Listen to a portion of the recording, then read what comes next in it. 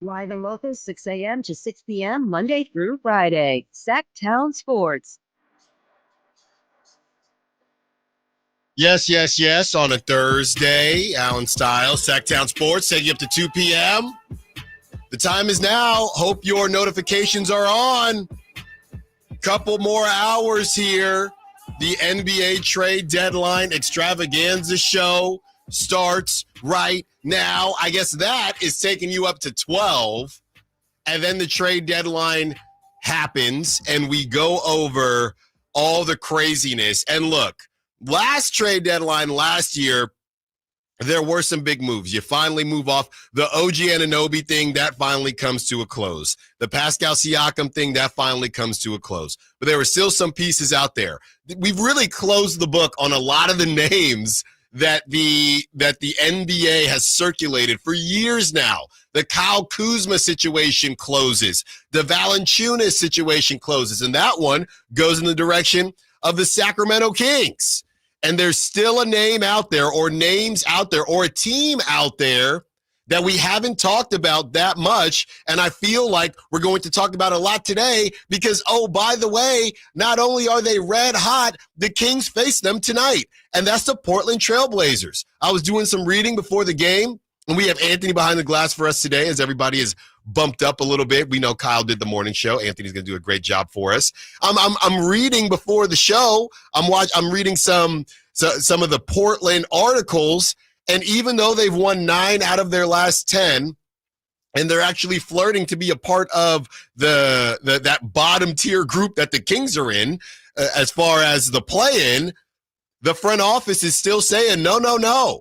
As far as DeAndre Ayton, as far as a name that we haven't talked a lot about, Jeremy Grant, as far as another young shooting guard that can do some things right now, Anthony Simons, we still want to move them, or we are still open to moving them. So we can talk about how the Blazers have been red hot, but by the time the Kings face the Blazers, that roster might look completely different. So that is one thing that we are keeping an eye on as the trade deadline is upon us. And if you notice how I started the show on a Throwback Thursday, a trade deadline extravaganza, you will notice I did not start off the show talking about the game last night because I don't really want to talk about the game last night. I mean, look, they got beat down. It was embarrassing. The Magic had been playing terribly. They were playing terribly, okay? And they were due. They were due for about the last 2-3 games. Paolo Banchero, Franz Wagner, they had been awful. They were due. You have the Kings haven't gotten to practice. Now, look, there's some issues. Everyone, the length, we know. Okay, this isn't a commercial for, one of those pills or something like that. We get the length conversation. All right, we understand. Monty's got 2 hours. It is what it is. Let's not continue to say the same things over and over again. Possession after possession after possession. All right, we don't have to do that. So we understand the length is a problem. But besides that, the Zach LaVine that you got, the team that you got, they haven't practiced together. Zach LaVine just got out there. You're addressing some of the length when you get Valanciunas. Rancho Mice is asking, when will we see Valanciunas? We don't know yet, right? When we know, we will let you know. We will have some more information by the time the show is over. I can tell you that much. But we do not have confirmation on that. When we have it, we will share it with you. So that will address, whether that's tonight or whether that's the next game, whatever it is, that will address some of the length issue. But the problem is as well, Valanciunas ain't going to be guarding Paolo Banchero. Valanciunas is not going to be guarding Franz Wagner, who they balled, man. They balled out. When I watched the Magic face the Warriors a couple nights prior, Paolo Banchero was also a brick, but they were able to put Draymond Green on Paolo at the end of the game. The Kings don't have a guy like that besides one Keegan Murray. That's what we said going into the game last night. Okay, you got 2 6'9", 6'10"ers that can handle the basketball, and Paolo Banchero and Franz Wagner. There's only one Keegan Murray. What are they going to do? They tried to put Zach LaVine on, Franz, and Zach LaVine, not known for his defense, giving up about 4 or 5 inches, and it went about how you'd expect. All right. And that's a tough cover for Zach LaVine anytime, specifically when he's starting with his new team. They haven't practiced at all. All right. You could have put maybe DeMar DeRozan there. It didn't. It wouldn't have made a difference. Those guys were due, and it's a matchup nightmare. So we're going to move forward. And as we move forward, the question now is, what are you going to do, Monty McNair, Wes Wilcox? We're giving them their flowers, right? I'm not saying that the Zach LaVine thing, and we will get into De'Aaron Fox and just the blatant admitting of tamper. I don't know if it's literally tampering, but texting Stephon Castle before this whole thing is done. You can text Stephon Castle, but you can't talk to your best friend. And I tried to tell y'all, I had plenty of sources tell me that this whole Malik Monk, De'Aaron Fox best friend thing was overblown.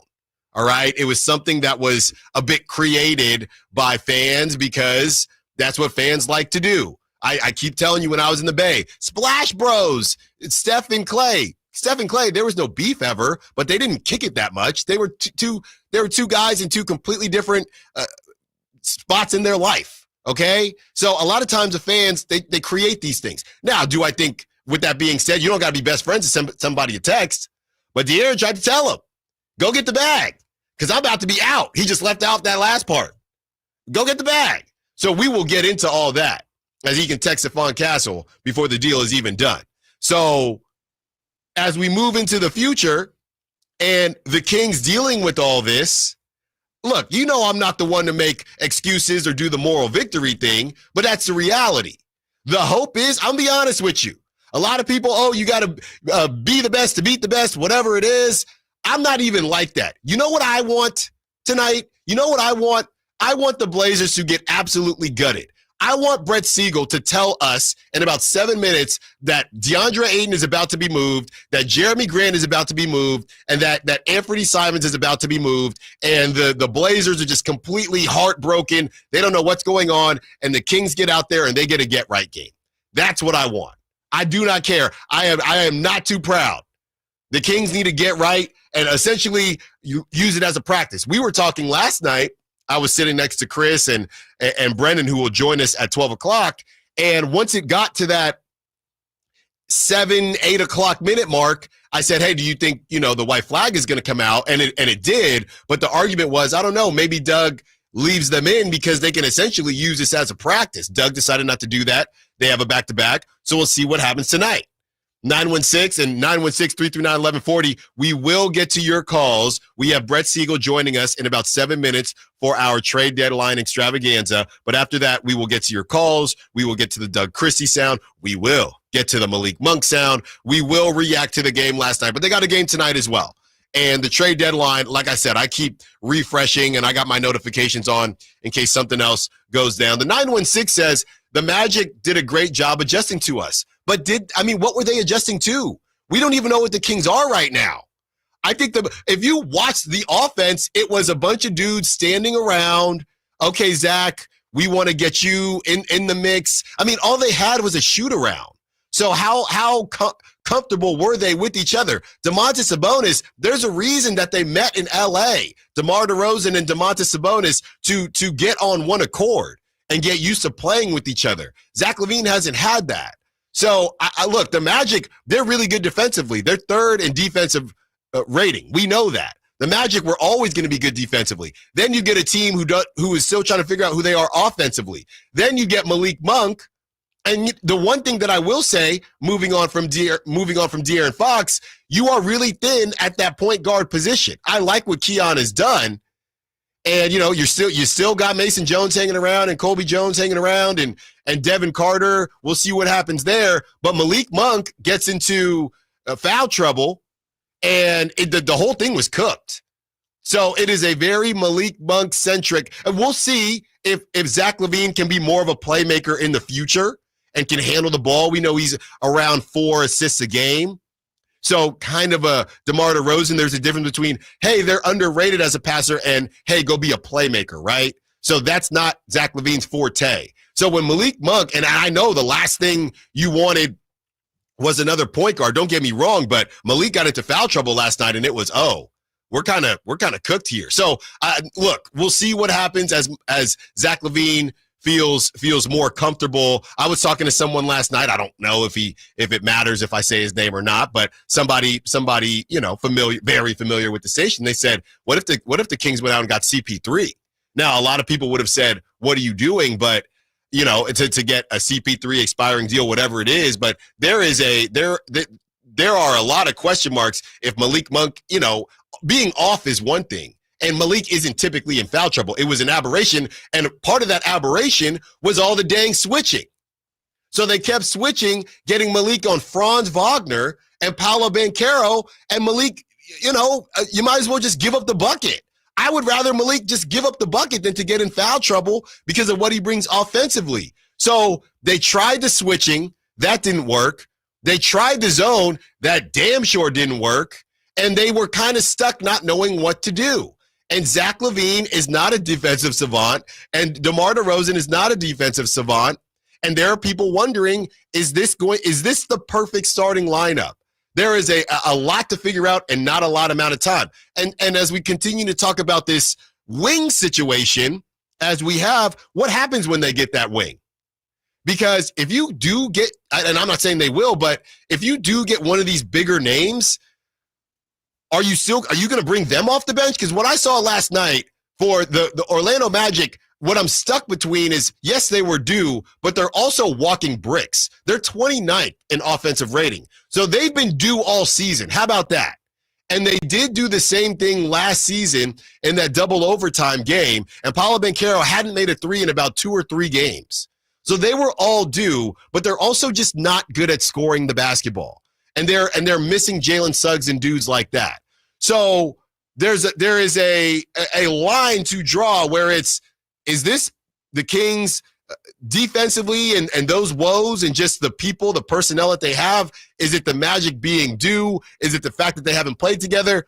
As we know, it's a pie chart, and there's a little bit of everything. Okay, on the other side, we get to Brett Siegel of Clutch Points, who is going to break down what he's hearing about the Sacramento Kings, if there is another move in the works and what that move could look like. I also want to ask him, how does the league view retools like this? Are the Kings scaring anyone, or are they just prolonging the inevitable? Allen Stiles, Sacktown Sports. Trying to find out where to catch your favorite team's games? Are you a fan of the Kings, Niners, and the NFL? Well, Sacktown Sports has you covered. Touchdown! San Francisco!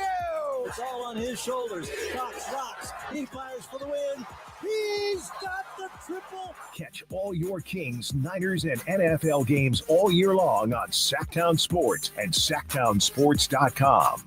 Right now at Wendy's, get 2 of these fave items for just $7. The spicier classic chicken sandwich, Dave's single, or 10-piece nugs. It's an incredible deal, but an insanely difficult choice. Do you go double cheeky sando, both spicy and classic, 1 beefy and 1 chicky? Or maybe you go all in on one and go Nug Max. 2 faves for just $7? Gotta be Wendy's. At participating Wendy's for a limited time only. Select a request 2 for $7 deal to redeem. Not valid in a combo or with saucy nugs. Single item at regular price. Prices may be higher in Alaska and Hawaii. When you bundle renters and auto with Progressive, you can save while protecting your most valuable possessions, like your priceless vinyl collection.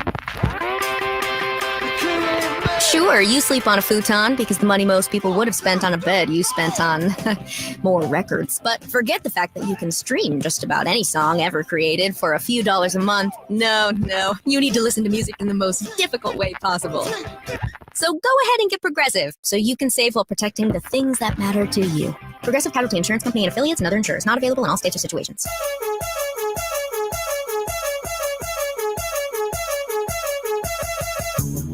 The only station in Sacramento giving you local sports coverage from 6 a.m. to 6 p.m. Monday through Friday. Sacktown Sports.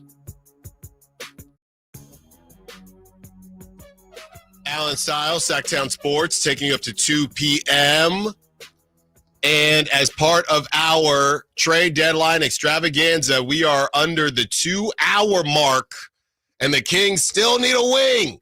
We're not talking flat or drumstick. We need somebody that can 3-and-D, that can take some heat off Keegan Murray, because it was very much exposed last night. And to help us break down what the Kings may or may not do and the rest of the NBA madness, one of the a top 5 craziest NBA trade deadline in NBA history, maybe the craziest. Brett Siegel of Clutch Points joins us. Brett, thanks for joining us. Are we going top 5, top 3? Is this the craziest one?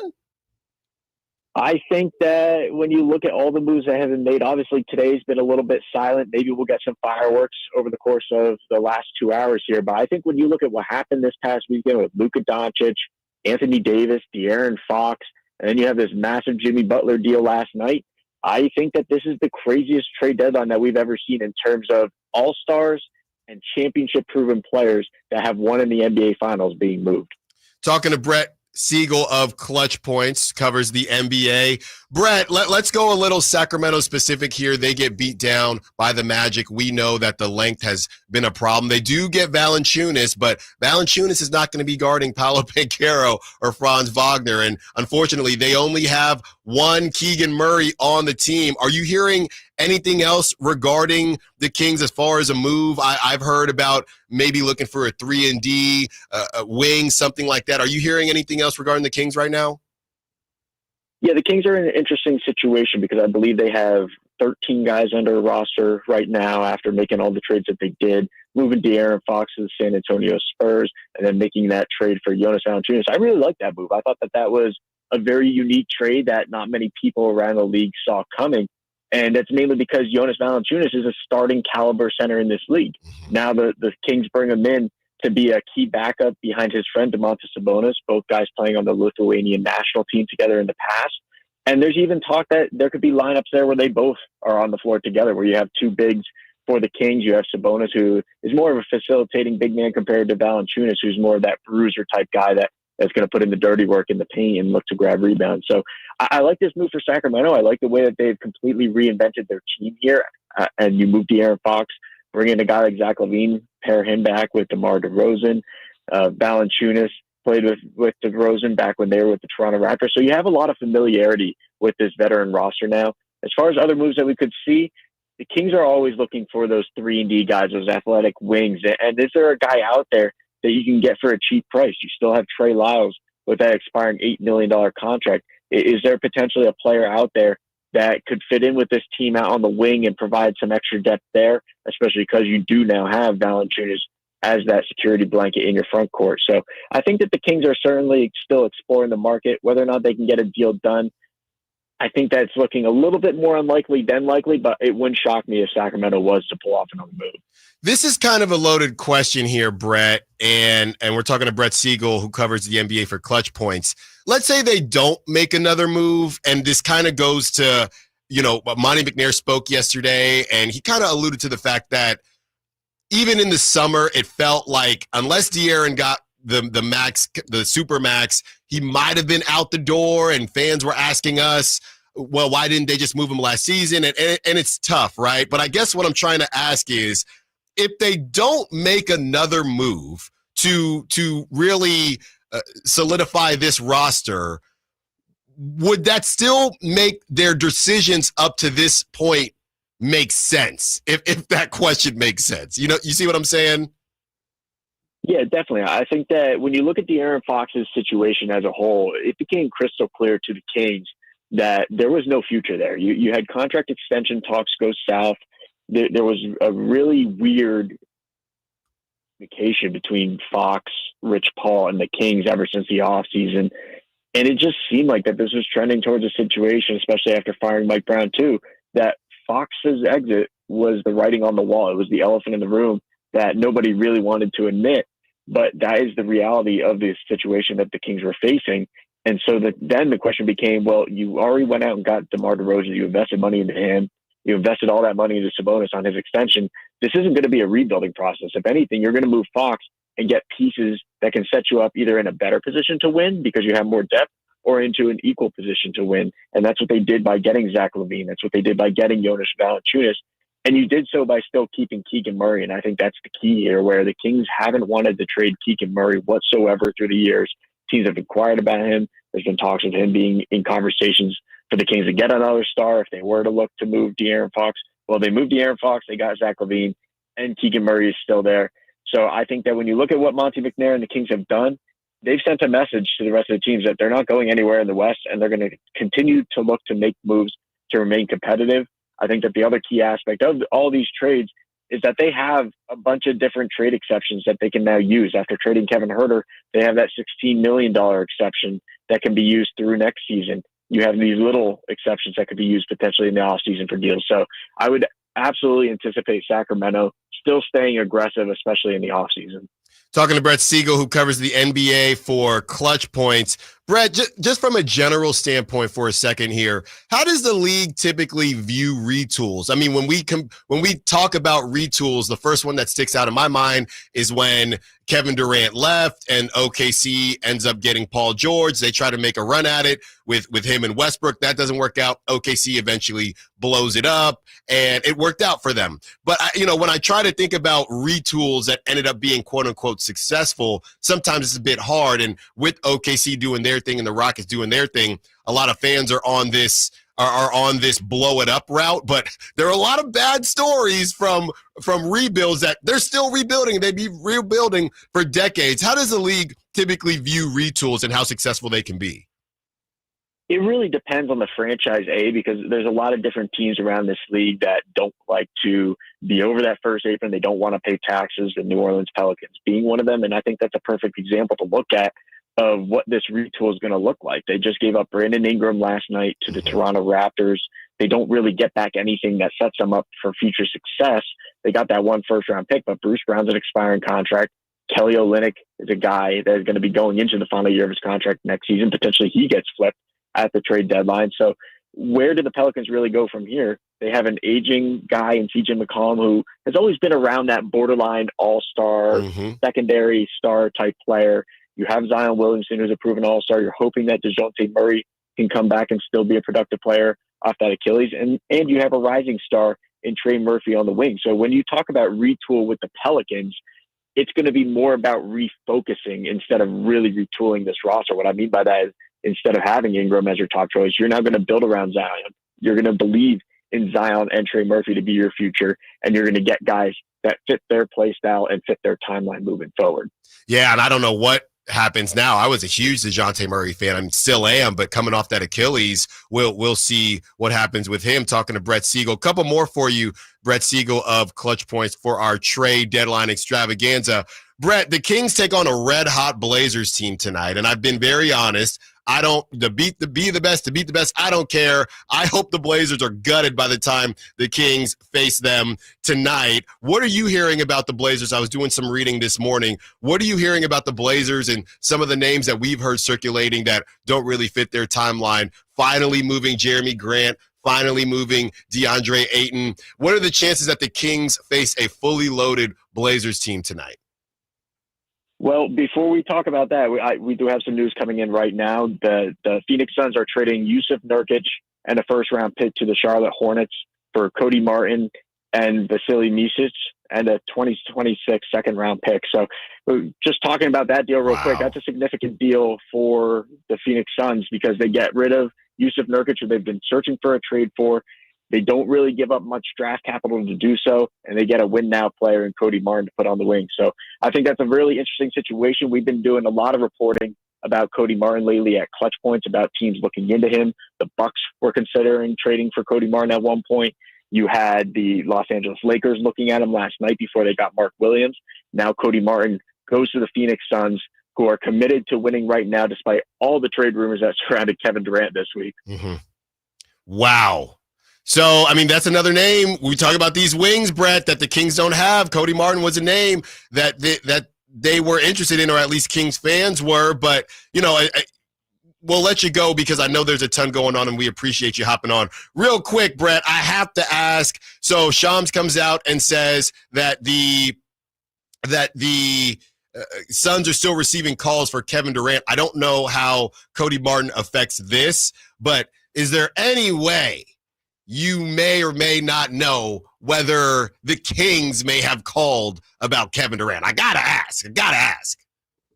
I haven't heard that about the Kings calling about Kevin Durant. Would it surprise me? No, because Kevin Durant is still a top 5 player in this league. And if you get Kevin Durant, you're going to be a title contender. So I wouldn't doubt it if the Kings made a call. I don't personally know about that. Mm-hmm. Outside of Miami and Golden State, though, the one interesting tidbit on Kevin Durant is that there had been a lot of speculation that the Houston Rockets were going to get involved here. Obviously, Rafael Stone and that front office has made it abundantly clear that they were not going to be getting rid of their draft picks and their young talents this season. That has been the message ever since the start of the season in October, and it continued in November and December. They were not going to give up anything. There had been a lot of talk that the Houston Rockets contacted the Phoenix Suns this week and inquired about a trade that would send Kevin Durant to the Rockets and give Phoenix back some of their draft picks. Again, take it with a grain of salt. It's just talk around the league. I don't have word on if there was an official package that came to the Phoenix Suns and what was being offered there. But Kevin Durant, this is a big situation. He's not going to get moved before the trade deadline. I haven't received any indications of that. But going into the offseason, what does Kevin Durant's future look like? Because they just dangled him in trade talks and had a deal on the table that was progressing to the latest stages it could with the Golden State Warriors before Durant blew that up. He doesn't have a no-trade clause. They can trade him, but this is a superstar that does not want to be traded. He's made that clear. Is this relationship ruined with the Suns? I think we're going to see that play out in the offseason. Brett, I lied one more just because we had that news break. Anything on DeAndre Ayton or Jeremy Grant? I haven't heard anything coming out of Portland. Obviously, they've been on that hot streak as of late. There was a lot of talk of teams targeting Robert Williams, and he's a guy that's still on the market up until this 3 p.m. deadline. As far as Jeremy Grant, DeAndre Ayton, I haven't heard of much interest in terms of teams wanting to take on Ayton's contract at this time. He still has another year left. He's above $30 million there. Hard contract for a center to move midseason. I would anticipate the Blazers revisiting where they are in the offseason, and then we're going to hear a lot more conversations about not only Ayton and Grant, but also Anthony Simon, since he will be in the final year of his expiring deal. Thank you so much, Brett Siegel of Clutch Points. Go follow Brett Siegel on social media. Also read all of his great pieces on Clutch Points. Brett, thank you so much. Hey, I enjoy the rest of your day. I know it's about to get crazy. A couple more hours, and then we have the aftermath. Thank you so much, Brett. Thanks, Alan. On the other side, we continue the trade conversations as they continue to break. But also, what the hell happened last night? Let's talk about it. Allen Stiles, Sacktown Sports. On the move? Got somewhere to be? Take Sacramento Kings basketball with you. The Sacktown Sports app will let you stay connected to your passion. Never miss a moment of Sacramento Kings basketball with the Sacktown Sports app. Discover unbeatable value at Folsom Buick GMC this President's Day. Drive with assurance and our 20-year, 200,000-mile powertrain warranty. Enjoy $10,000 off all 2024 Hummer EVs, plus 0% APR for 60 months for qualified buyers. Lease the 2025 Hummer EV for just $818 per month. These offers end March 3rd, 2025. Visit Folsom Buick GMC today, your EV headquarters for power, performance, and savings. Select units and check dealer for details. Hey, Sacramento, it's time to party. Join us for the ultimate big game watch party at Mix Downtown, hosted by Sacktown Sports on Sunday, February 9th. Feast on Mix's all-you-can-eat taco and nacho bar and big game bites while watching the biggest football game of the year. Catch all the action on Mix's large projection screens and HD TVs. Doors open at 2 p.m. Kickoff is at 3. Mix Downtown, located at 16th and L Streets in Sacramento. It's 21 and over, so bring your crew and let's make it a game day to remember. For details, visit mixdowntown.net.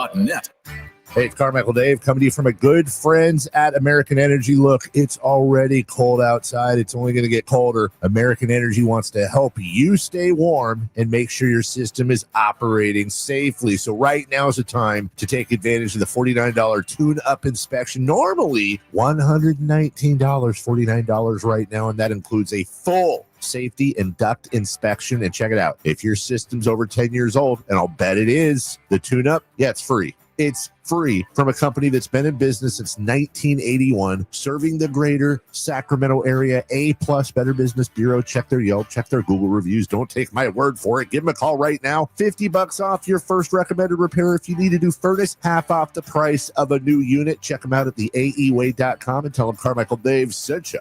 Call 916-520-9998 now. Bonneville International Radio Station contests are open to participants at least 18 years of age and older that are residents of California and who reside in one of the 6 counties that make up the Sacramento metro area, unless otherwise specified. Employees or agents of the station, Bonneville International Corporation, other area radio stations, or any entity associated with the contest are not eligible to win, unless the station otherwise specifies in its own discretion. Persons who have won in the last 30 days from a station contest or event may not be eligible. For a copy of the general contest rules, visit KHTK.com. Hurry in and save big during Honda's President's Day sales event at Folsom Lake Honda, your one-stop Honda shop. Hurry in and save on our best selection of new Hondas. Each is priced to sell now. Folsom Lake Honda is your one-stop Honda shop for great pricing on a giant selection of new CRVs, HRVs, Civics, and Accords with low finance and lease options. Plus, get an instant cash offer for your trade. Get to Folsom Lake Honda or go to FolsomLakeHonda.com. Folsom Lake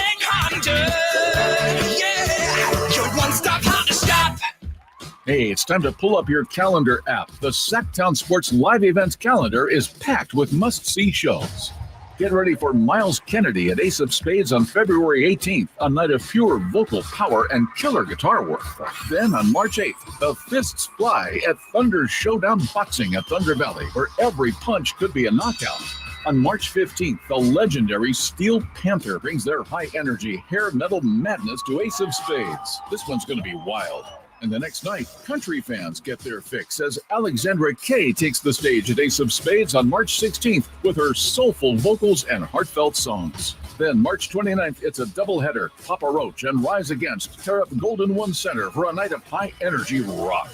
And over at Hard Rock Live Sacramento, comedy legends Jay Leno and Arsenio Hall team up for an unforgettable night of laughs. Tickets are going fast, so don't wait. Get all the details at sacktownsports.com.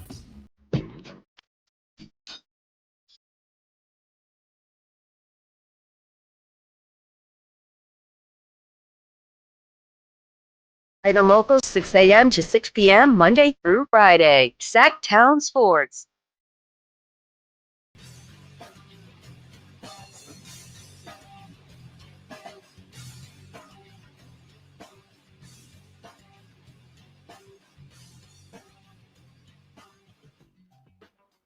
Allen Stiles, Sacktown Sports, taking up to 2 p.m. Thanks to Brett Siegel of Clutch Points. He's texting me right now, some of this stuff coming through, just some more details from the Nurkic deal. Can I ask you something, Anthony? I want to get you in here. When did Nurkic just turn into trash? When did that happen? Because I don't watch a lot of Suns games. I think it has more to do with the team and chemistry than him being fully trash, as far as I can tell. I just don't think it was working there. And also, he kind of fell off after that injury in Portland, as far as I remember. There was a huge injury where they had signed for him all throughout Portland during that playoff run. They wanted him back bad, and something happened during that injury. Yeah, so I don't know what happened there, but he is now off. We're seeing some of the breaking. The Suns are trading Yusuf Nurkic and a 2026 first-round pick to the Hornets for Cody Martin, Vasily Micic, and a 2022 second-round pick. That's from Shams. That was while we were talking to Brett. So the only name that was kind of note there is Cody Martin. We're running out of time here, whether or not the Kings will do something. What I honestly think will happen is that I don't think the Kings will make another move. I think that they're trying. That's not to say they're not trying. Absolutely. I think the Kings are trying to make another move. It'll be crazy. It will be crazy to me if Cam Johnson doesn't move after all of this drama we had to deal with and all the time we've spent. But based on what the Kings, and we're not going to get into the details, but based on what the Kings will probably have to give up to get Cam Johnson, it's always been a bit rich for their blood. They feel like we've helped a little bit, at least. The one way to look at this, and I know it's not the same because you have Valanciunas, who is going to play a different role than Trey Lyles. But if this kind of removes Trey Lyles from that backup center as much, because some of it was just to give Sabonis a break, maybe you feel like Trey Lyles can help the wing situation. If I'm Monty, hey, maybe that's more time for Trey Lyles to help out Keegan. Do I love it? No, but someone can convince themselves of that. Yeah, especially if you're going into trade talks and nothing's really working out, you can look at what you have and convince yourself of anything. Yeah.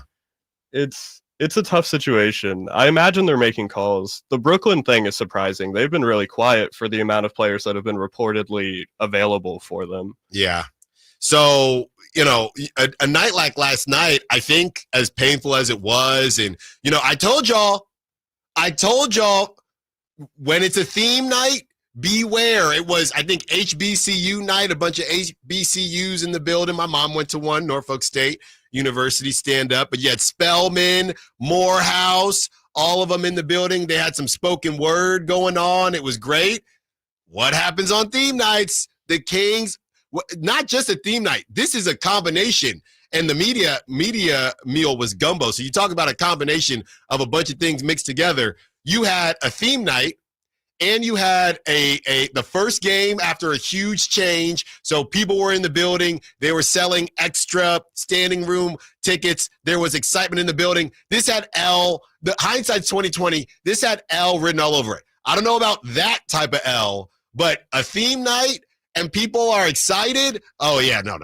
And Doug Christie, he had avoided stuff like that previously, but that is what the Kings do, man. It was a Kings moment. It was a Kings moment, and that's what I'm saying. When I didn't know so much was going on yesterday, I didn't realize. If I knew it was a theme night, that would have changed everything. That would have changed everything. Theme night and Zach LaVine in the building. Look, it looked clunky. Orlando had been held under 100 points in 22 games this season. They got 100 in the third quarter. Some of it was just, we're feeling right, and it was a get-right game. When Anthony Black, who is allergic to offense, I really don't even know what his role is on that Magic team. Anthony Black, let me put it to you like this, and we'll get to the box score. I'm just going to lead into it right now.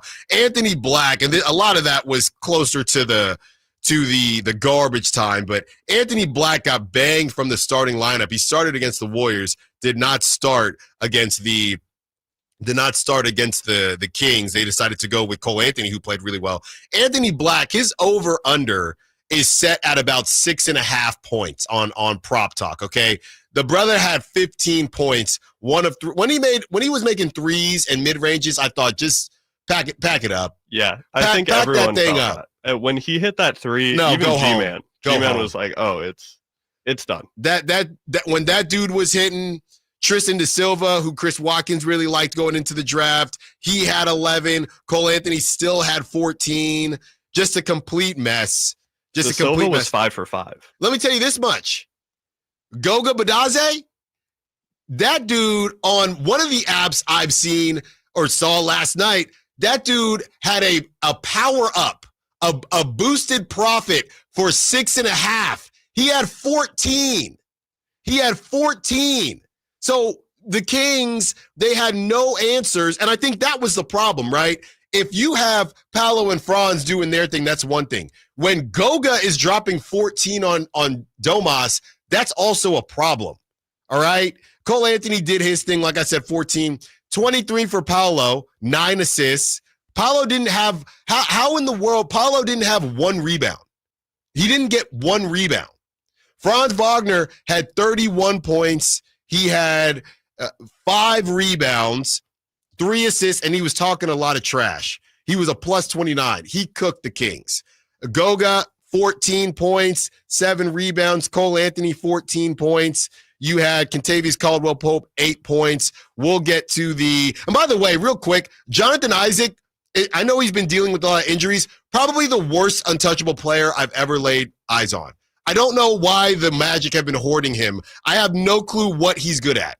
That dude is not good at basketball. Yeah, I think he just kind of faded into no one really knowing what was going on there with all the injuries. I feel like he was injured for years. And he has been, and maybe they just feel like maybe the market has shifted too. But I remember a lot of people, a lot of Kings fans, a lot of teams go get Jonathan Isaac. I watched him the last couple games here when they were in Northern California. That dude has no plan. He is just inept offensively, and defensively he's okay. I saw Malik cook him. I mean, I don't really know what his role is on that team. Almost 20 minutes with one shot attempt is kind of insane. And it's insane. It was probably an accident, the shot attempt. It was an accident. It was an alley-oop pass that went wrong. But they don't need him to do anything because on a night like last night, everybody was rolling. All right, let's get to the other side. We're going to open up the phone lines, 916-339-1140, and we're going to hear from Doug Christie as he talks about how unacceptable last night's game is. And if there are any new trades, you don't want to go anywhere. The trade extravaganza continues. Allen Stiles, Sacktown Sports. Getting your guaranteed maximum refund with TaxSlayer feels like saddling up and chasing down. Look at that sweet moolah! That big old cash cow.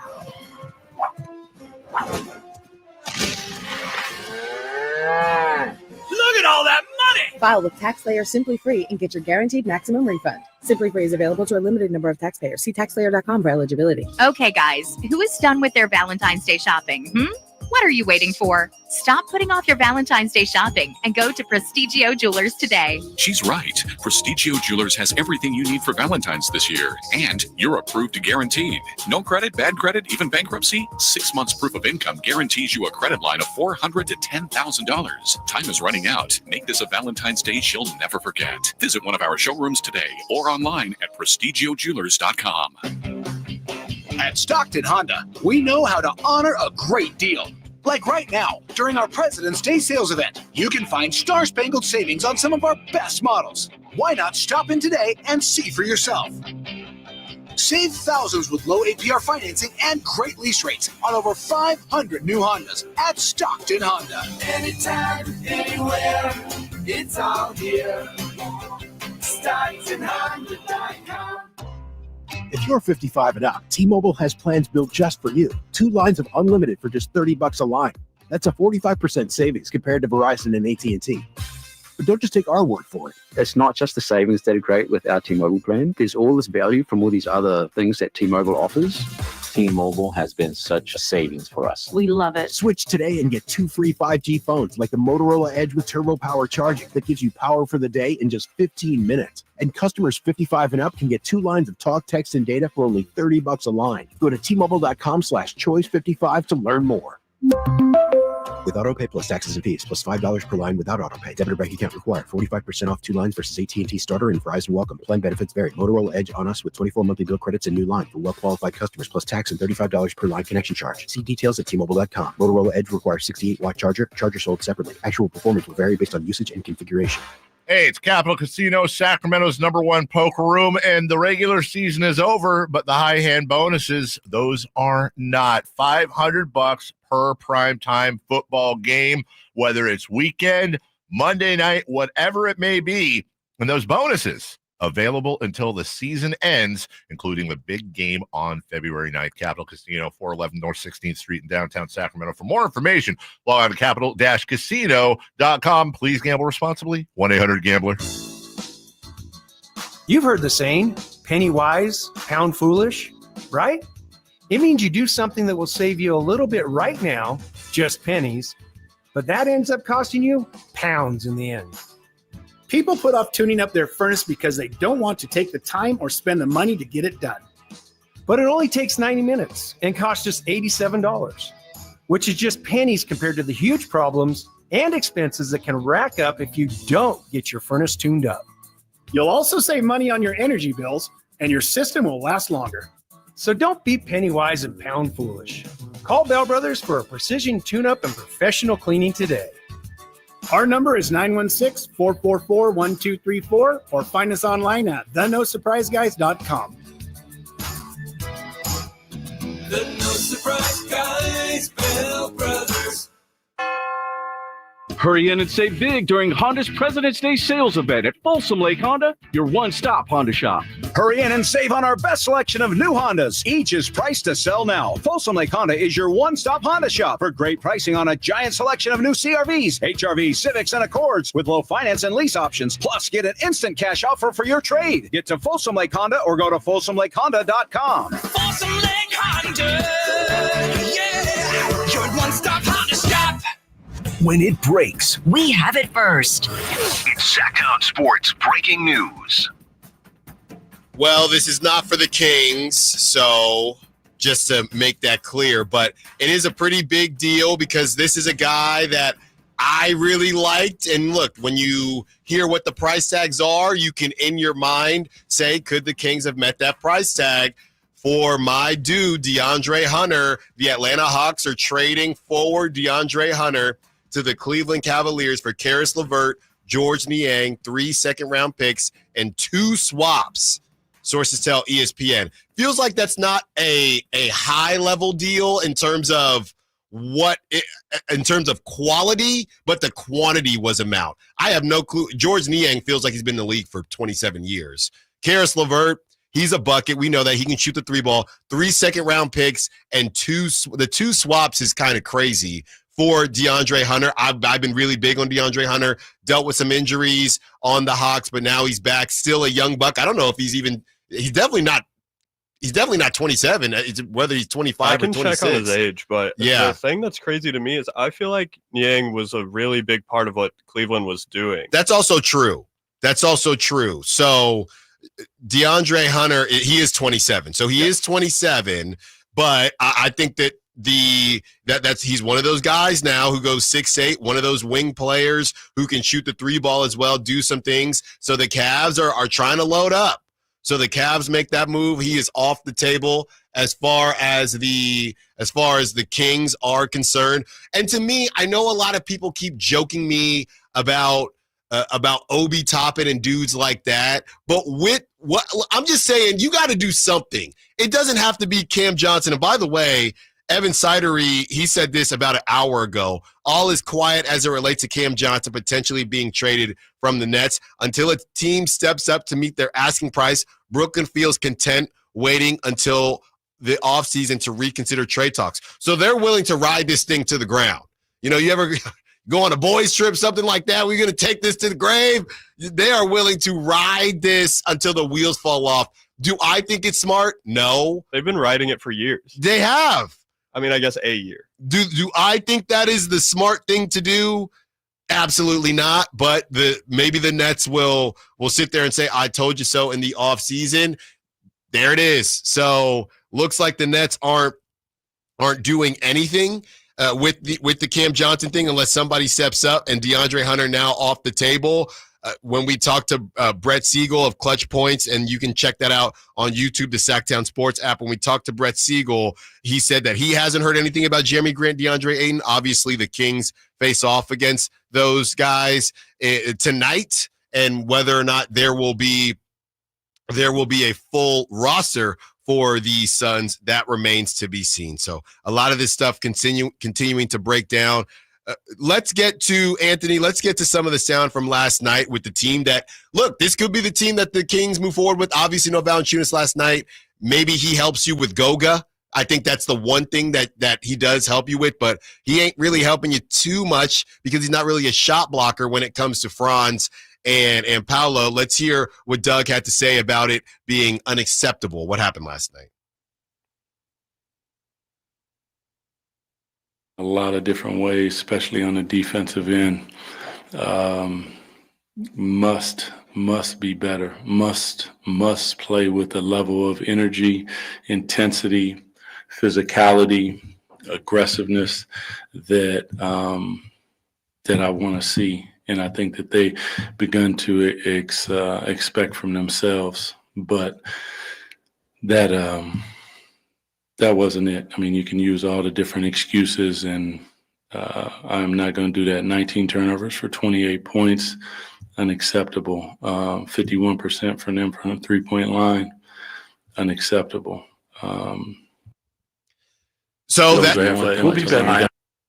that's where he landed on that. Let's get to what Doug had to say. Obviously, just a shoot around, no practice. We'll see what happens tonight. Let's hear from Doug on integrating Zach into the team.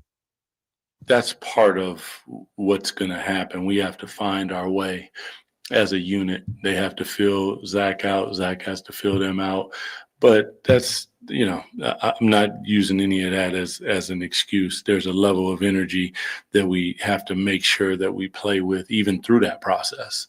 Like there's going to be a process. I am first to claim that, but at the same time, there's also an intensity in different things that we have to at least, especially, on the defensive end of the floor. Offensively, we got really good offensive players. They'll find their way, but on the defensive end is where we have to make sure that we're locked in, communicating at a high level and making sure that we're physical.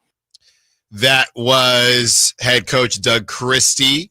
And, as Doug Christie is talking here, I'm seeing some texts come through and some chats come through, and there's a couple now. Compio on the SAC chat is saying, if the Kings make a trade, Keegan will be moved. A sports fan is saying, I'm at the point where I would trade Keegan if the right player came along. I'd flip him right now.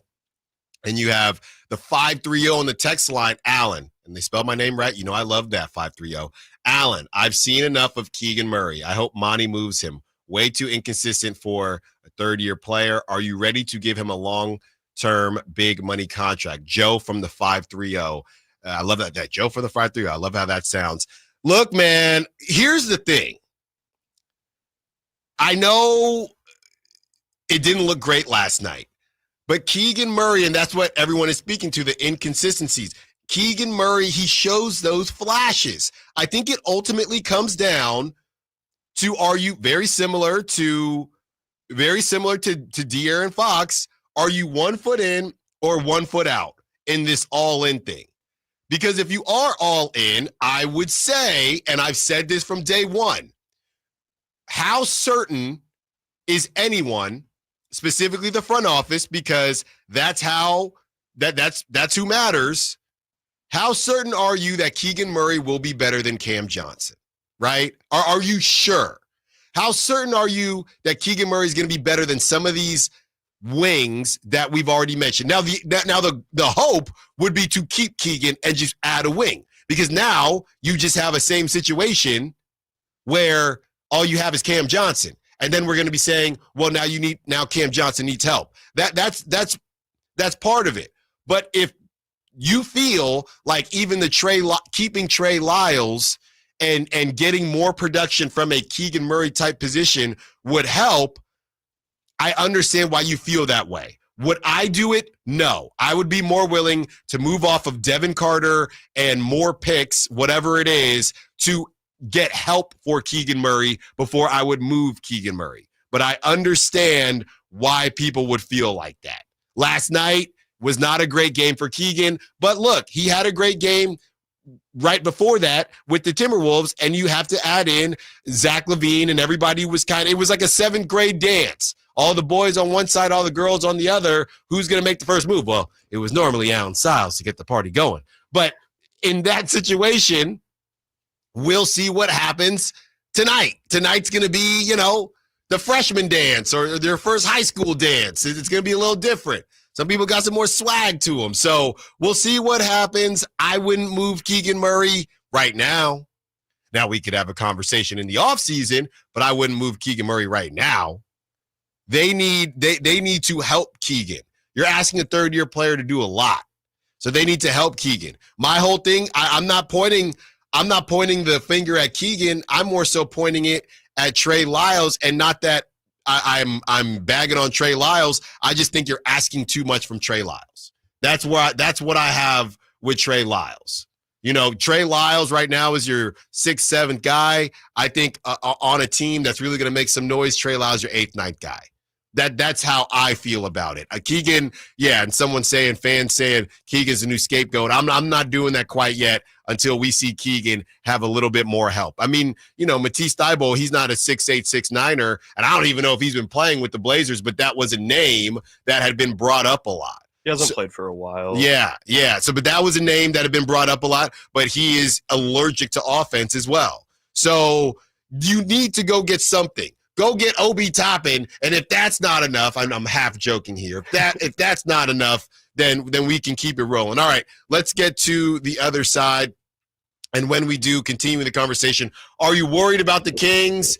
We got Tony from the 210 saying Mr. Fox looks really good. Yeah, Tony, you're from the 210. He looks really good as a 2. Don't get me started, Tony. 916-339-1140. Let's open up the phone lines as well. You worried about your Sacramento Kings? Allen Stiles, Sacktown Sports. The only place you'll find Malik Monk is Sacktown Sports. Oh my, what an athletic move that time by Malik Monk. Hey Sacramento, it's Malik Monk and you're listening to the home of the Sacramento Kings, Sacktown Sports. Your local sports leader. It was 1879 when the first President's Day was established, and it's been a holiday ever since. Hi, this is Frank LaRosa with a word about Naturewood Home Furnishings. I'm guessing when the Keys family opened the first Naturewood Home Furnishing store in 1948, a President's Day sale was not top of the mind. But the family probably celebrated the holiday with a picnic and a big slice of cherry pie.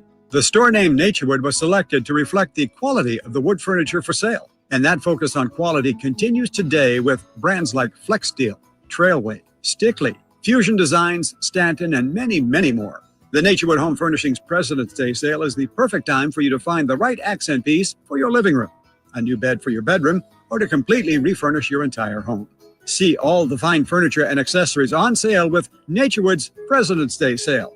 Find that perfect piece of furniture that's new today and filled with memories for tomorrow. Naturewood Home Furnishings off Highway 50 at Hazel. Look for the water wheel. Something amazing is happening. Technology is working harder, faster, and more reliably. It's delivering results that work. But who makes technology work? CDW. We're a full-service technology solutions provider, advising our clients and designing customized solutions so they can reach their goals and do amazing things. CDW. Make amazing happen. Find out more at cdw.com. William is one of millions of Americans who uses GoodRx to save on the cost of their prescriptions. My oldest daughter, Camilla, 2 days old, she had to have open heart surgery. All of a sudden, she's on 5 different medications. It adds up at the end of the month. Me and the pharmacist got so tight. She said, GoodRx save you a lot of money. Saving that extra $200-300 a month. We're able to do all these extra activities, so it puts less stress on our household, and it puts less stress on our pockets. Download the free app or visit GoodRx.com and start saving today. GoodRx users are compensated for their time. GoodRx is not insurance, but can be used instead of insurance. Whoa, it's you, the Capital One Bank guy. That's what they call me. Mind if I get a selfie? Yeah, sure thing. Save no fees or minimums on your Capital One checking account. Wow, that's a keeper.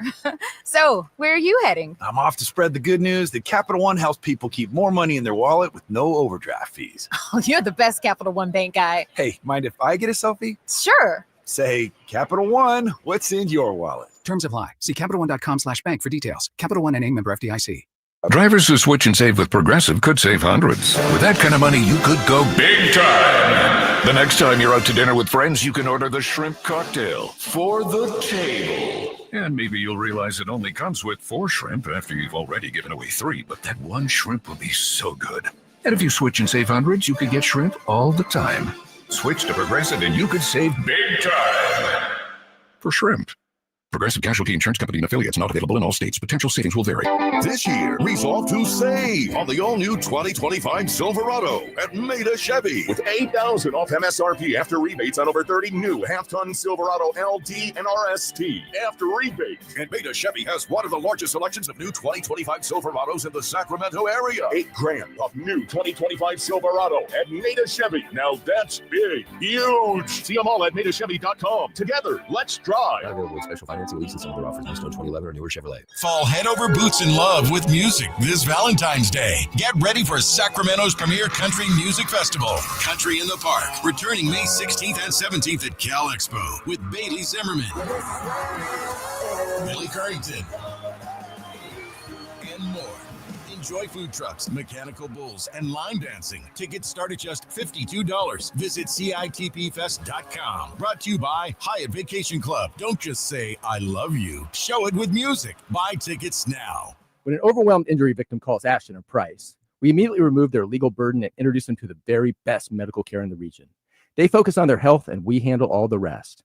When they reach the end of their medical journey and are reunited with happiness and hope, we unleash our decades of legal experience to obtain maximum compensation. We are real, local, experienced litigators and snappy dressers too. Consultation's free, and there's never a fee until we win. Remember, for the best advice, don't think twice. Call Ashton and Price. At Valley Strong Credit Union, we know that local businesses are the backbone of the Central Valley, investing in our neighborhoods, boosting the economy, making the Valley stronger. But when it comes to their finances, where can they turn? A big bank that just sees another number? That's not good enough. Valley businesses deserve Valley support for payroll, credit, cash flow, and everything in between. Valley Business is Valley Strong. Learn how our cash management services can support your business at valleystrong.com. Coach Christian here with the winning play for you. Shop Folsom Lake Kia right now for low payments and zero down deals with approved credit. Go see my friends and upgrade your ride today or shop FolsomLakeKia.com. KHD HD1 Sacramento, KYMX HD3 Sacramento. From the Power Business Technology Toshiba Studios. This is Sacktown Sports 1140.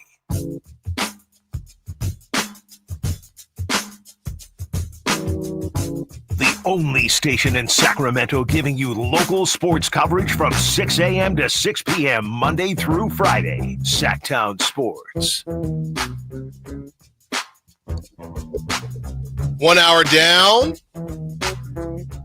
3 to go. And we are already having conversations about moving one Keegan Murray. Would you do it? I would not. Not right now. Definitely not before the trade deadline. And it really depends on your return and your vision.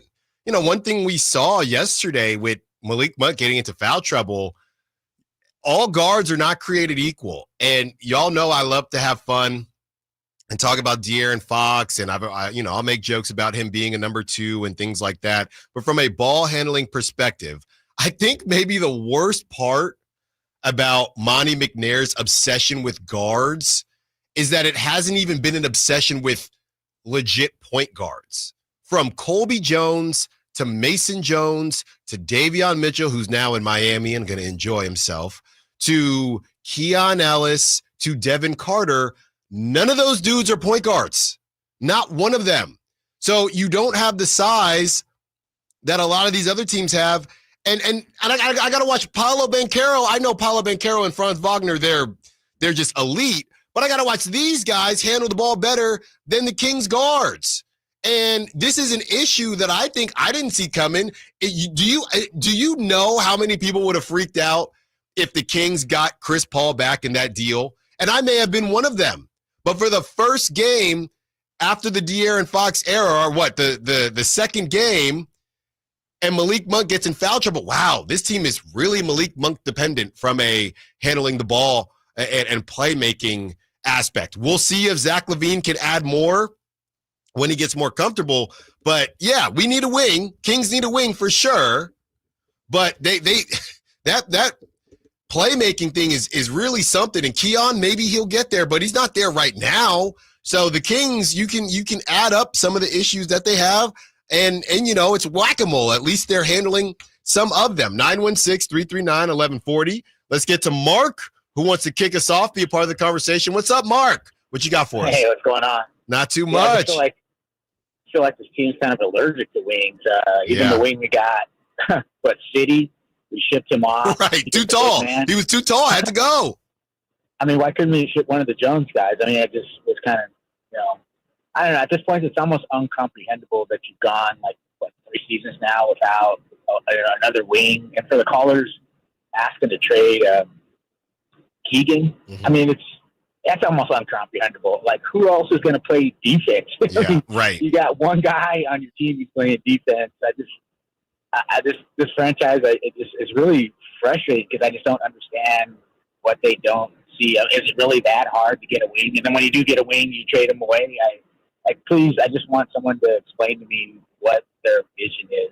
Are they just trying to outscore the other team? And I don't know. I'm just frustrated, man. No, I hear you, Mark. And look, we are literally less than an hour away. Thanks for the call, Mark. I think the question is, what is Devin Carter's value? By the way, real quick, as Anthony's answering the phone lines, real quick, for those of you who have been listening to the show for a while, thank you for listening. If you're new, thank you for listening as well. But the Hornets literally have the Allen Stiles dream team. They got Tejan Salah, who's been awful so far, but he's very young. They got Tejan Salah, and then the Lakers trade Connect 4. They trade Dalton Connect, so now the Hornets have my 2 favorites from this past draft on the same team. I might have to be a shady Hornets fan now. They're rocking and rolling. I don't know what the Hornets are doing. I feel like it's kind of an odd position to be in. Trading Mark Williams is weird. Yeah. That's a weird thing to do. They got a lot back, though. Yeah. It's a great trade for both sides. I think obviously like draft capital is really hard to tell what's going on right now because you don't know the exact picks and where they're going to be. But I'm more mad about the Lakers. Yeah. I mean, they're rolling. Really, they fail upwards. Always. I know. Shel Silverstein falling upwards, right? I remember that poem book. I think I gave it to my daughter.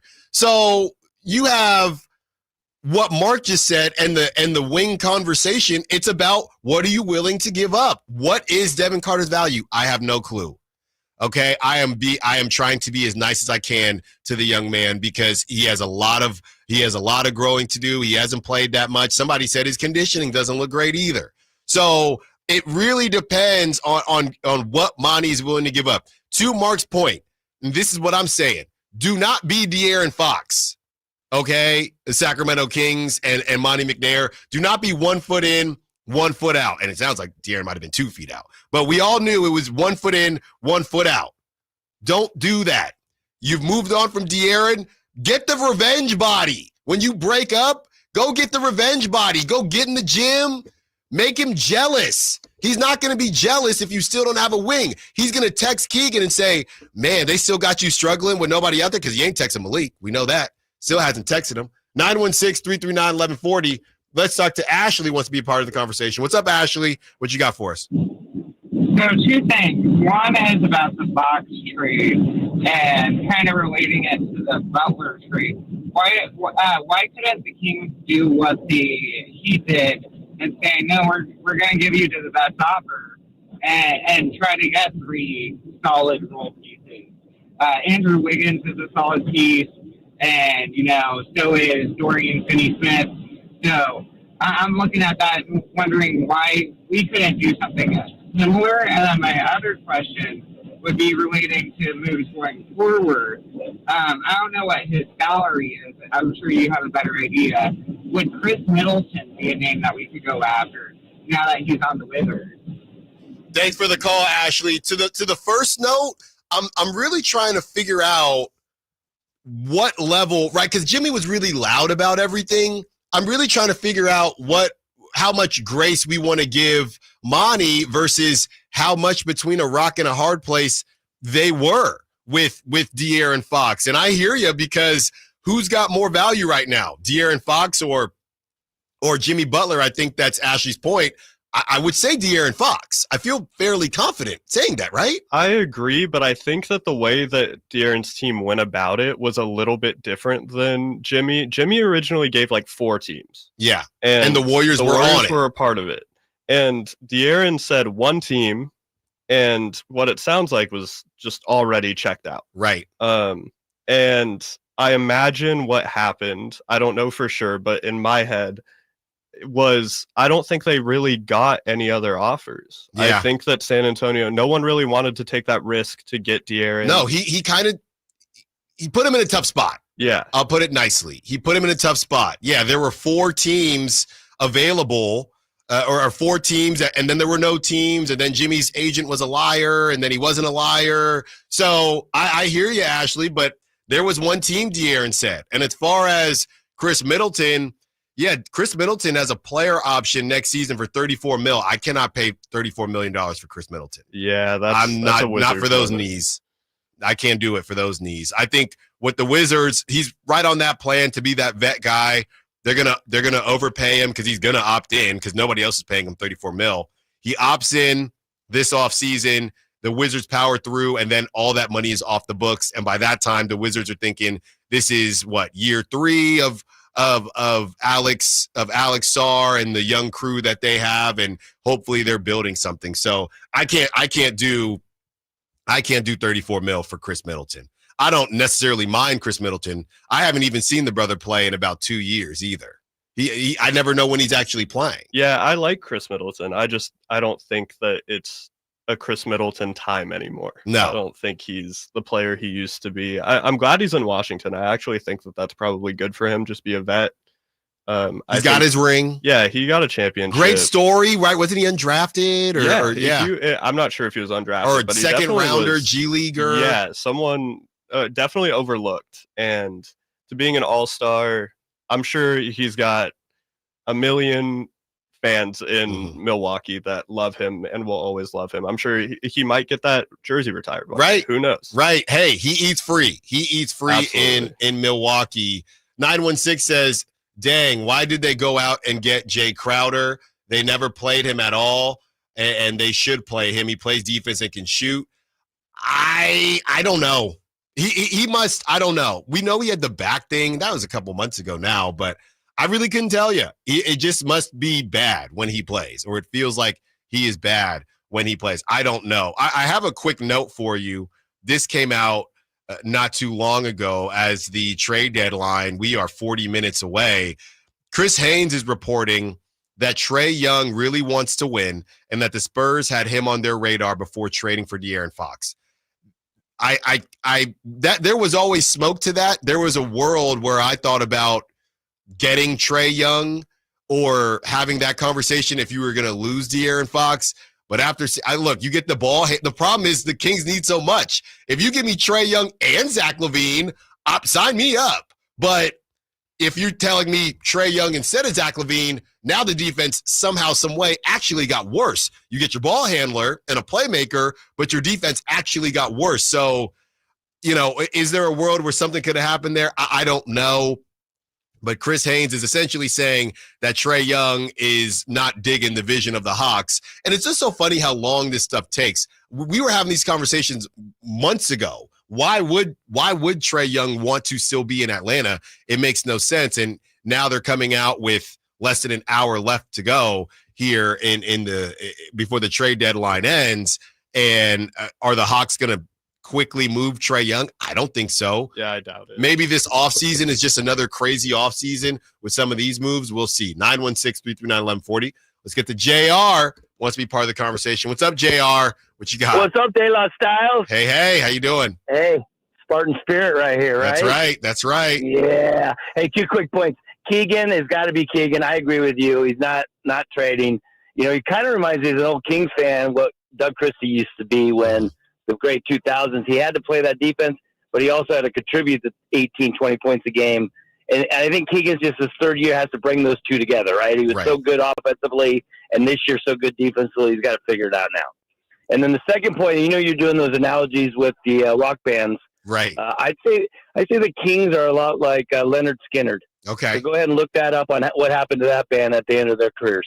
Okay. We'll do that. Thanks for the call, JR. I saw a couple of Leonard Skinners come in when we initially had that fun segment a couple days ago. So JR confirming on that one, on the Kings trying to make this thing happen with a new lead singer. And we actually don't know who the lead singer is quite yet. All right. Look, we're sitting here trying to make our way up until the trade deadline. So I'm going to match petty with petty. We will hear from Malik Monk on the other side. Allen Stiles, Sacktown Sports. Tonight, Kings and Trailblazers. Game night with Scott Marsh and the high flyer Henry Turner starts at 5:30. Tip-off at 7. The Kings play here on Sacktown Sports. Sacktown Sports, 1140. Hi, I'm Justin Gingery. One of the most common questions I receive is what makes us different from other law firms. At Gingery, Hammer & Associates, we handle your case from beginning to end. Whether your case reaches a settlement, whether we need to file suit, or even take it all the way to trial, we will be with you along the entire way. And because we are committed to you and your case, we are as invested as you are in making sure you get the outcome you deserve. If you have an injury, just call Gingery. Hurry in and save big during Honda's President's Day sales event at Folsom Lake Honda, your one-stop Honda shop. Hurry in and save on our best selection of new Hondas. Each is priced to sell now. Folsom Lake Honda is your one-stop Honda shop for great pricing on a giant selection of new CRVs, HRVs, Civics, and Accords with low finance and lease options. Plus, get an instant cash offer for your trade. Get to Folsom Lake Honda or go to FolsomLakeHonda.com. Folsom Lake Honda, yeah, your one-stop Honda shop.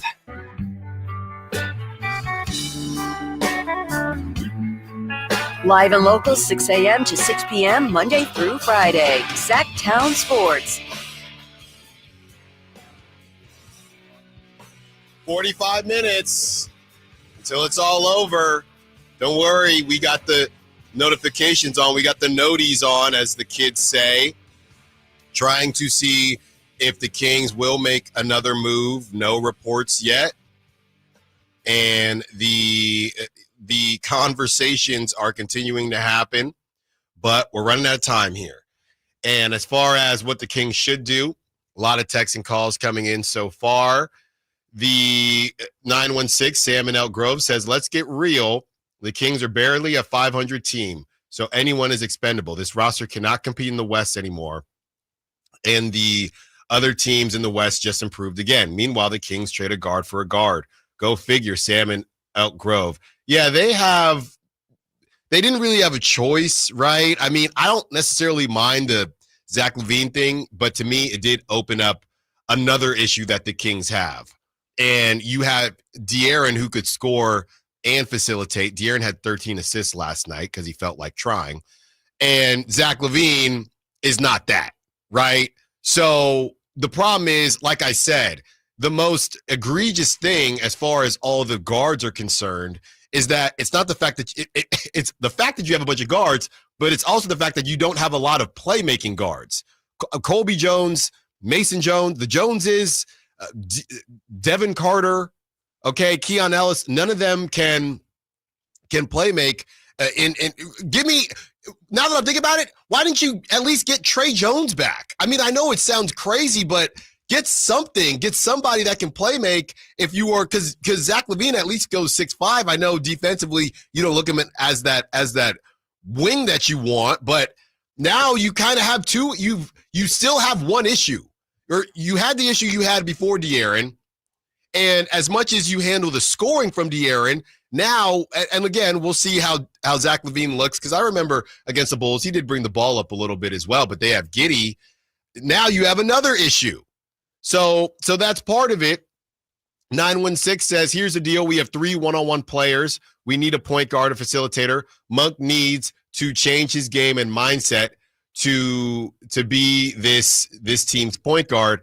Yeah, I don't think, and that's from Folsom Mike, I think that Monk is a point guard. Don't get me wrong. I just think you only have one. I wouldn't call Malik Monk a one-on-one player. He can score one-on-one, but Malik Monk can facilitate the offense. I'd say he's a great point guard. I would say, yeah, I think he does excel in the pick and roll, and maybe that overestimates who he is as a point guard.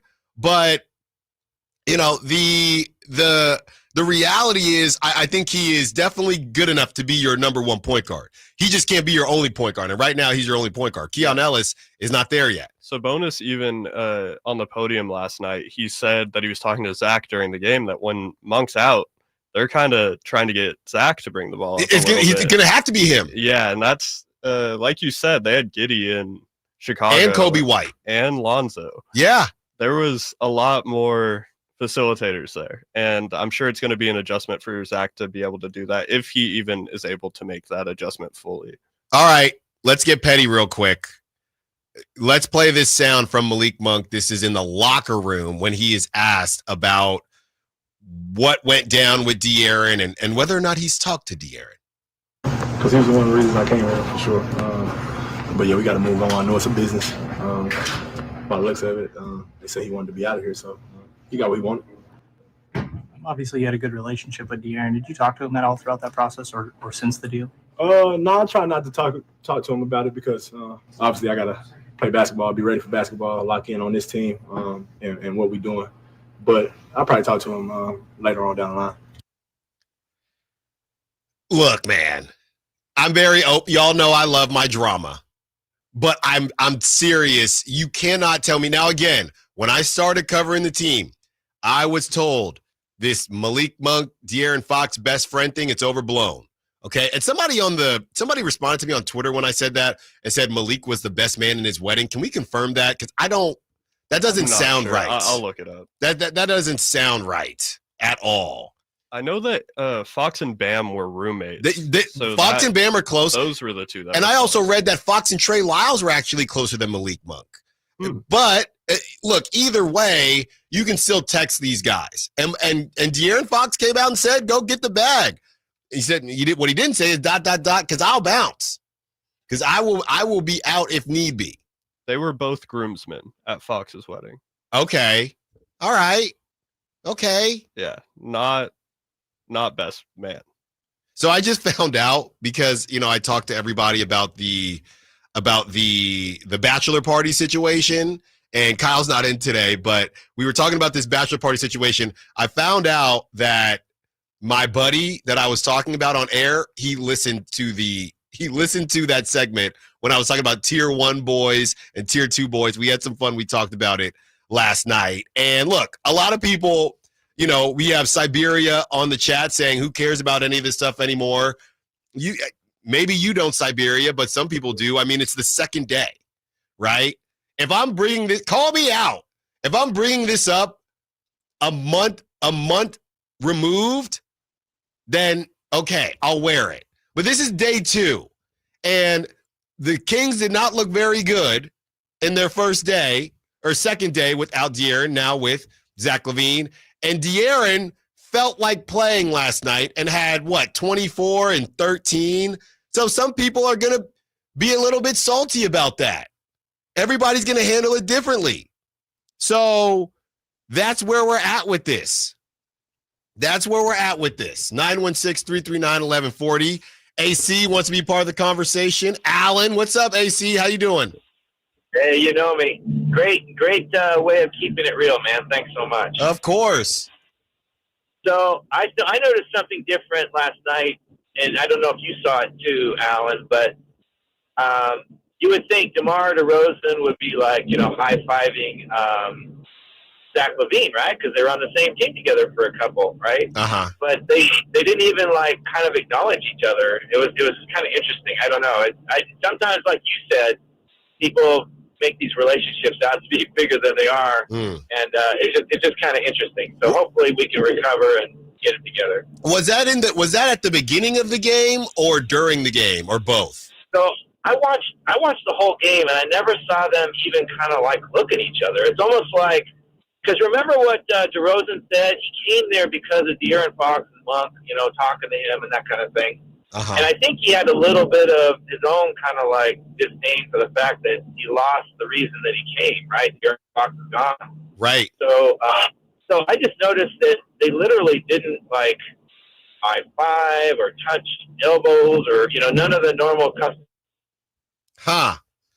Thanks for the call, AC. Shout out, Allen, as always. Well, I will say this. He's spoken glowingly about Zach LaVine. He has said he's one of the most talented players he's ever played with. Yeah, I think that they like each other. I don't think that it's a disdain or anything. Maybe they're not best friends. Right. That's fine. It's really hard to tell from a broadcast. They both made all-star. They both were all-stars that first year in Chicago, and then Zach had the injury. So, I love doing that, Allen. I love being the drama psychologist, but let's give it a couple days. And I know DeRozan doesn't do the high five at the end of the game, and some people were noticing that. That's just kind of his thing, how he gets in the zone. So I'm not worried about it quite yet. Real quick, I don't think we got to play the breaking news breaker for this because people keep getting mad at us if it's not a Kings trade. 1 minute ago from Shams, the Los Angeles Clippers are trading Terrence Mann and Bones Highland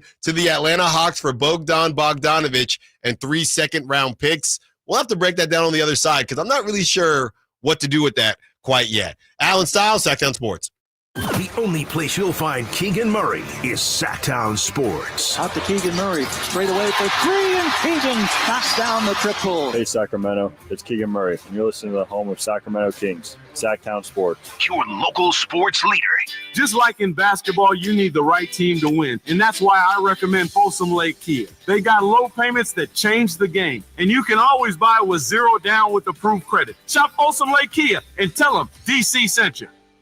Right now at Wendy's, get 2 of these fave items for just $7. The spicy or classic chicken sandwich, Dave's single, or 10-piece nugs. It's an incredible deal, but an insanely difficult choice. Do you go double chicky sando, both spicy and classic, 1 beefy and 1 chicky? Or maybe you go all in on one and go Nug Max. faves. 2 faves for just $7?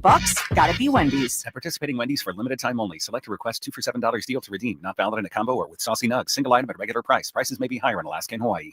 This is the story of the one who, as a maintenance specialist for a historic high-rise, knows that vintage charm historically needs constant attention. Which is why, when it's time to upgrade turn-of-the-century mechanicals, they turn to Grainger. With easy access to 1 million+ products and the scale to deliver when and where you need them.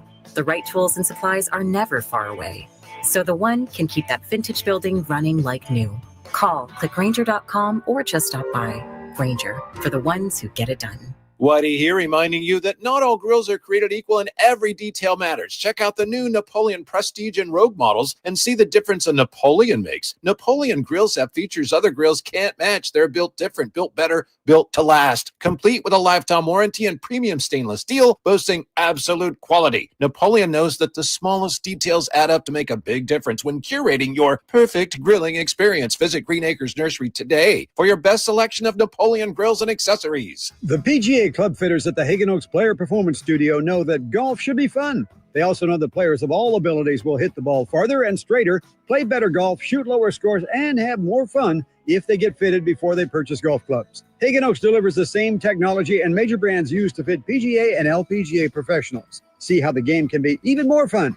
Hagen Oaks Player Performance Studio fittings are available 7 days a week. Make yours today by calling 916-808-2531. That's 808-2531.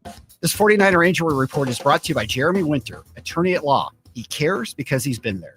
After an injury-plagued 2024 season, which ended 6-11 and out of the playoffs, the 49ers will focus on getting healthy in the offseason. Running backs Christian McCaffrey, Jordan Mason, and Isaac Guerrero all suffered season-ending injuries. Left tackle Trent Williams' ankle kept him out late in the year, and Brock Purdy missed the season finale with a hurt elbow. 49ers hope to enter 2025 with a full roster back intact. Serious accident. You deserve the law offices of Jeremy Winter. 877-637-3237. Jeremy lost his mother in a car accident and knows firsthand the pain caused by tragedy. That is why he became an attorney to fight for others who are going through a tragedy. If you've been seriously injured in an accident, you deserve more. You deserve better. You deserve Jeremy Winter. 877-637-3237. Hey, it's Carmichael Dave for American Energy Heating and Air with a question. Have you recently had a technician diagnose your HVAC system and you were a bit surprised at how much it cost? Or did something seem off about their quote? Because at American Energy, they take pride in giving you honest, straightforward solutions to get that system up and running. Have their qualified technicians come out and give you a free second opinion. It's free. You got nothing to lose but some dollars off of that original quote. They're making the uncomfortable comfortable. They've been doing it since 1981, serving the greater Sacramento area. A+ with the Better Business Bureau. That's why they keep having customers coming back for more and more and more. You can call them and set that appointment at 916-520-9990. That's 916-520-9990 or AmericanEnergyAir.com. Call 916-520-9990 now. Okay, guys, who is done with their Valentine's Day shopping? What are you waiting for? Stop putting off your Valentine's Day shopping and go to Prestigio Jewelers today. She's right. Prestigio Jewelers has everything you need for Valentine's this year. And you're approved guaranteed. No credit, bad credit, even bankruptcy? 6 months proof of income guarantees you a credit line of $400 to $10,000. Time is running out. Make this a Valentine's Day she'll never forget. Visit one of our showrooms today or online at prestigiojewelers.com.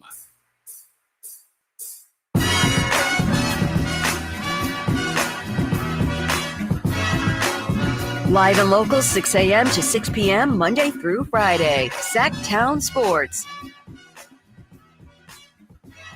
Okay, now I'm getting worried. We're 30 minutes away now. Now I'm getting worried that the Kings are going to roll with what they got. And it is, look, you get Valanciunas. That's a name that has been long connected to the Kings.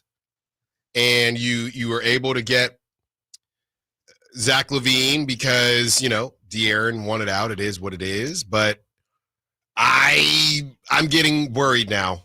And, last night showed an issue that I didn't realize the Kings had. And it's they don't have a secondary ball handler. And maybe that's Zach LaVine. That could be Zach LaVine. I don't know that that's his forte. They had about 4 ball handlers in Chicago. But we are a minute away from it hitting the 30-minute mark. I'm officially worried that the Kings aren't going to do anything else. And where does that leave them, Johnny? That leaves them in the 9 seed. That's where I would have them based on where they are right now, what it's going to take to – and also Portland hasn't done anything. So Portland, a lot of these teams, I guess, are going to go into the offseason and make moves. That means we're going to get a fully loaded, red-hot Portland team to boot, coming off a back-to-back, and you got to travel. This is not good. This is not good. We have 30 minutes to figure this out, people. 916-339-1140. Let's get to Joey, wants to be part of the conversation. What's up, Joey? What you got for us? Good morning. Good morning. Styles. You know, we used to say in the last 2 years, in Monty we trust. Yep. Now I'm starting to think, I don't know what the heck he's doing anymore. Yeah. Like you said, he got rid of our ball handler. We have all these guards, but we have one of them that can barely handle the ball, which is obviously Monk. Right. He doesn't address the things we need.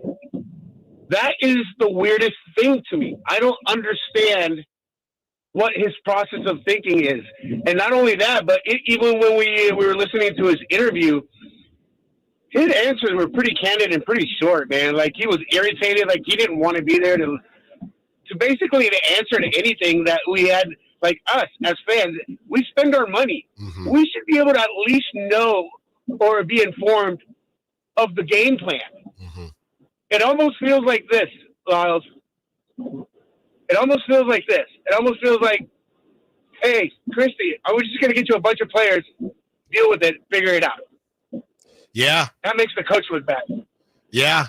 Thanks for the call, Joey. Well, and the other thing is, I don't even know if it's a bunch. I mean, I guess it's a bunch because you added Valanciunas, who is, somebody they needed.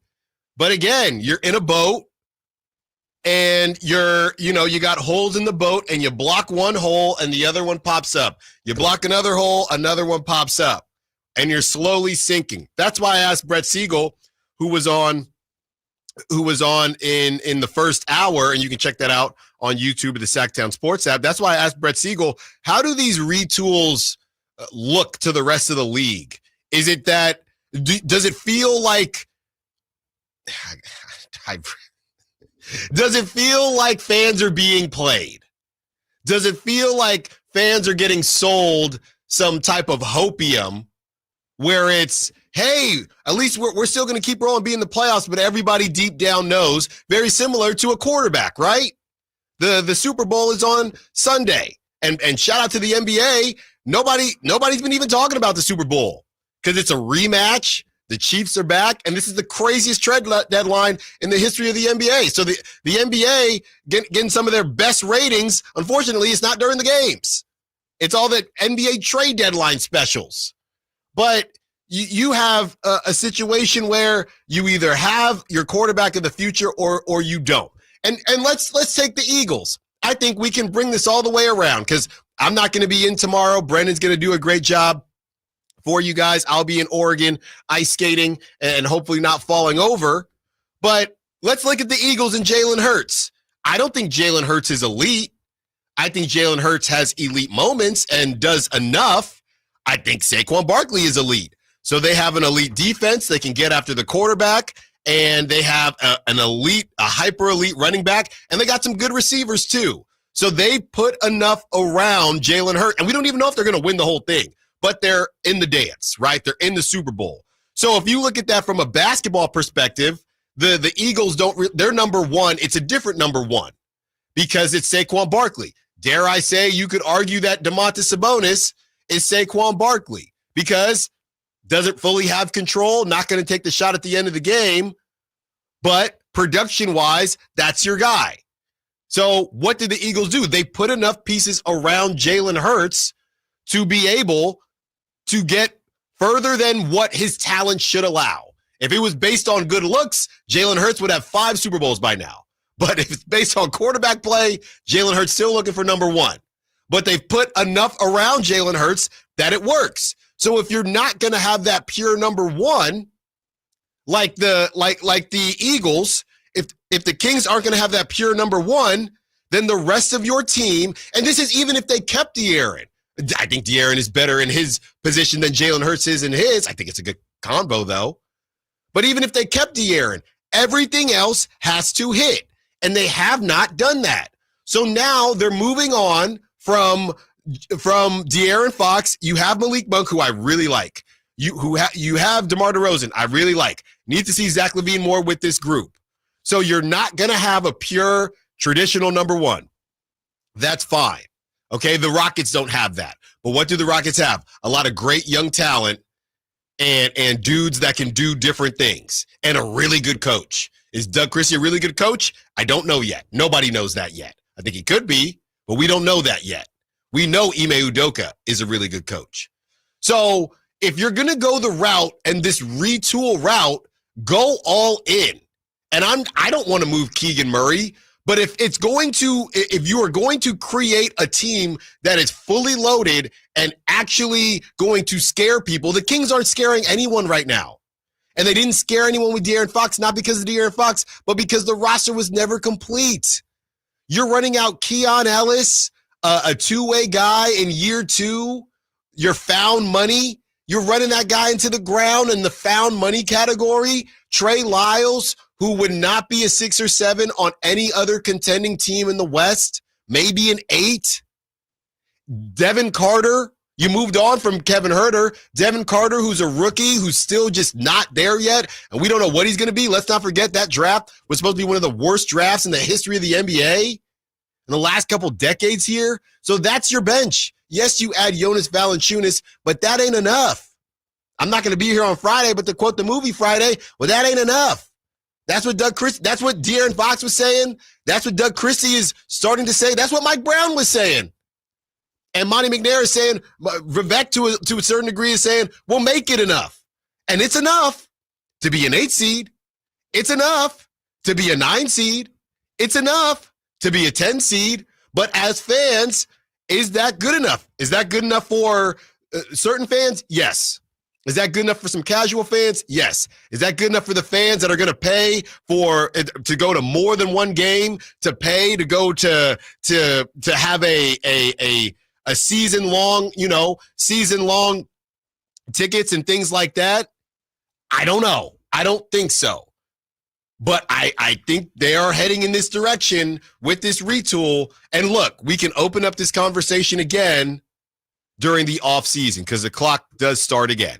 But you rock and roll with this. I think some fans are going to start saying, "I smell some hopium. I don't. This isn't real. You guys are just trying to get to the play." Monty said it, didn't he? Monty said, "My job is to get to the playoffs." Monty didn't say my job is to build a championship team. He said it. He said it. Right now, there is a chance that the Kings get into the playoffs. So Monty can sit there, not make any more moves, and pray. And if the Kings get into the playoffs, Monty McNair is probably going to stay here, right? If the Kings are the 8 seed and they sneak into the playoffs and get bounced in the first round, you're probably keeping Monty McNair, right? It's hard to say. It's just a really weird situation because I think that if the Valanciunas trade didn't happen and he got fired in the offseason and they let him make the Fox trade, that's insane.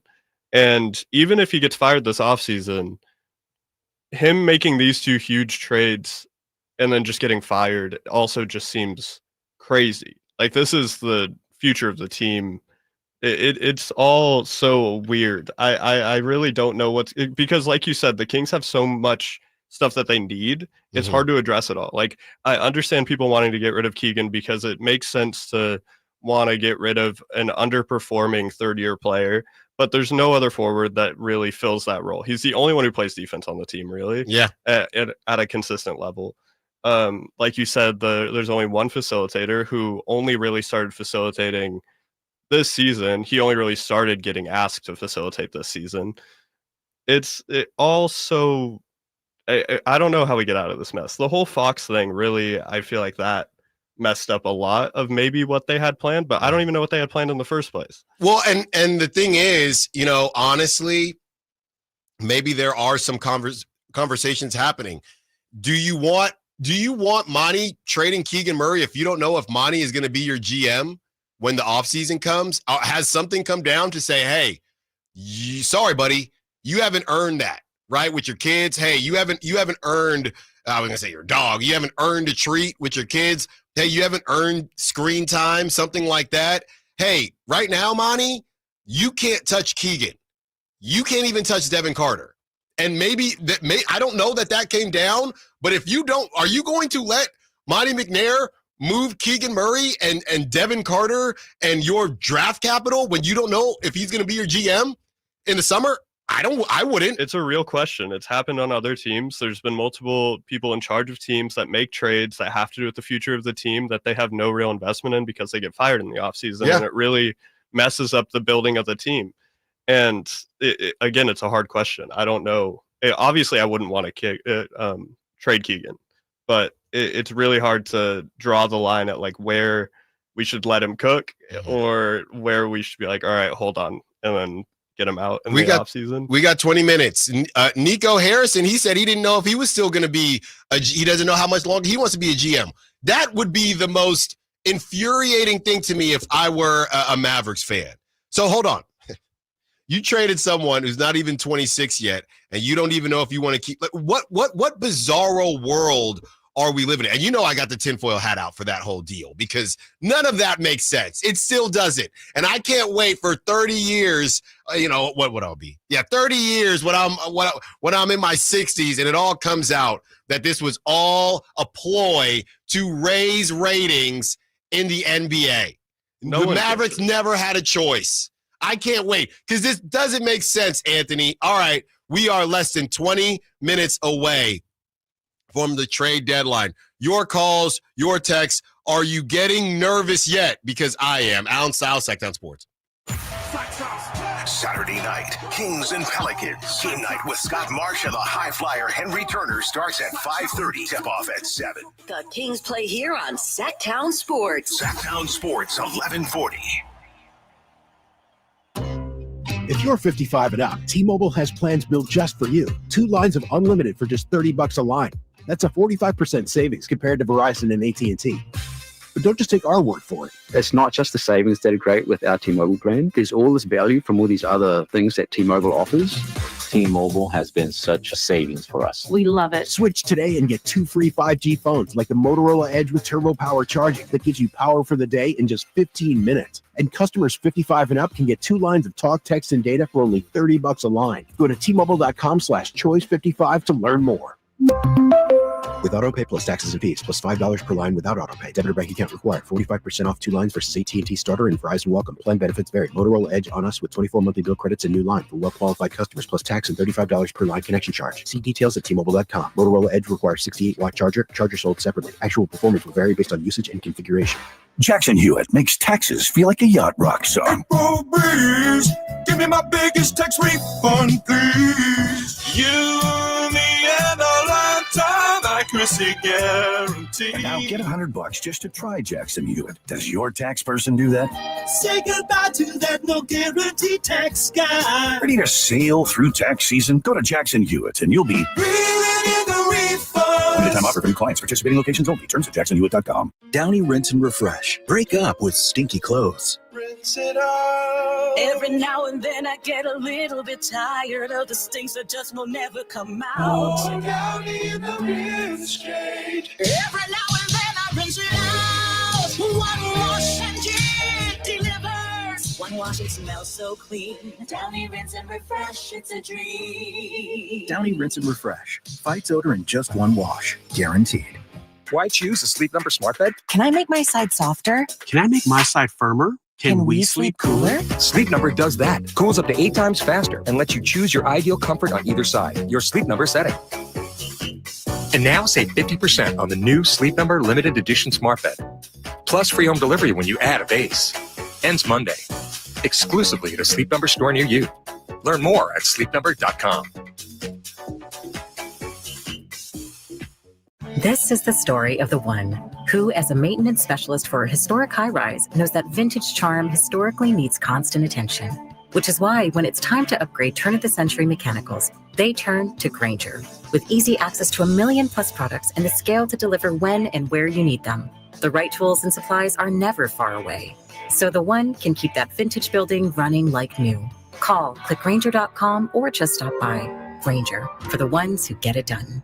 Fall head over boots in love with music this Valentine's Day. Get ready for Sacramento's premier country music festival, Country in the Park, returning May 16th and 17th at Cal Expo with Bailey Zimmerman, Billy Currington, and more. Enjoy food trucks, mechanical bulls, and line dancing. Tickets start at just $52. Visit CITPfest.com. Brought to you by Hyatt Vacation Club. Don't just say, I love you. Show it with music. Buy tickets now. What sets Ashton & Price apart from other injury law firms? I'll tell you. From beginning to end, all important legal decisions are made directly between our clients and their experienced local attorney. A gate agent flying the plane, the receptionist performing surgery, not a chance. There's simply no substitute for the unique power of the direct attorney-client relationship offered by Ashton & Price. And there's never a fee until we win, and between you and me, we win a lot. Remember, for the best advice, don't think twice. Call Ashton & Price. At Stockton Honda, we know how to honor a great deal. Like right now, during our President's Day sales event, you can find star-spangled savings on some of our best models. Why not stop in today and see for yourself? Save thousands with low APR financing and great lease rates on over 500 new Hondas at Stockton Honda. Anytime, anywhere, it's all here. StocktonHonda.com.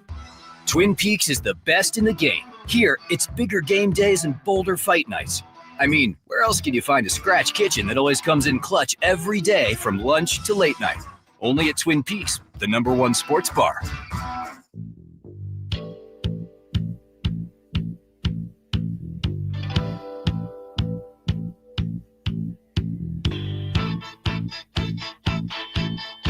The only station in Sacramento giving you local sports coverage from 6 a.m. to 6 p.m. Monday through Friday. Sacktown Sports.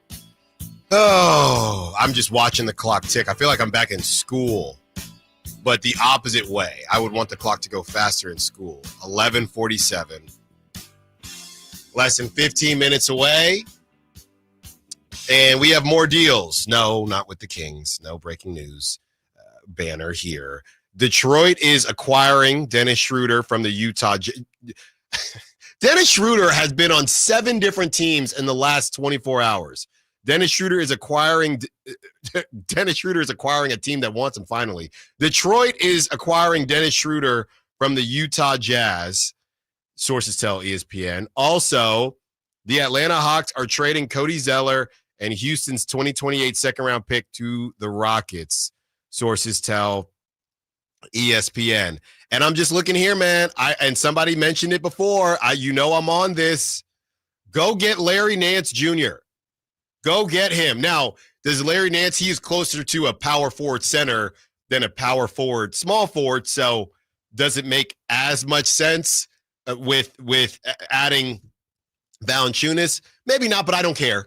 I don't care. Get it and figure it out. 2 roster spots. Just do what you can. Just get it and figure it out. Okay? The 916 is trying to get us all off the ledge. If we would have won that game last night, we would not be having this conversation. Well, okay, 916. They got their butts whooped last night, 916. How are you going to start a text like that? Let's continue on. If Levine played to his average, we would be raving about this team and these trades. Let's see what this looks like in a week or so. This was the first home game after a 2-week road trip. And that's another one. They always stink after those. They also say, plus everything else going on around this team. That's from Carl Thornton Jr. Thank you, Carl. I appreciate it. But I think that there's a couple conversations to be had. There is the conversation of this team being as good or, being a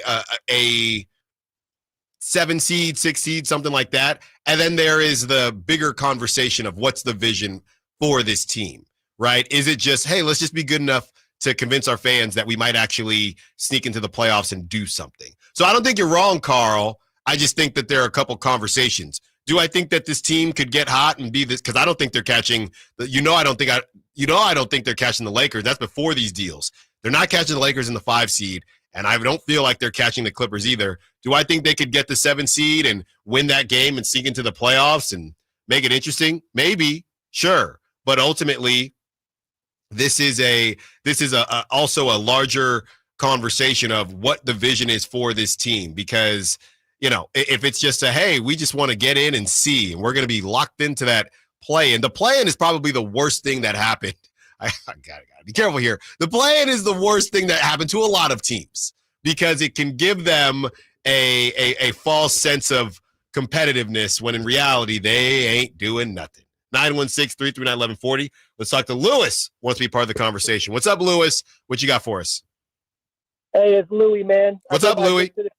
Hey, what's going on, man? Hey, a lot of love for your show. I listen all the days.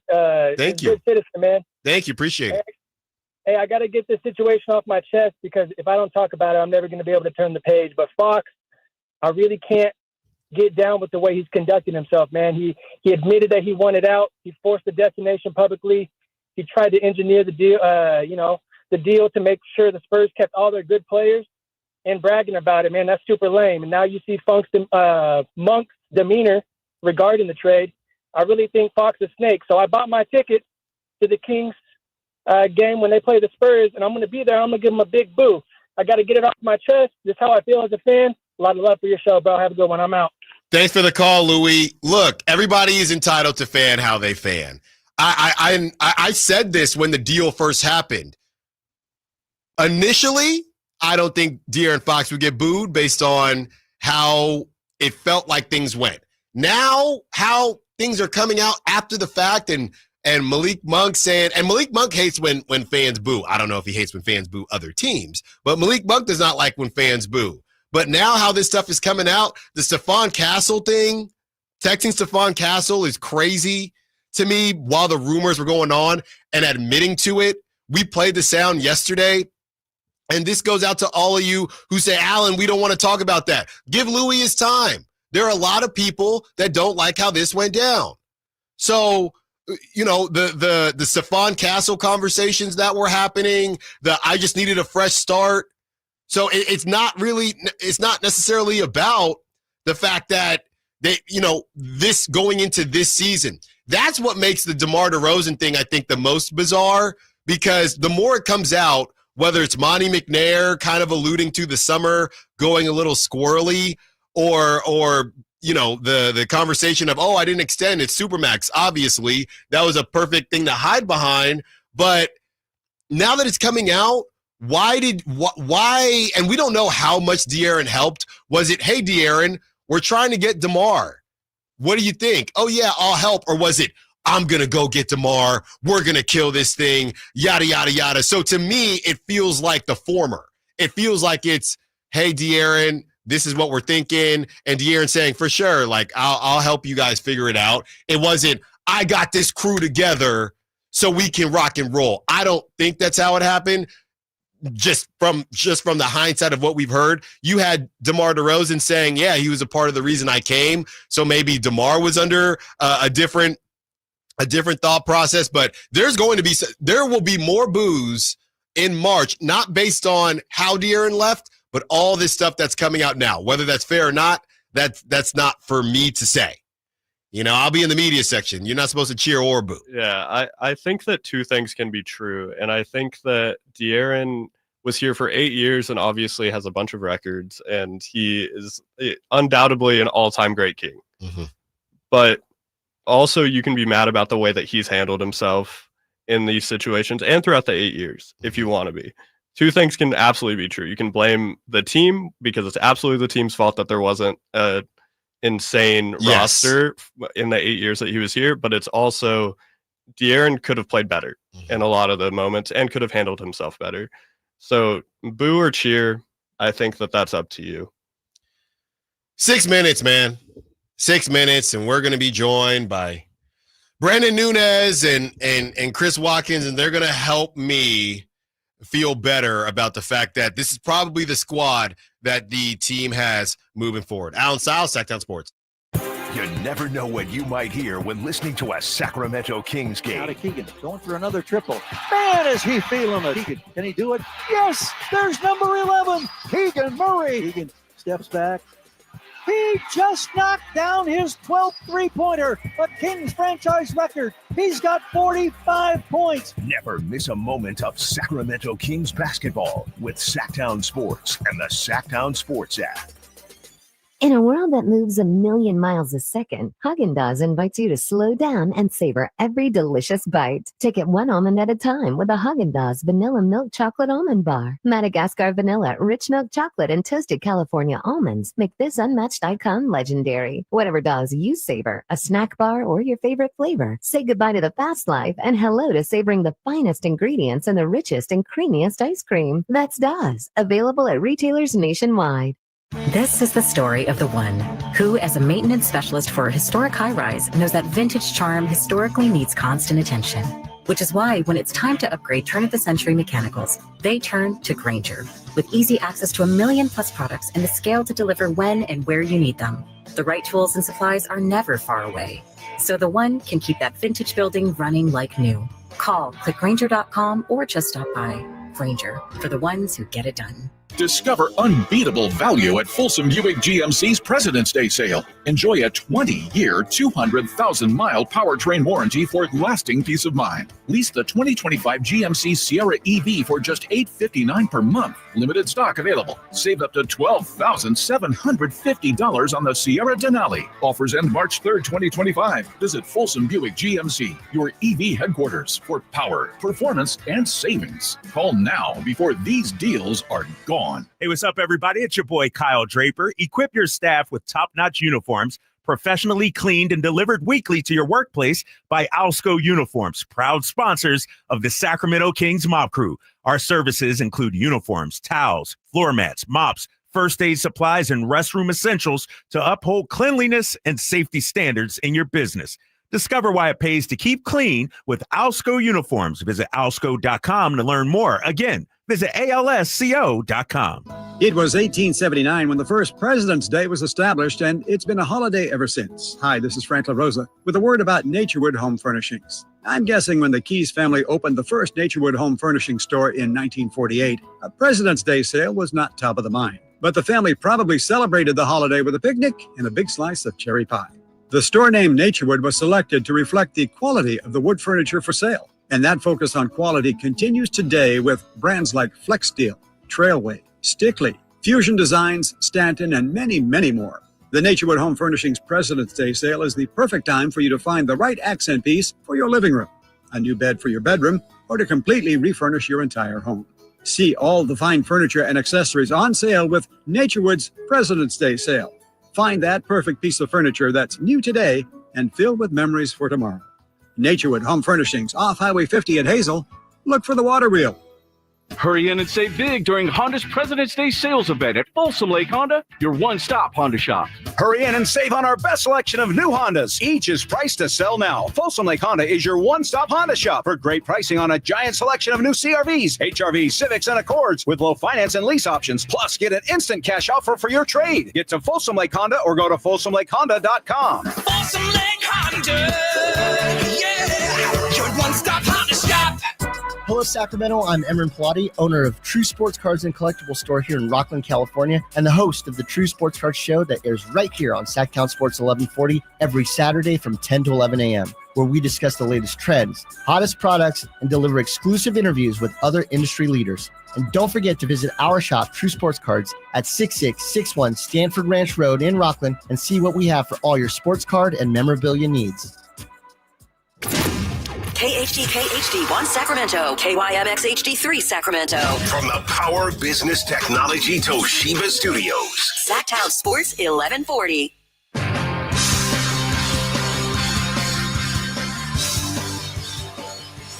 Live and local, 6 a.m. to 6 p.m., Monday through Friday. Sacktown Sports.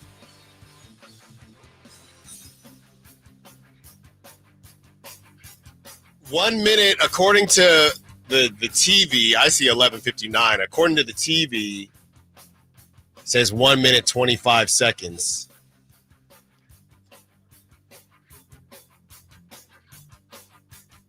Brendan Nunez is walking in with some, you know what?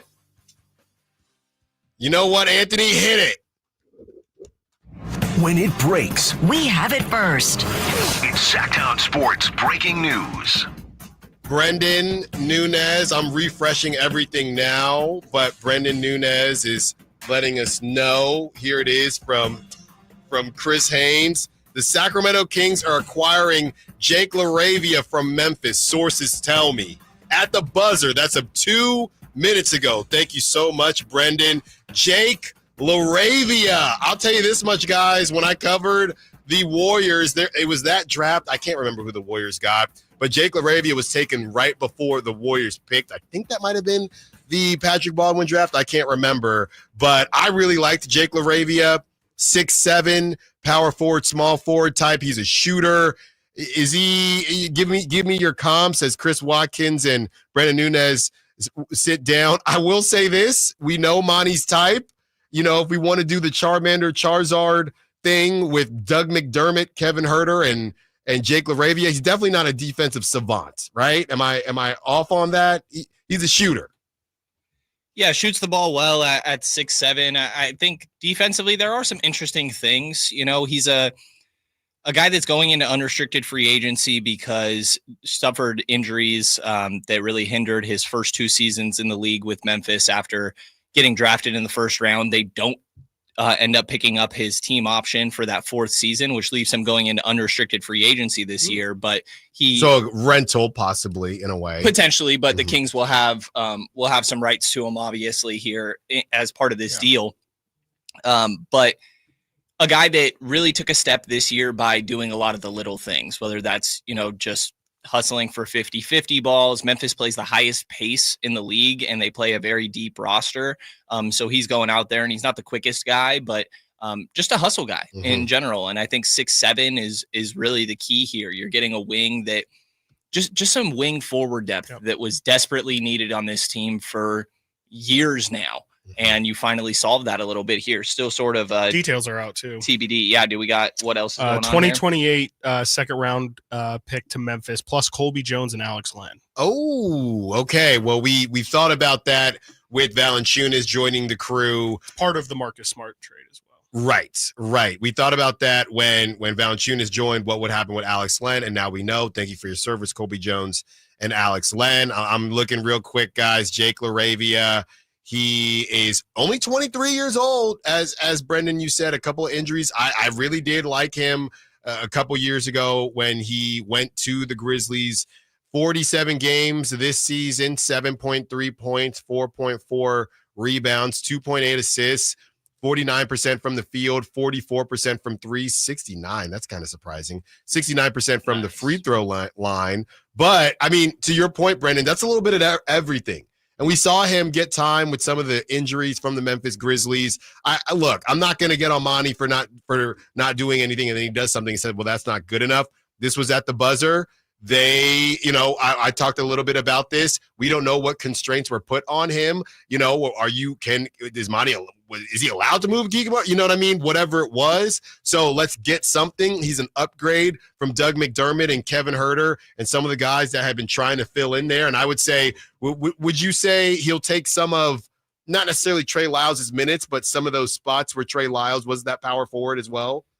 I think that you probably still see Trey out there a bit. I would imagine that there's less guard play, you know. I think that the minutes can go down in general for some of the starters, and that's where some of this can come from for sure. Yeah. Specifically, DeRozan, Levine, obviously. I think Domas' minutes are going to go down with Valanciunas in here. But I think that it's more so about, I mean, the whole point of getting a wing forward in my mind was balancing this roster, right? So I don't think it has to be straight up like he takes another forward's minutes, because there were so many guard heavy lineups here. LaRavia can play the 3, he can play the 4, he can play next to Trey, he can play next to Domas. You can play Domas, Trey, and LaRavia all together out there. So I think it just gives interim head coach Doug Christie some optionality here and some actual size.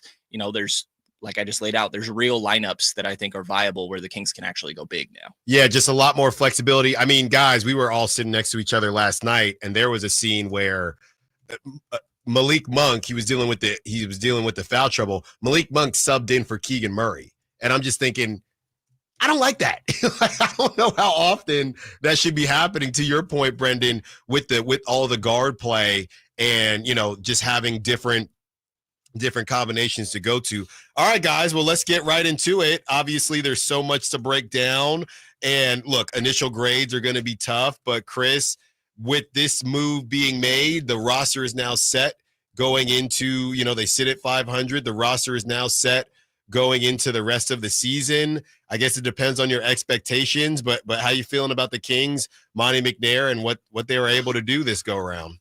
Yeah, I mean, it's a little bit complicated just because, you trade your franchise player, and it feels like it's kind of tough to say that you win at a trade deadline when you end up doing that, when, realistically, sure, you could say that they could have had that deal done in the offseason and didn't need to make this decision that quickly. But I guess you kind of have to grade it on a curve in that sense. And if you're just basing it off of the moves that the Kings made, I mean, I think if you kind of, and I don't know if people will want to do it, I don't know if it's even really fair to do it, but if you want to kind of view, now that the deadline is passed, if you want to kind of view all of these acquisitions as one and not independent deals, if you say it's De'Aaron Fox for Zach LaVine, Jonas Valanciunas, Jake LaRavia, and then whatever they have remaining, I think they have a couple first round picks remaining from the deal. I think it's at least setting yourself up to not take a step back. I think, take that what you will. I mean, the Kings definitely haven't played to where I think everybody expected them to be this season. So I think at the very least they're staying neutral, and they can continue to build from here. But again, you lose your franchise player, and it's just kind of tough to say that you come out of this as a winner of the deadline. I think it's again, you've probably done about as good as you can to kind of recover this. I think it would have been nice just to see if you could have kept De'Aaron Fox and maybe added Jake LaRavia and Jonas Valanciunas. But at the end of the day, this is where they're at, and the deals have been done. And I think, again, I think that they've done about good enough, or as good as they could do, given what they had to do or felt like they had to do. So, I think you have to feel okay about it. But I think really at the end of the day, I feel like all the same concerns that we had still exist. It's just, again, I feel like the Kings haven't taken a step back. Yeah, and, I was having the conversation earlier just as far as what is the plan. We had Brett Siegel on and kind of asked him, how do organizations view these retools and what exactly the plan is in these situations? As far as this season is concerned, look, they added some pieces, and I think Jake LaRavia is an upgrade from Kevin Huerter. I think that Valanciunas is an upgrade from Alex Len. Sure. So I think they hit on those. The issue is, and I've never was the biggest De'Aaron Fox guy per se, based on what he was needed to be out here, but now you lose that. And the question that we'll find out is Zach LaVine, and I don't want to jinx anything, but we've seen guys get traded and not necessarily continue the production. Sure. Right? Dennis Schroeder did not work out with the Warriors. It was a complete fail. So we're hoping that Zach can keep it going. Does that mean that's going to continue this season? I don't know. Right? He's been away from the game. He had his third child. Could it possibly go into next season? I don't know. But I mean, it feels like based on the situation, and I know you guys, were in the building for Monty McNair and the presser. If this whole thing was really as far gone as he kind of alluded to yesterday, and the summer was even kind of rough with De'Aaron, I'll take it. How about that? I'll take it. If you're going to lose De'Aaron, I will take this haul any day of the week. Yeah, I mean, I guess that's a little bit how I feel. I mean, I think it's ideal that you keep your franchise player, but all things considered, I mean, yeah, Zach LaVine is playing fantastic this season. We'll see if he can continue. I doubt that he'll be able to play like he did in Chicago. Like you said, I mean, it's a different situation. He's going to get different touches, different spots, all that kind of stuff. He also has teammates that also deserve to have the basketball, which frankly wasn't necessarily the case all the time in Chicago. So I think naturally his numbers will probably go down. I think the hope is that, you know, he can find his spots, find some efficiency. And, you know, Sam Amick was on the morning show today kind of saying that he doesn't think that Zach LaVine is super long-term for this team. Like his contract is only up. His contract is up after next year. He said that? Yeah. And I mean, I think that it kind of makes sense. I think it makes sense for them to kind of, in a way, kick the can down the line, and maybe you can kind of get some value out of Zach LaVine next season or you know, next trade deadline or you know, again, maybe hopefully he can figure it out here in Sacramento and maybe he can be a piece moving forward. But my understanding is that, you know, this is kind of just them trying to recoup some sort of asset for the asset that they felt like they had to lose. And Monty kind of mentioned it yesterday. This is the first time he feels like he's had positive draft picks. And I feel like he also kind of feels like this is the first time where he has, I guess what he would say is a positive assets to play with on top of the picks as well. So again, you know, not ideal, but I think you're about as good as what they feel like they could have done given all the circumstances. Brendan, how you feeling? I know you're working hard over there. Yeah, just about to get this article up. I think it's interesting. LaRavia is an interesting piece. I think that he is and hold on. Yeah. Frankie's got you working double time with the baby. So, a little bit. You know, you're doing both. We appreciate you for being here. Now, please continue. Got you. Yeah, I mean, I think it's intriguing to me what he does offer. I think that this is the wing depth piece that was sort of what we were clamoring for, you know? I also don't know that I feel like he changes the trajectory of the team this year. I think that it is a smart move in general, sending out really just a second rounder in the deal. I don't know how you feel about Colby Jones throughout all this. I don't think any of us have strong feelings about Colby Jones, understandably. Wish him the best. Wish him the best for sure. That's a good way to put it. But you know, it helps. Like I mentioned earlier, I think the biggest thing here is you're almost starting to see a trend a little bit back in the other direction when it comes to NBA roster construction of like what Cleveland is doing, what we just saw Dallas do of now going big Anthony Davis next to Derek Lively, Daniel Gafford. Like you need to, the Memphis Grizzlies, the Orlando Magic that we just played last night.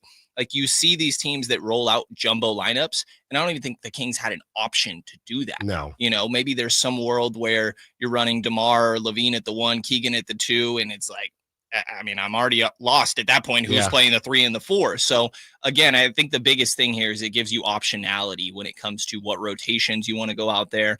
I'm not expecting LaRavia to move into the starting lineup or anything like that, but a guy that also maybe there's something untapped here. He wasn't getting that much run with Memphis. Like only I said, 23. They run a really deep rotation. I want to say he was just the 19th pick, something along those lines in the 2 years ago in the draft as well. So there's intriguing pieces here, but I'm certainly not going to sit here and pretend like I think this changes the trajectory of the team going forward. Bobby Marks is also saying, he just put this out, the Kings are in a unique situation with Jake LaRavia because Memphis declined his 4th-year team option. The maximum Sacramento can sign him to as a free agent is $5.1 million. I think the assumption there is that he will make a lot more than that in the open market. So you could infer that Bobby Marks is essentially saying this is a rental for Jake LaRavia who will hit free agency this offseason. This ain't Blockbuster, man.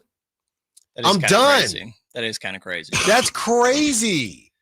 You didn't give up anything for it. I mean, like Brendan just said, you essentially just gave up a 2nd-round pick, Alex Len, who was already falling out of the rotation, and Colby Jones. Again, whatever you feel about Colby Jones, that's pretty much what you gave up for a look at somebody who, you know, who knows. Again, we've seen people. I don't know how much Jake LaRavia might make in the open market, but you know, maybe he is willing to take some sort of discount if he feels like the situation in Sacramento is one that's worth staying.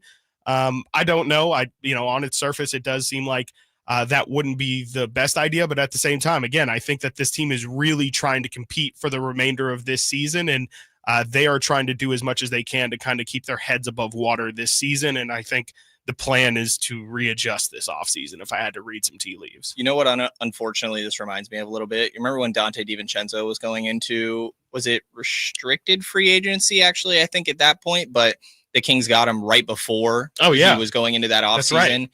And they kind of messed with him a little bit. Tank his value. It started Justin Holiday over him. So, like, But they need him though. They That's do. the problem. They do. And so maybe I'm getting ahead of myself a little bit here, but there's like a weird, how good do you want him to play? Yeah. And the answer is you want him to play great, obviously. Yeah. Chris, I'm reading here the same post that you saw from Bobby Marks. So he says 5.1 mil. Is he inferring that would be per year for a next I would assume deal? so. Okay. Yeah, I would assume that would be the.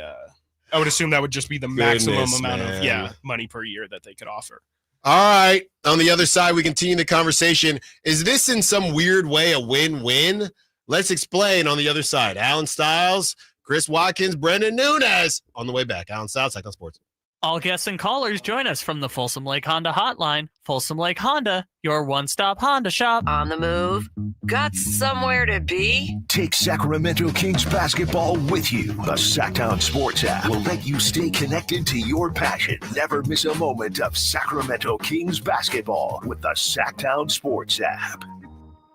Hey, it's Carmichael Dave coming to you from my good friends at American Energy. Look, it's already cold outside. It's only going to get colder. American Energy wants to help you stay warm and make sure your system is operating safely. So right now is the time to take advantage of the $49 tune-up inspection. Normally, $119, $49 right now, and that includes a full safety and duct inspection. And check it out. If your system's over 10 years old, and I'll bet it is, the tune-up, it's free. It's free from a company that's been in business since 1981, serving the greater Sacramento area. A+ Better Business Bureau. Check their Yelp, check their Google reviews. Don't take my word for it. Give them a call right now. $50 off your first recommended repair. If you need a new furnace, half off the price of a new unit. Check them out at the AEway.com and tell them Carmichael Dave sent you. Call 916-520-9998 now. The only station in Sacramento giving you local sports coverage from 6 a.m. to 6 p.m. Monday through Friday. Sacktown Sports.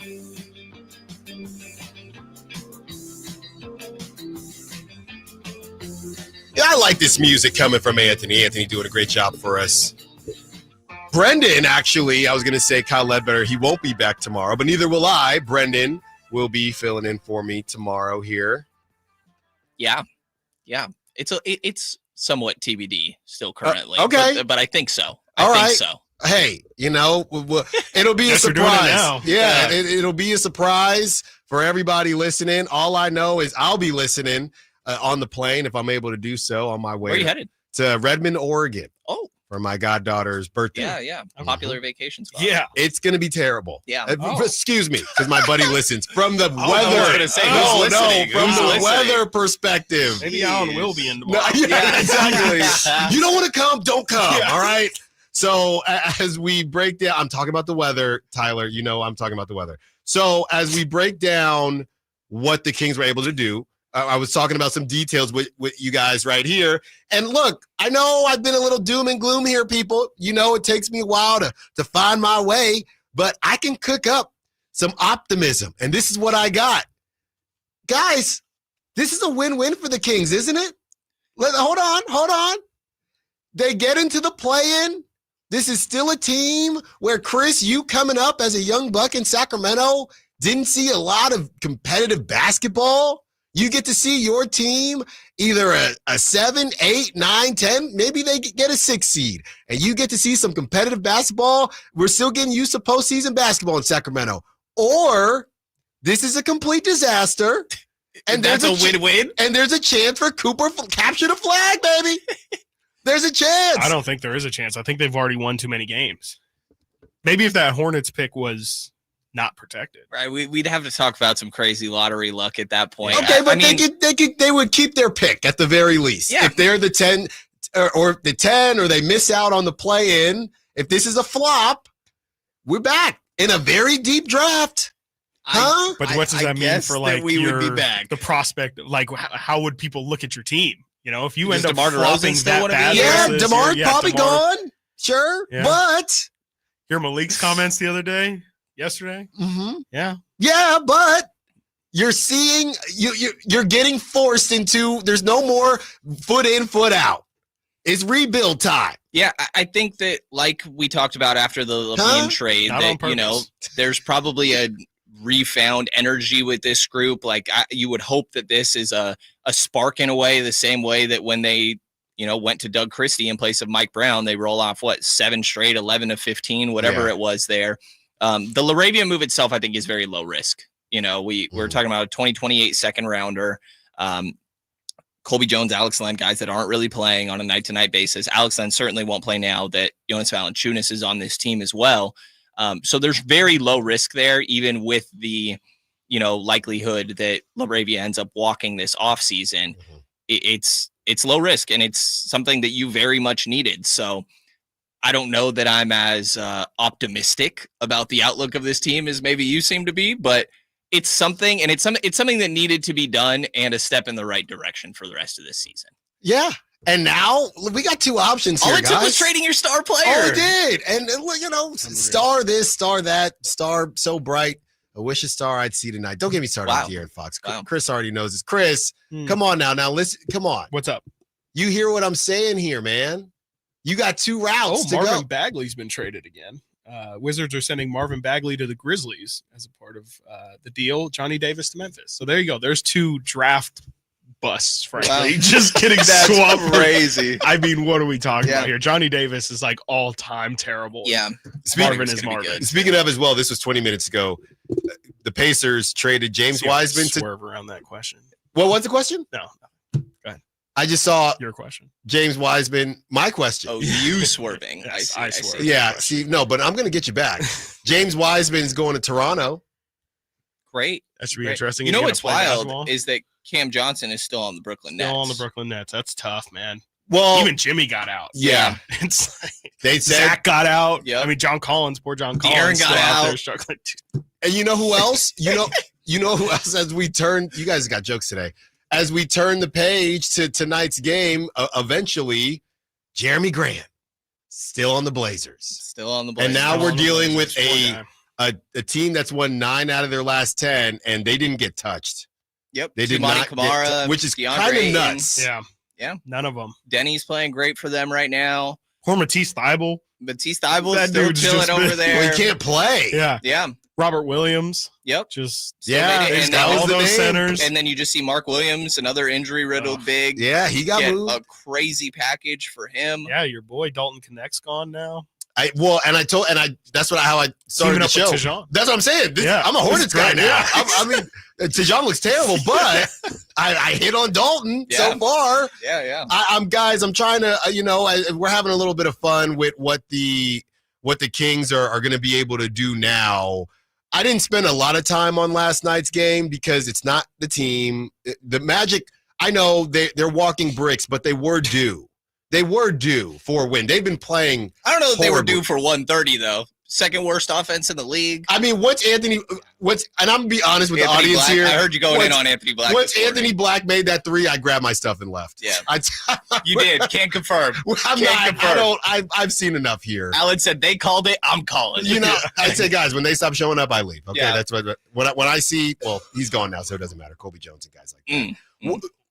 Are you taking anything away from yesterday, or we need to see? And that's the other thing about the trade deadline. Everyone keeps asking us, Brendan, Chris. I don't know if you have any updates on Valanciunas playing tonight. I keep getting asked that. Yeah. I haven't heard. I'll peek at the injury report real quick, but the trade was finalized yesterday. Yeah. So I would I've imagine heard they're trying, but he I have will at not very heard least if be with the team today. Or at least that's what I would expect. Not reporting that.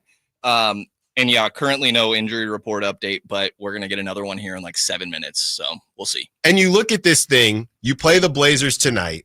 I'm willing to give them a couple mulligans. Chris has golfed with me. I give myself a couple mulligans. Breakfast bowl. On Saturday, so the game is tonight. You get a Friday where you have to travel back. You get the Pelicans, who know DeJounte Murray. Brandon Ingram's gone now. So this feels like a decent game to get right. Not sure how much work they're going to have on Friday to be able to get everything into the fold. I guess what I'm trying to say is the problem is this is such a tough Western Conference, but I don't know. Then you got to face the Mavericks on Monday. When do you feel like we should start normally evaluating this team? Is it the Mavericks game on Monday? Is it a week the next time they play the Pelicans on Wednesday? What would you say? I mean, I think the tough reality is that they have to start winning games as soon as possible. They're 25-25, ninth in the Western Conference. They're 30 games left in the season, pretty much. 2 games behind the 12th seed, and you're also 3 games behind the 6th seed. Like, it's the same place they've been in the West for a while now. So as much as, I think there will be an understandable growing period, even though it's a fairly basic offense that they're running. I don't think, there's an adjustment to maybe instead of blue, they use a different term and some terminology and things like that. But for the most part, I think the stuff that they're running is basic enough that these guys should be able to fit in pretty quickly. Specifically, Zach LaVine, I think he'll have a better night than he did last night. Second time all year, he didn't make a 3. He's just coming back from extended time off after the birth of his 3rd child. So I think that, yes, there's going to be a growing pain, but I almost don't feel like they are in a spot where they get the luxury of being like, this is just part of the process. I don't think they have time for it either. It's the reality though. Right. Yeah. No, and on top of that, their schedule's about as easy as it's going to get in this league. Like, you have the Blazers. Granted, I know the Blazers have been playing really, really well recently. Still playing the Blazers. You have the Pelicans 3 times these next 4 games. Then you have Golden State. We'll see how Golden State's adjusting to their Jimmy Butler life. Then you have your Hornets at Utah. Like, you have a lot of opportunities here in the next 7 or 8 games to kind of get right with these new players and have them kind of, get their sea legs under them while playing inferior competition. Because after that, you're back to Rockets, Mavericks, Nuggets, Spurs, Clippers, Knicks, Suns. You got the Knicks again? Got the Knicks again. And so and that's mid-March. And so it's, you have to take advantage and to answer the overall question, you kind of have to hit the ground running here against some inferior opponents, because you're probably not going to do too well. Even if you didn't, make this big De'Aaron Fox trade, you probably were going to struggle during that stretch anyway. You need to collect as many wins as possible. And that's always what the story is you got to beat the easy opponents, because the tough ones at best you're going to go 500. So I would say the Kings have to capitalize now. And then if they can't, you got to hope that you're at least close enough to when you're done with that tough stretch, maybe you have a couple spots here and there to pick up some wins towards the end of the season, but it might already be decided at that point.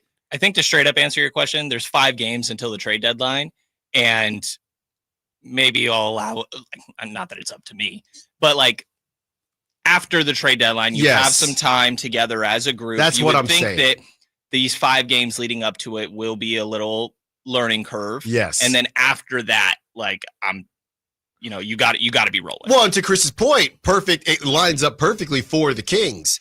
You have lesser opponents to figure this out. Now, whether they do it or not, and Chris will be around, we're going to have a watch party for the Hornets game. So that'll be, that'll be a good Not the Spurs game? Don't get me started. On the other side, we talk about the buyout market and what the Kings have there, what flexibility. Also, a new issue that you wouldn't think a team with 17 guards would have. Allen Stiles and the Insiders, Sacktown Sports. Okay, I have to tell you, I was just looking on eBay where I go for all kinds of things I love, and there it was. That hologram trading card.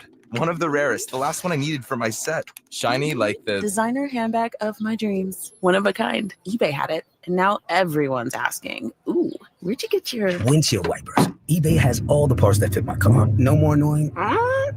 Just beautiful. Whatever you love, find it on eBay. eBay. Things people love.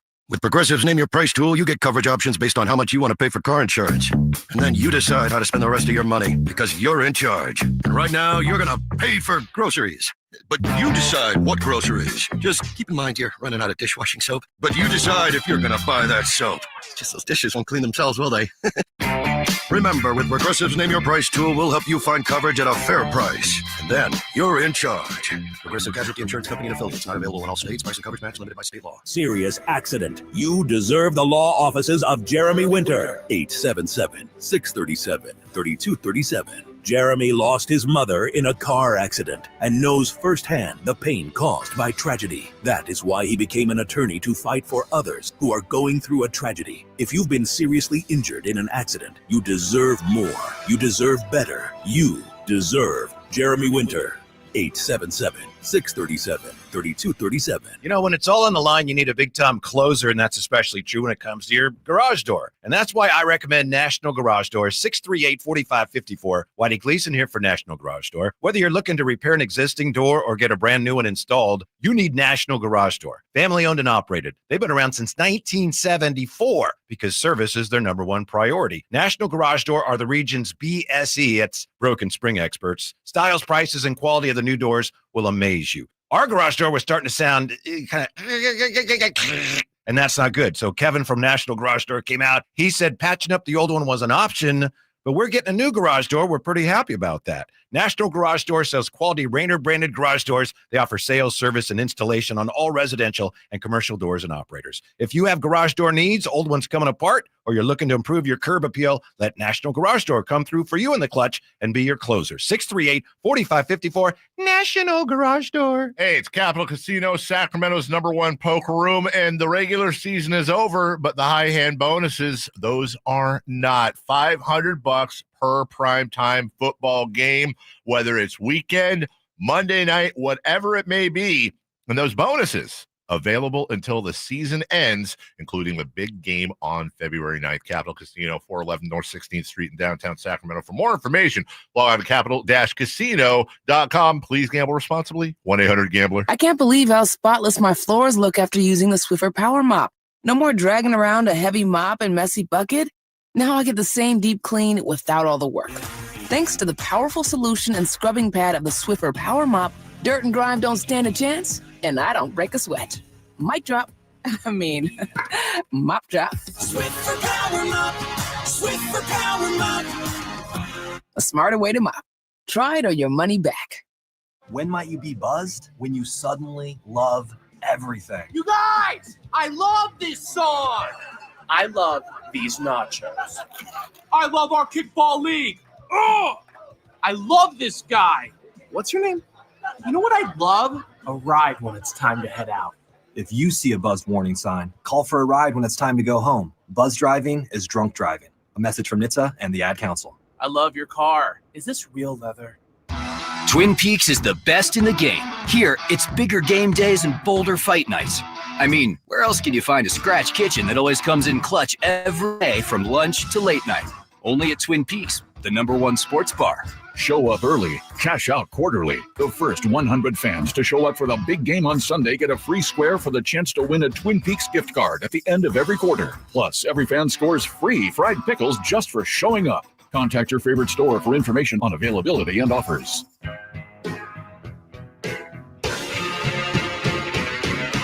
The only station in Sacramento giving you local sports coverage from 6 a.m. to 6 p.m. Monday through Friday. Sacktown Sports.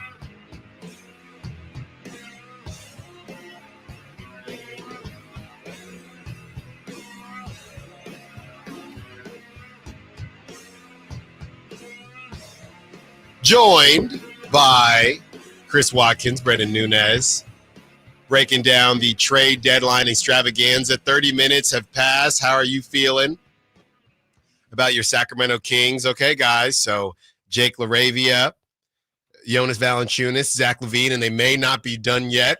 A lot of buyout candidates out there. Do you think, and Brendan, you were breaking this down during the break, 3 roster spots open for the Kings.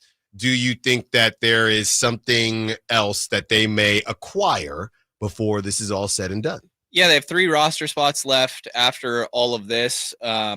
I would expect that Isaac Jones, who's getting very close to his 2-way limit of how many NBA games he could play, I think it makes a lot of sense to convert his contract to a standard deal. I think he just changed his number too, Chris, you were saying. Important details there. But then you have 2 remaining spots after that. And you would have an open 2-way spot to try and fill as well, you know. You go revisit City Sissoko for a 2-way spot, you know. But I think guys like Torrey Craig definitely will perk some ears. It wouldn't surprise me if, Boston got off of Jaden Springer and opened up a roster spot. Like, it's going to be hard to compete with those like top tier teams that are really, viewed as legitimate contenders for some of these buyout candidates. But I think you would think that the Kings' benefit would be like, hey, well, you probably get more playing time here. So I expect them to try to do things on the buyout market here as we try to, honestly, I'm still trying to make sense of who's even out there. Who I was gonna say, I think Springer got traded yesterday. Yeah. Well, he got traded to clear up a roster spot for Boston. So he got waived. So Hoops Hype is all over it. They just dropped this about 18 minutes ago.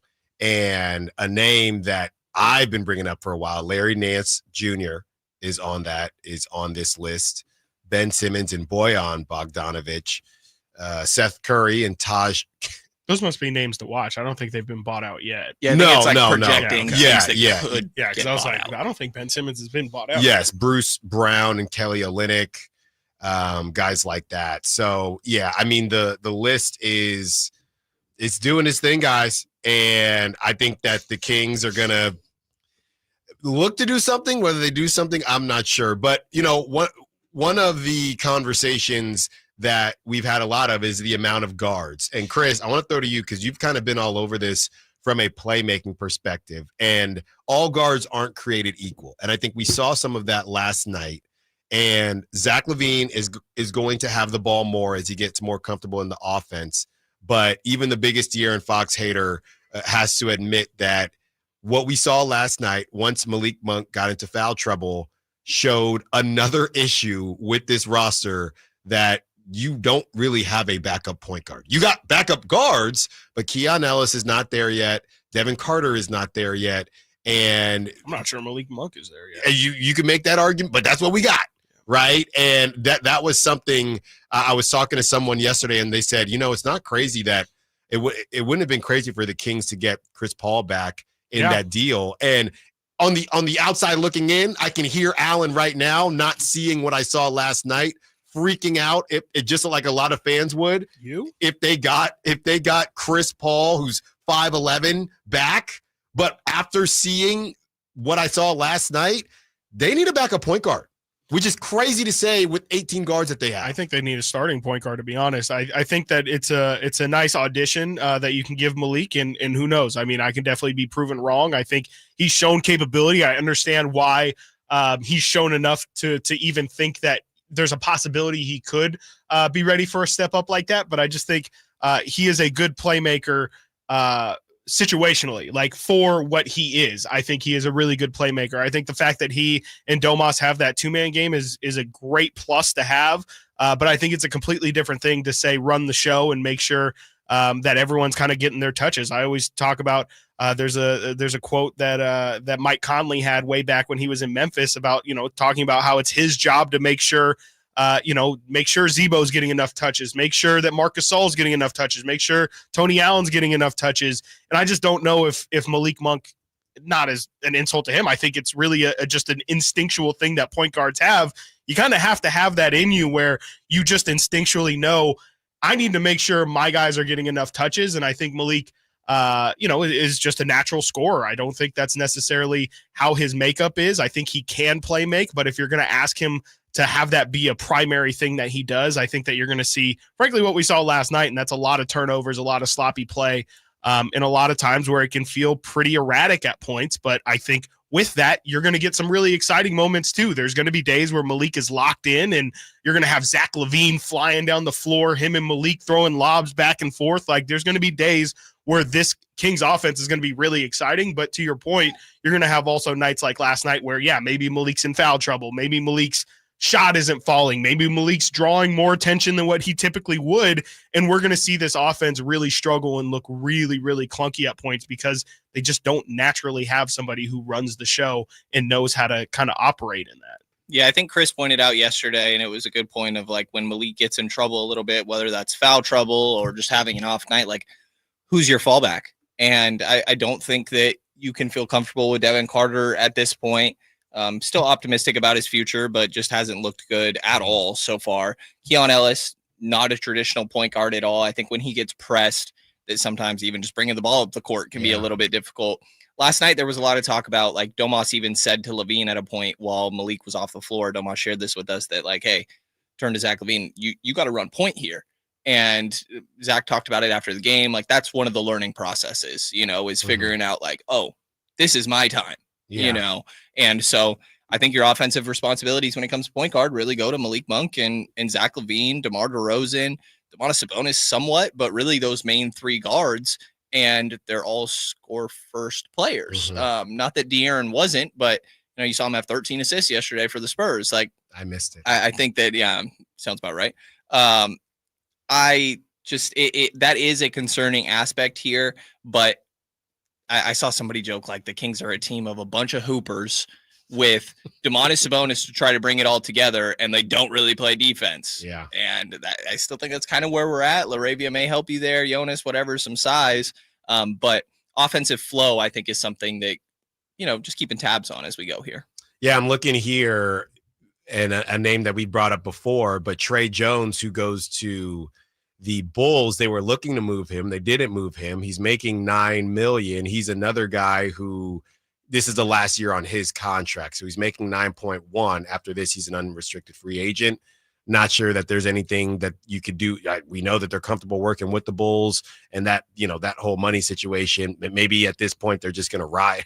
There's a part of me that just feels like they're going to ride with what they got. If you are going to do the buyout thing, you might as well do it with all these changes that are happening right now. I know that process takes a little bit longer, but the Kings, to the point of you, Chris, and also you, Brendan, just with what the West is, you can't spend too much time getting more people into the fold. You got to rock and roll here a little bit and just see what you got if you really want to make that push. One more segment with our guys, and we talk about what the Kings' expectations are now post-trade deadline. Allen Stiles, Sacktown Sports.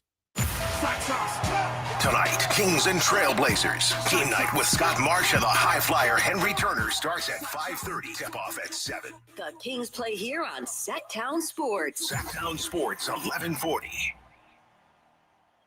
I was in the middle of the Atlantic Ocean when it happened. There was a sudden jolt, and our submarine crashed on the seafloor. We were in total darkness. That's Dr. Dejana Figueroa, a marine biologist and STEM teacher, talking about a deep sea dive she'll never forget. It's funny. When I was a kid, I was afraid of the ocean, and there I was, 2 miles below the surface. But as a scientist, you prepare for that. Using our training and a little creativity, we fixed the sub and finished our experiments. The dive was just too important. Every dive gives us glimpses at things few people ever get to see. Glowing creatures, fiery undersea volcanoes. When we got back to the surface, I kissed the ground and called my mom, of course. But you know what? I wouldn't trade that dive for anything. Dr. Figueroa uses her passion for STEM to discover new things and make the world a better place. She can STEM, so can you. Check out She Can STEM for more stories and inspiration. A message from the Ad Council. To my city by the bay. NBA All-Star. Get ready for a show. Are you not entertained?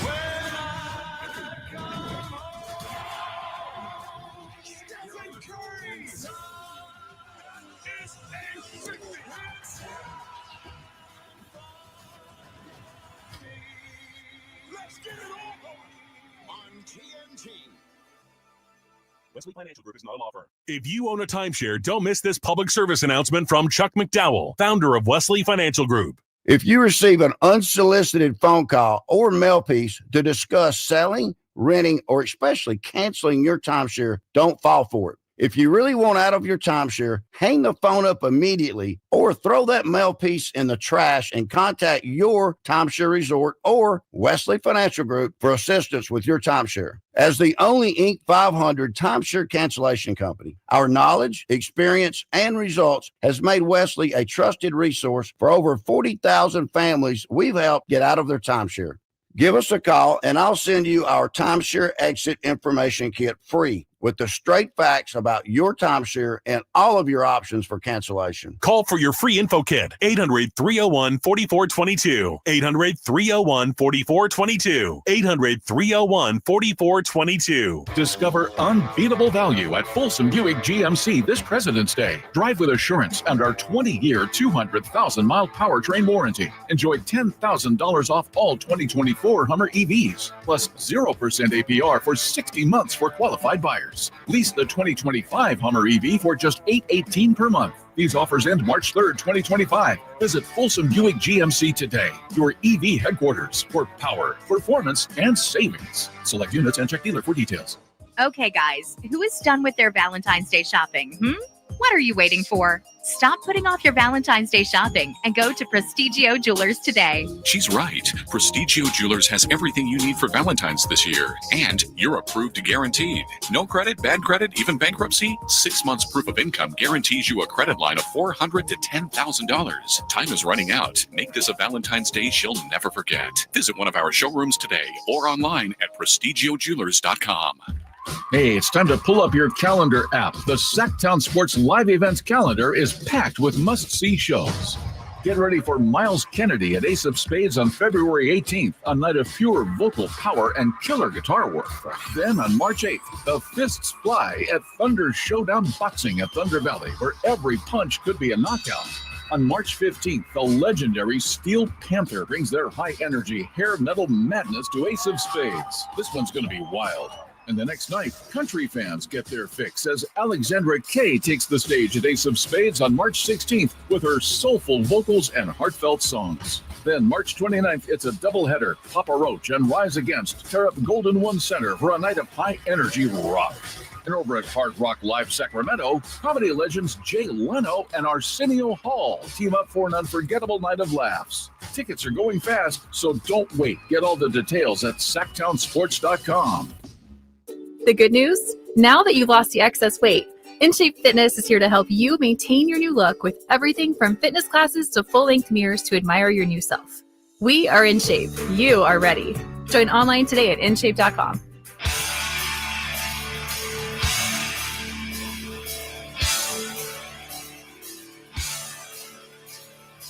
Live and local, 6 a.m. to 6 p.m., Monday through Friday. Sacktown Sports.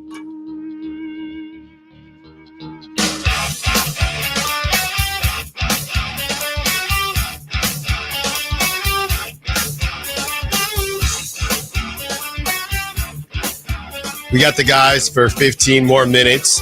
Appreciate them for taking the time. Brennan's on here posting articles that you can read on sacktownsports.com. So be sure to check that out.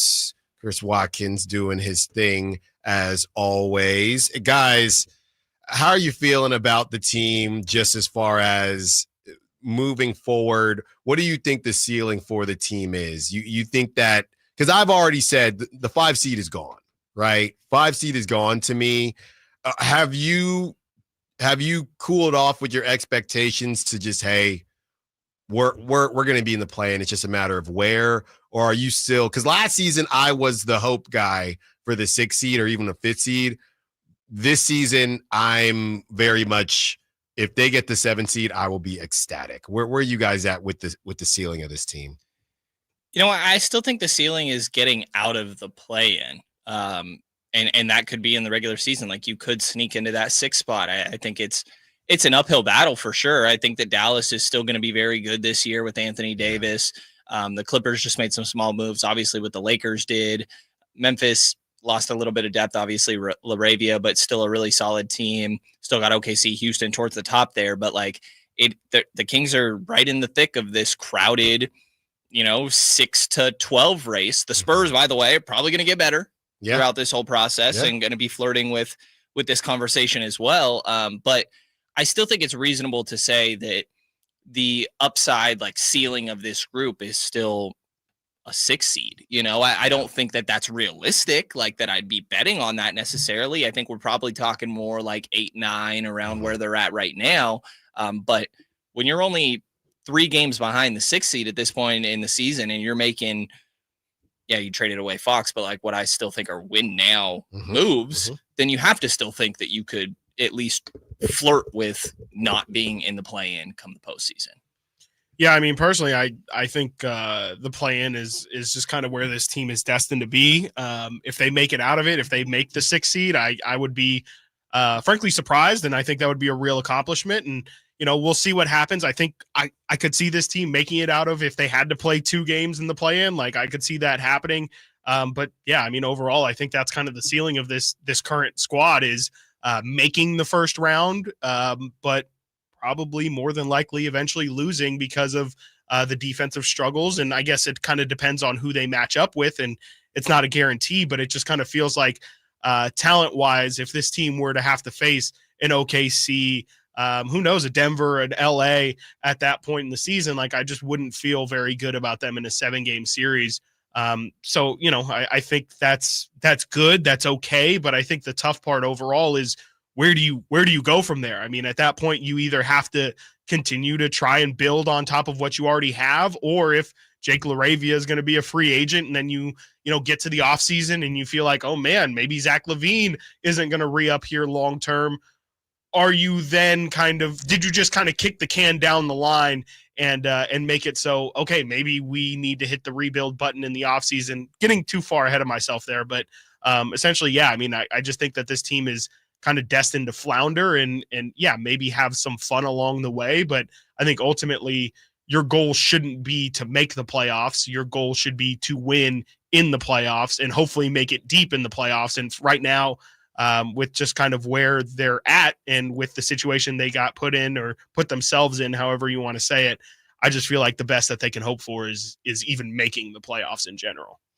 Let's take a step back to the rest of the West, because a lot of these teams made some big moves. We haven't even kind of gone over all of them yet. There have been so many, from Jimmy Butler to the Warriors, obviously Luka on the Lakers, and how that changes the landscape of the Western Conference and just the league as a whole. I guess we can just remove the Luka one. What is the biggest move that, I guess the biggest winner is obviously the Lakers, right? Is there any? Okay. Biggest winner is the Lakers. So if we take the Lakers out of it, any team or any move that moved you or said, oh man, okay, this team is different now, because the Warriors and getting Jimmy Butler, that did nothing for me. And I think it did nothing for a lot of people, right? It almost was a weird, don't get into the details, but cost-cutting move somehow. Even though they re-signed Jimmy, they move further under the first apron, second, whatever it is. But the Lakers, that's the biggest, or the Warriors, that's the other biggest name to get Jimmy Butler. Besides that, but I don't even think that really scares me. And we're going to see him in March, or was it in February or March? We're seeing them one more time. But is there anybody else? Would you put the Warriors in that category? Anybody where you say, all right, that's a team that you got to worry about now? The San Antonio Spurs, line one. Are you serious? I mean, are you? I think so. You're talking about, are you just asking about this season? Or? This season. I mean, then I feel like they can, make some noise for sure, whatever, maybe more noise than what they were anticipating. But I mean, the Spurs getting De'Aaron Fox is like a massive, massive deal. The thing that we said about the Spurs last year is they had no point guard at all. They were running Jeremy Sohan at point guard last year. They needed to get a point guard for Wemby. It was great to get Chris Paul, and you were just kind of thinking that they were going to patchwork a point guard. Trey Jones, I think, is good, but probably not good enough. For them to get De'Aaron is like absolutely massive. Like that is, I don't want to get too far ahead of myself, but like that's the kind of thing that really does build a dynasty. Like they can now build. De'Aaron's 28 years old. Wemby's going to be entering in 2029. Wemby is going to be the same age that Luka is right now. Like they are set for the future with De'Aaron Fox being added to that core. And I mean, if it's not the Lakers that won the deadline, which they absolutely did, you get Luka Doncic at the trade deadline. Forget the fact that you barely gave anything up. You're going to win. But besides that, I mean, the Spurs absolutely won the deadline for setting themselves up, not just for this season, not just for next season, but I mean, if they re-sign Fox, like they're going to have Wemby and a all-star caliber player next to him, guaranteed at least one for the next 4 to 6 years. Like I think they're the massive, massive winner of all this. And they didn't give up anything, as we've talked about. Like they still have Castle, they still have Vassell, they still have Sohan, they still have other picks that if they want to go out there and go big fish hunting. I mean, if they, they want to go maybe make a Giannis bid in the offseason, who knows? If they want to go smaller potatoes and look at what Zion's worth in the offseason, that might not be a big cost for them. Like they could really go big fish hunting and literally get whoever they want. Do we want to get really doomer and ask who's the better team right now between the two? No. Okay. I think that might answer our question. Yeah. Well, we don't know what the Kings are. That's the concerning thing. I mean, we got to see more. We got to see more. You're right. You're right. We got to see more. We're not doing that. Yeah, trying to think what other the Heat notable moves stand out. The Heat, weirdly, just because I like Wiggins when he's engaged and rolling. Somebody on the text line, Davion does get down to Miami. He's a perfect Heat guy, by the way. He's going to be nasty. He's going to be nasty. Yeah. They move on from the Jimmy drama in the Eastern Conference. Yeah. I think, relatively speaking, in the East, the Heat could maybe just say, we're done. Let's move forward. I'm trying to think of the big. Oh, and Kyle Kuzma saying goodbye to the best King that never was. Kyle Kuzma headed to Milwaukee. A lot of people were saying jokes about adding Kyle Kuzma to that quote unquote big three, but he's going to give you more than Chris Middleton did. Yeah, I more consistent. Yeah. More. Middleton definitely fell off pretty quickly these last couple years. I think the Warriors are going to be pretty good. I'm also a Jimmy Butler guy, and like he had a lot of baggage to him throughout the course of this season, but I think that when he finds a new home, like as funny as much as we'll joke about like the Buddy Hield cycle, right? Of a new team is like, whoa, why wasn't this guy? Why did anybody want to get rid of this guy? And then eventually he struggles, and then it's, oh my God, we need to trade this guy. Jimmy Butler has a cycle too, and usually when he gets to a team, he makes a very big impact quickly and in a hurry. And you still have Steph Curry, you still have a lot of your young pieces on that team as well. I think the Warriors are going to be pretty good, and the Spurs as well. Two teams below you in the Western Conference that got better and are probably neck and neck with the Kings now. And as optimistic as I'm trying to be, that's why I don't really see a world where the Kings get out of the play-in. There's just too much going on, and I'm not a huge Jimmy Butler guy, but it finally gives the Warriors at the very least direction.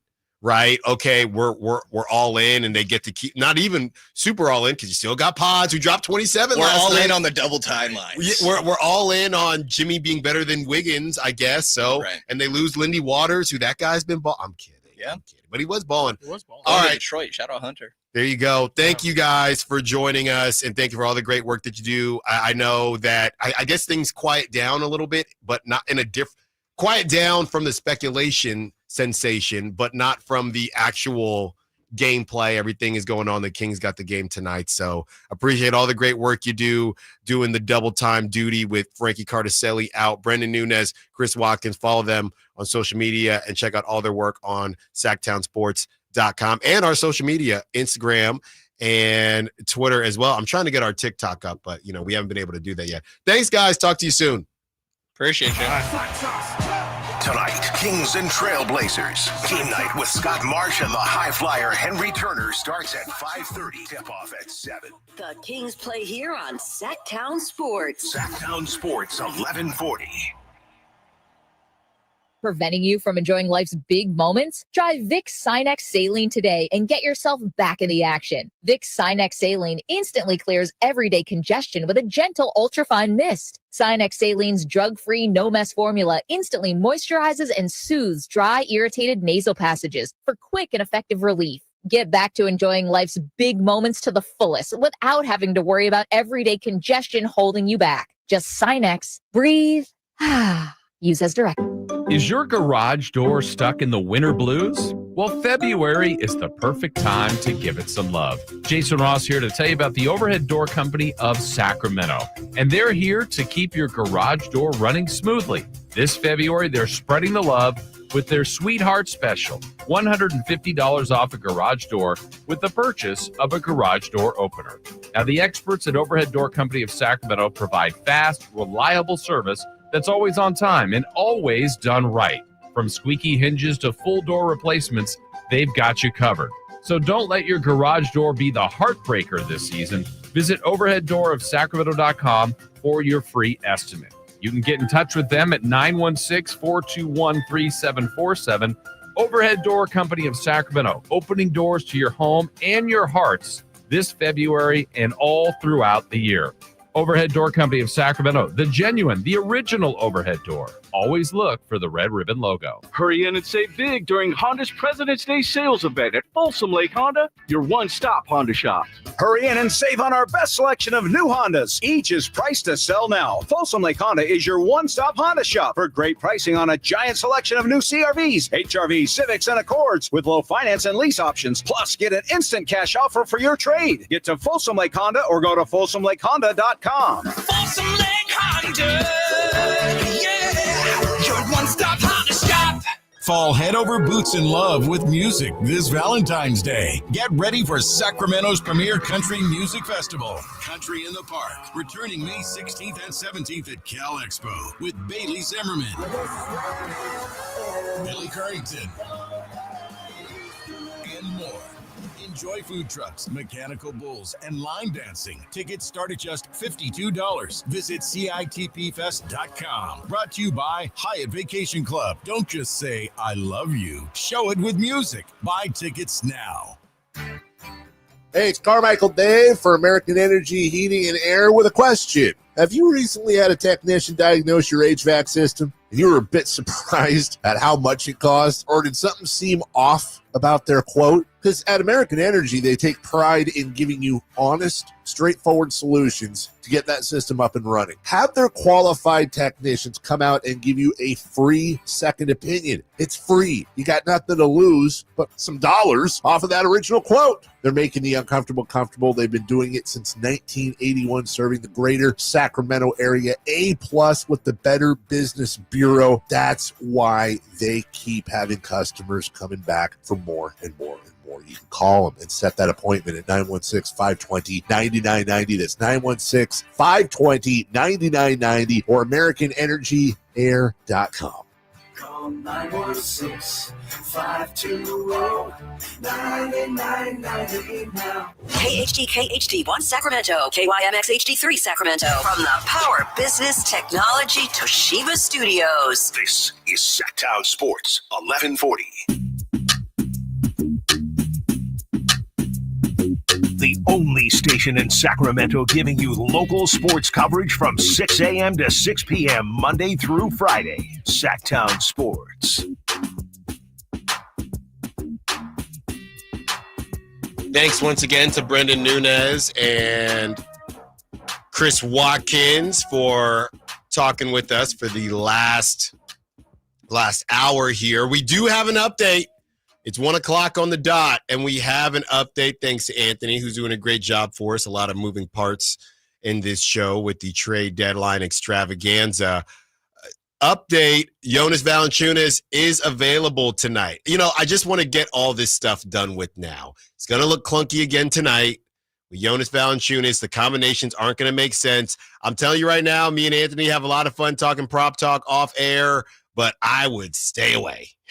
It's going to be a complete mess. We don't know what the minutes are going to be. We don't know. Zach LaVine played, the whole first quarter. We're going to have some fun with Prop Talk. It's even available on the apps, but I would stay away. Yeah, don't touch these teams. Yeah, I would stay away. I would go Blazers. Maybe Portland. Yeah, I might do Blazers. So Jonas Valanciunas will be available tonight, which is a great sign for the Kings as they look to turn the page. And look, I really hope that things didn't sound too negative. I was a huge Jake LaRavia guy. I was very upset when the Grizzlies got him and they got him via the Timberwolves. I think he can be a great player. Don't get too attached because of the deal that the Grizzlies have with him. They declined his team option. So that he can only, if he plays well, which we want him to, he is going to be worth more than $5 million. So we're going to enjoy his time, but if your little kiddo wants a Jake LaRavia jersey, I'd maybe just be careful or just understand, hey, buddy, I'm glad you like that. Or, hey, sweetie, I'm glad you like that jersey and you like Jake. But if he does his job, if you're cheering for him a good bit, he probably ain't going to be here because he's going to price himself out as far as what the Kings can offer him. So I'm still very excited about this team. I just want to, sometimes you think about fast forwarding through parts of life. What was that movie Click with Adam Sandler? And I would imagine that when everything is all said and done, if you did fast forward through parts of life, you'd probably regret that. But I do kind of want to fast forward through like the next two games. I do kind of want to fast forward through the next 2 games. Yeah, I think it's still going to be interesting to see just how they fit in like a raw sense without having to practice. It's kind of fun to watch. Like, I mean, last night was not fun to watch. No, but not at all. It's interesting to see how things work when Levine just got off a plane and now he's playing basketball with these people. Yeah. And it'll be similar tonight as far as I'm aware with Valanciunas being available. It was different with De'Aaron Fox with the Spurs, and yes, I watched some of the game because that was a need. I mean, they had Chris Paul, but what's left of Chris Paul, so he fit pretty seamlessly because that was a need. Zach LaVine is a need because of what you lost, but it's not exactly what you lost. And maybe the Valanciunas thing will be an easier. Valanciunas, maybe it's more about Zach LaVine because he is a high volume shooter and a high volume scorer. And he's being asked to handle the ball. Exactly. Less worried about Jake LaRavia and Valanciunas. So we'll see what happens. I want to go over as many trades as we can here, and I'm just on NBA.com, the trade tracker. So you have the big ones, of course, and I'm just scrolling through here. Jonas Valanciunas, and the Wizards got CD Sissoko. And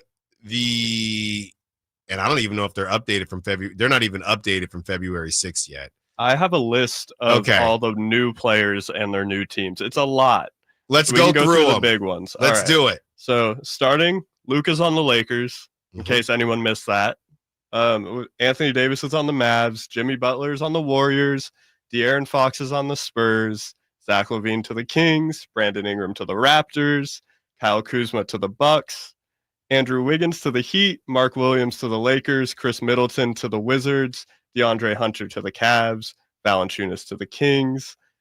Bogdan Bogdanovic to the Clippers. Dalton Knecht to the Hornets, your favorite team.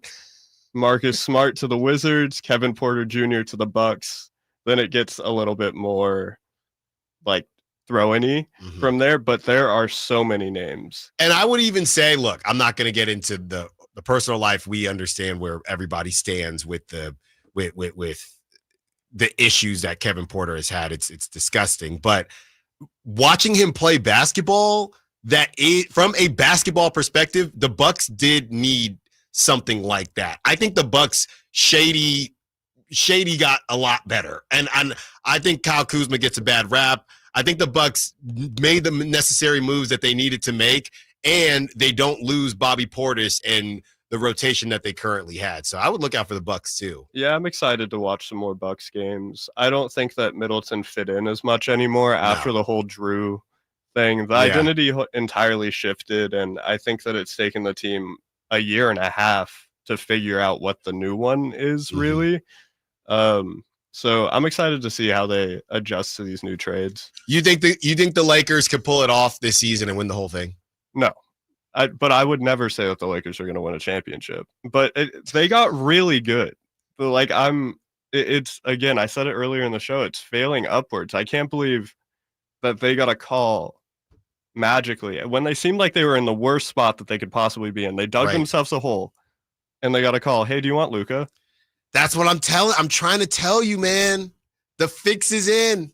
The fix is in. I really think that the Mavs just don't like Luka. I don't think that I'm going full conspiracy. That beer thing. That beer thing really, really upset them. Yeah, it seemed like it really did. But like Michael Jordan was smoking cigars. Yeah. You know? Like, you know, if you're 270 doing what Luka's doing, let him do it. Yeah. That's my take on it. Same with like Jokic, not the most athletic person in the world. Doesn't bother me. He doesn't need to be.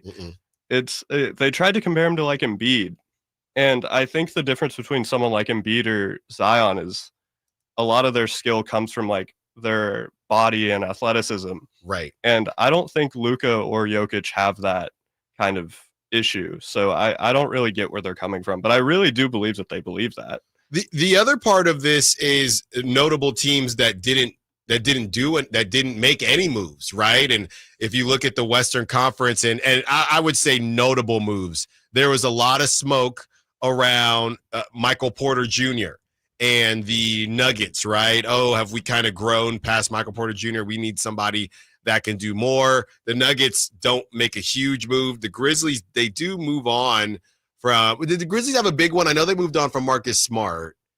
The Grizzlies got Marvin Bagley. Okay. It's not a big one, but it's relevant to us. As far as I'm aware, I don't think the Grizzlies had anything. They did the weird Marcus Smart thing, which made everyone think that they were getting KD with 3 minutes left in the trade deadline. KD just said no. And KD said no. So I think that was to make room for Kevin Durant. Yeah. And it just happened, and Kevin Durant just said no. Very bizarre, and I don't know Kevin Durant's contract situation in that much detail, but very bizarre that KD, if you're being shopped, and I think people are saying this is all going to fester back up in the offseason, but for KD to say no to teams, I think KD just didn't want to feel like the Suns can do whatever they wanted with him, and KD is very much of that camp of the player empowerment. We saw that in Brooklyn. So once the summer comes around, he'll probably say, okay, you want to move me? You do it on my terms. He has one more year that he'll be making $54 million.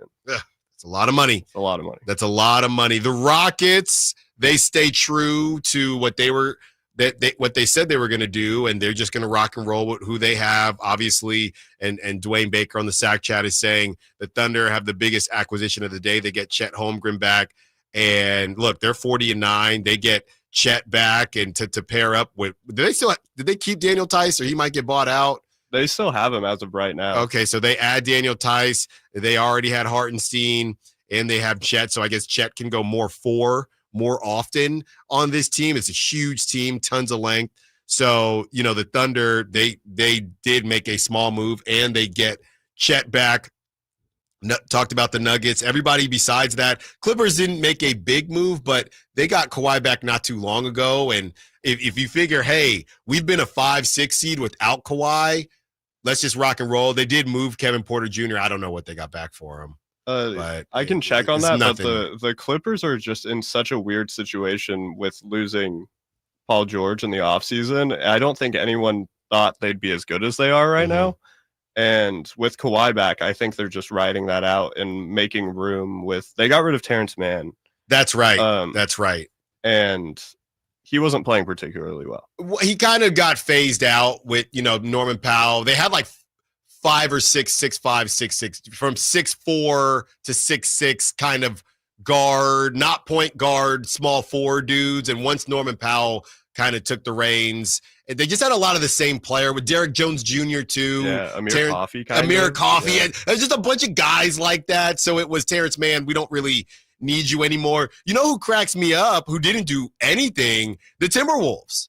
And the Timberwolves remind me of, I can't say myself because I don't want to get in trouble. The Timberwolves remind me of, you go to the casino or someone goes to the casino and you have a certain amount of money that you're going to bet with, and you hit early, which was maybe last year when the rock and roll with Karl Anthony Towns. You do a stupid bet and you lose, and you're kind of contemplating, do I want to bet again to get back to where I was, or just eat the L and come back another day? The Timberwolves said, yeah, the Julius Randle thing didn't really work out, but we're not willing to just make another mistake.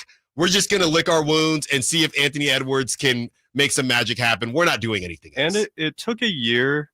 Like, I don't think that this is comparable in any way, but it did take a year for Rudy Gobert to fit in and them to be good. Yeah. So maybe Julius Randle will fit in at some point. Obviously, it's not working right now, but it's also a huge money thing. I don't know if it was a gamble in the sense of, like, they really thought that they were going to get a lot better.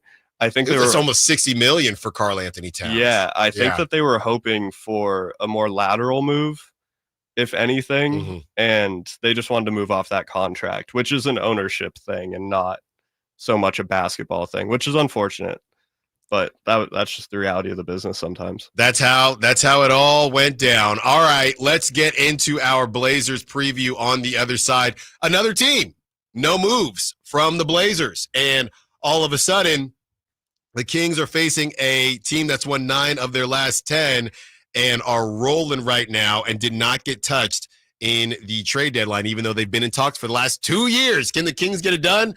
Allen Stiles, Sacktown Sports.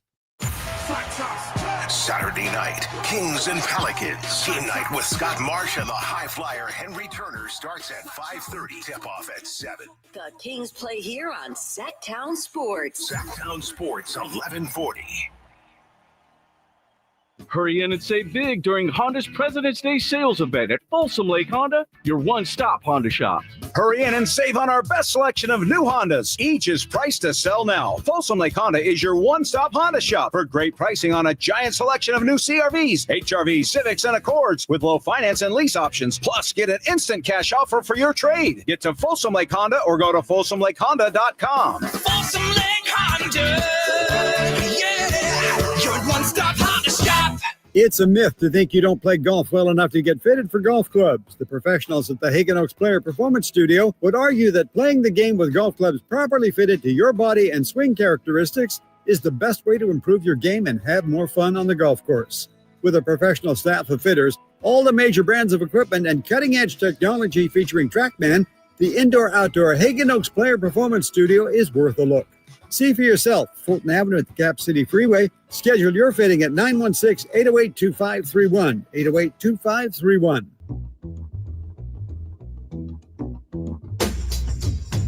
Live and local, 6 a.m. to 6 p.m., Monday through Friday. Sacktown Sports.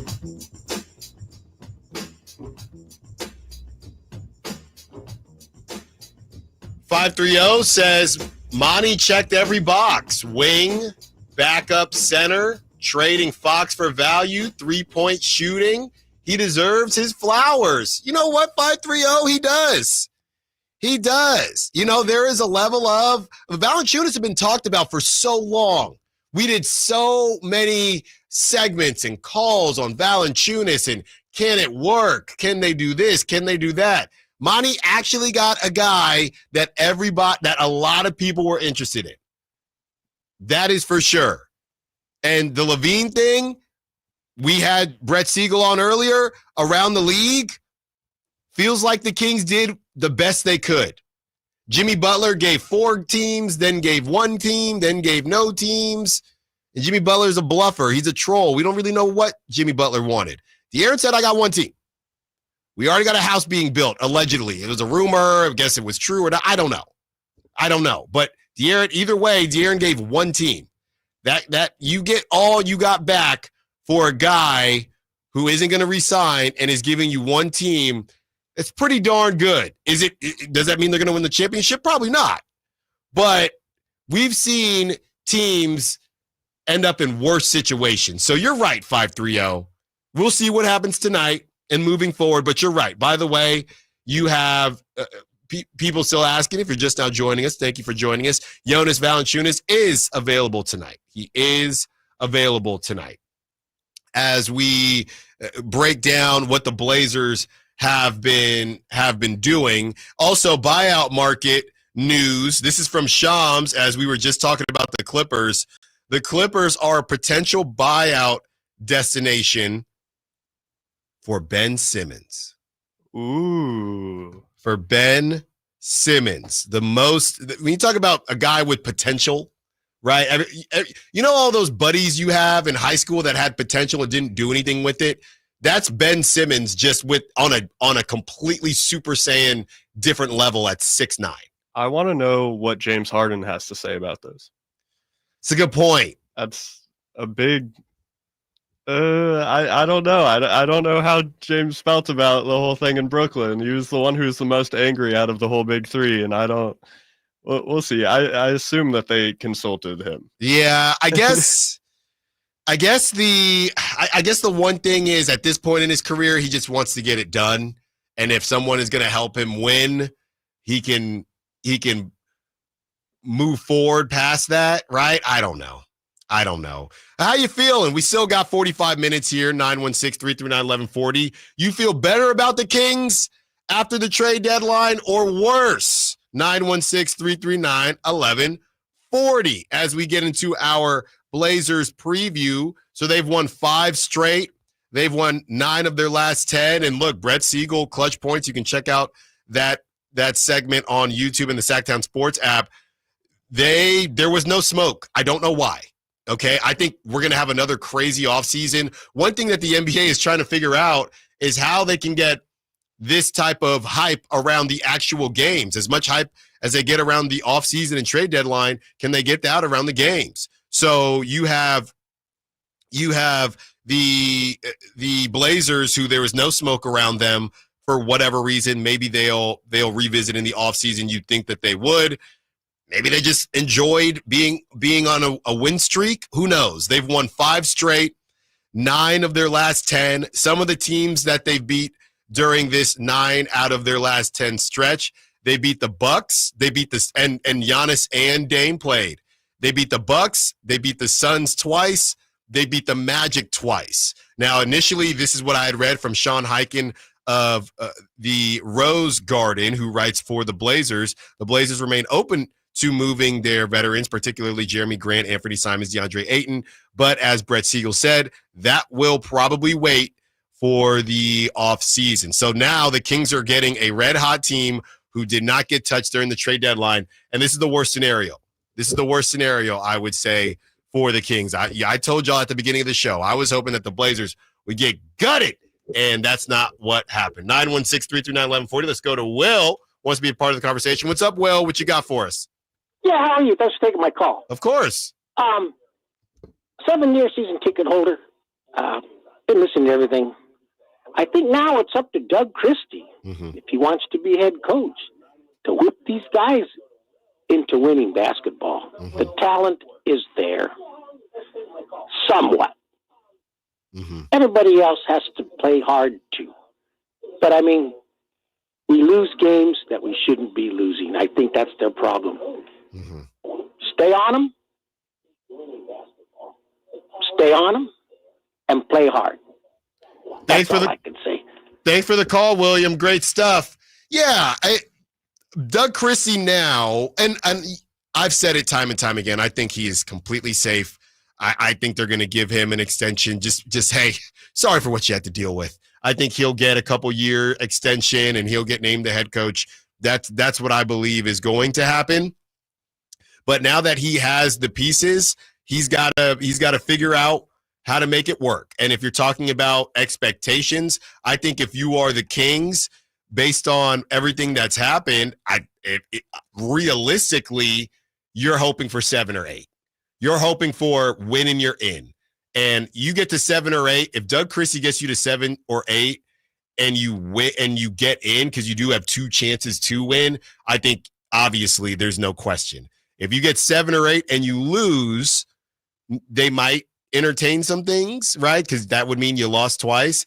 If you get to 9 or 10 and lose, I would say that there's a conversation maybe. I still think this ends with Doug Christie. If you get 9 or 10, win 1, lose a second, I think it's Doug Christie. I mean, you lost your franchise guy, and you had to work through that. 916-339-1140. Let's get to Brandon. Wants to be part of the conversation. What's up, Brandon? You feeling better or worse about your Sacramento Kings? Yeah, no, I'm excited about the moves they made. Just a couple quick questions, and I'll take it off air. I wanted to know, I know we have a few extra roster spots open. I know we need to address a backup point guard. Yeah. Do we have any cap space to look at the buyout market or free agency for that? And I'll take your response off the line. Yeah, thanks for the call, Brandon. Definitely a couple opportunities for the Kings, right? And how that money works. None of these guys are going to be that expensive, or, I don't know. As far as the Ben Simmons thing, that might be tough. But there are a lot of names. One name that pokes out to me, and I don't necessarily know. You watch him. I am a fan of him. I was a fan of him, but also you watch him and he definitely looks his age. Would be one Reggie Jackson, who's kind of bounced around a decent bit, but Reggie can still put the ball in the basket from time to time. I was talking to Chris Watkins about this. I can't remember if it was on air or not, but yeah, as far as a playmaker, Reggie Jackson, how much playmaking does he have left? This is from my guy, Yossi Gozlin of the Third Apron, who was on earlier this week. Potential buyout candidates all teams can sign. You have Seth Curry, Cam Reddish, Josh Richardson, Jaden Springer, Patty Mills, Daniel Tice, PJ Tucker, Reggie Jackson, Johnny Davis, Jalen Hood-Schifino, Torrey Craig, and the Kings legend, Chris Duarte. Yeah, that's definitely a move that everyone would love. That happen. So there are a couple names out there. I saw somebody on the text line say Isaiah Thomas. See, look, Isaiah Thomas is somewhere dropping 47 in a G League game right now as we speak. Okay, so definitely some opportunities for the Kings. And yeah, I think the most surprising thing yesterday, and that's why I want to see what it looks like tonight, because if Zach LaVine looks completely different, handling the basketball more, I'll feel better about the squad. But yesterday, Malik going into foul trouble, I just looked at it and thought, man, I forgot that they have a bunch of guards that aren't point guards, because this is bad. Yeah, and playing one of the best defensive teams in the NBA when you don't really know what your offense is kind of rough. But another name that I'm looking at in the buyout market would be Malcolm Brogdon. It might end up being available, and the Kings could afford him. Only a few teams couldn't get his contract. I don't know what happened. We're up against it, but that dude won 6th Man of the Year and then just vanished like Thanos in the Avengers. What happened there? No idea. I think what happened is you go to Portland and then everything goes wrong. You end up in Washington after that, and things were just weird for him. I think that he was just stuck at some teams that didn't really know what to do with him, and I'm sure he's still a great player. Only one way to find out. Yeah. Bring him in. 916-339-1140. We see some more calls coming in. 30 more minutes with you. We continue our Blazers Kings preview. Can the Kings get back on the right side of things? And Zach LaVine and Jonas Valanciunas light that beam. Allen Stiles, Sacktown Sports. Saturday night, Kings and Pelicans. Team night with Scott Marsh and the high flyer Henry Turner starts at 5:30. Tip off at 7. The Kings play here on Sacktown Sports. Sacktown Sports, 1140.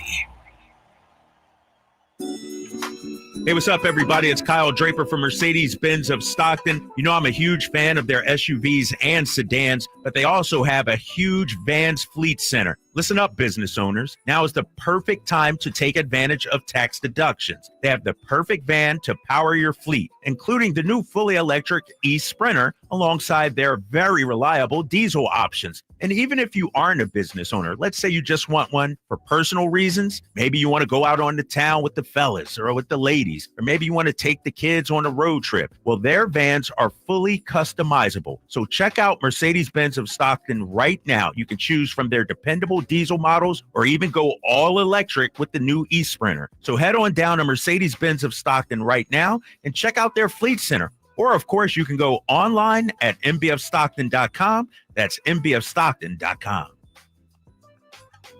Okay, guys, who is done with their Valentine's Day shopping? What are you waiting for? Stop putting off your Valentine's Day shopping and go to Prestigio Jewelers today. She's right. Prestigio Jewelers has everything you need for Valentine's this year, and you're approved to guaranteed. No credit, bad credit, even bankruptcy? 6 months proof of income guarantees you a credit line of $400 to $10,000. Time is running out. Make this a Valentine's Day she'll never forget. Visit one of our showrooms today or online at prestigiojewelers.com. Are you tired of your tee shots ending up in the adjoining fairway while the rest of your foursome is hitting it down the middle? Well, experts will tell you that being properly fitted for golf clubs will help you strike your drive center cut. The Hagen Oaks Player Performance Studio and its team of trained PGA professionals are ready to help you get rid of your banana balls and duck hooks. Hagen Oaks Indoor-Outdoor Player Performance Studio fittings are available 7 days a week. Make yours today by calling 916-808-2531. That's 808-2531. Twin Peaks is the best in the game. Here, it's bigger game days and bolder fight nights. I mean, where else can you find a scratch kitchen that always comes in clutch every day from lunch to late night? Only at Twin Peaks, the #1 sports bar. Show up early, cash out quarterly. The first 100 fans to show up for the big game on Sunday get a free square for the chance to win a Twin Peaks gift card at the end of every quarter. Plus, every fan scores free fried pickles just for showing up. Contact your favorite store for information on availability and offers. This 49er Injury Report is brought to you by Jeremy Winter, attorney at law. He cares because he's been there. After an injury-plagued 2024 season, which ended 6-11 and out of the playoffs, the 49ers will focus on getting healthy in the offseason. Running backs Christian McCaffrey, Jordan Mason, and Isaac Guerrero all suffered season-ending injuries. Left tackle Trent Williams' ankle kept him out late in the year, and Brock Purdy missed the season finale with a hurt elbow. 49ers hope to enter 2025 with a full roster back intact. Serious accident. You deserve the law offices of Jeremy Winter. 877-637-3237. Jeremy lost his mother in a car accident and knows firsthand the pain caused by tragedy. That is why he became an attorney to fight for others who are going through a tragedy. If you've been seriously injured in an accident, you deserve more. You deserve better. You deserve Jeremy Winter. 877-637-3237. At Stockton Honda, we know how to honor a great deal. Like right now, during our President's Day sales event, you can find star-spangled savings on some of our best models. Why not stop in today and see for yourself? Save thousands with low APR financing and great lease rates on over 500 new Hondas at Stockton Honda. Anytime, anywhere, it's all here. StocktonHonda.com.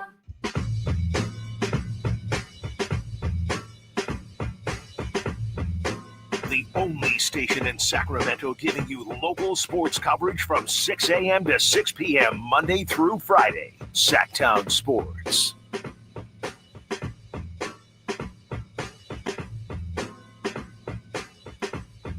.530, giving some kudos to Anthony and his basketball knowledge.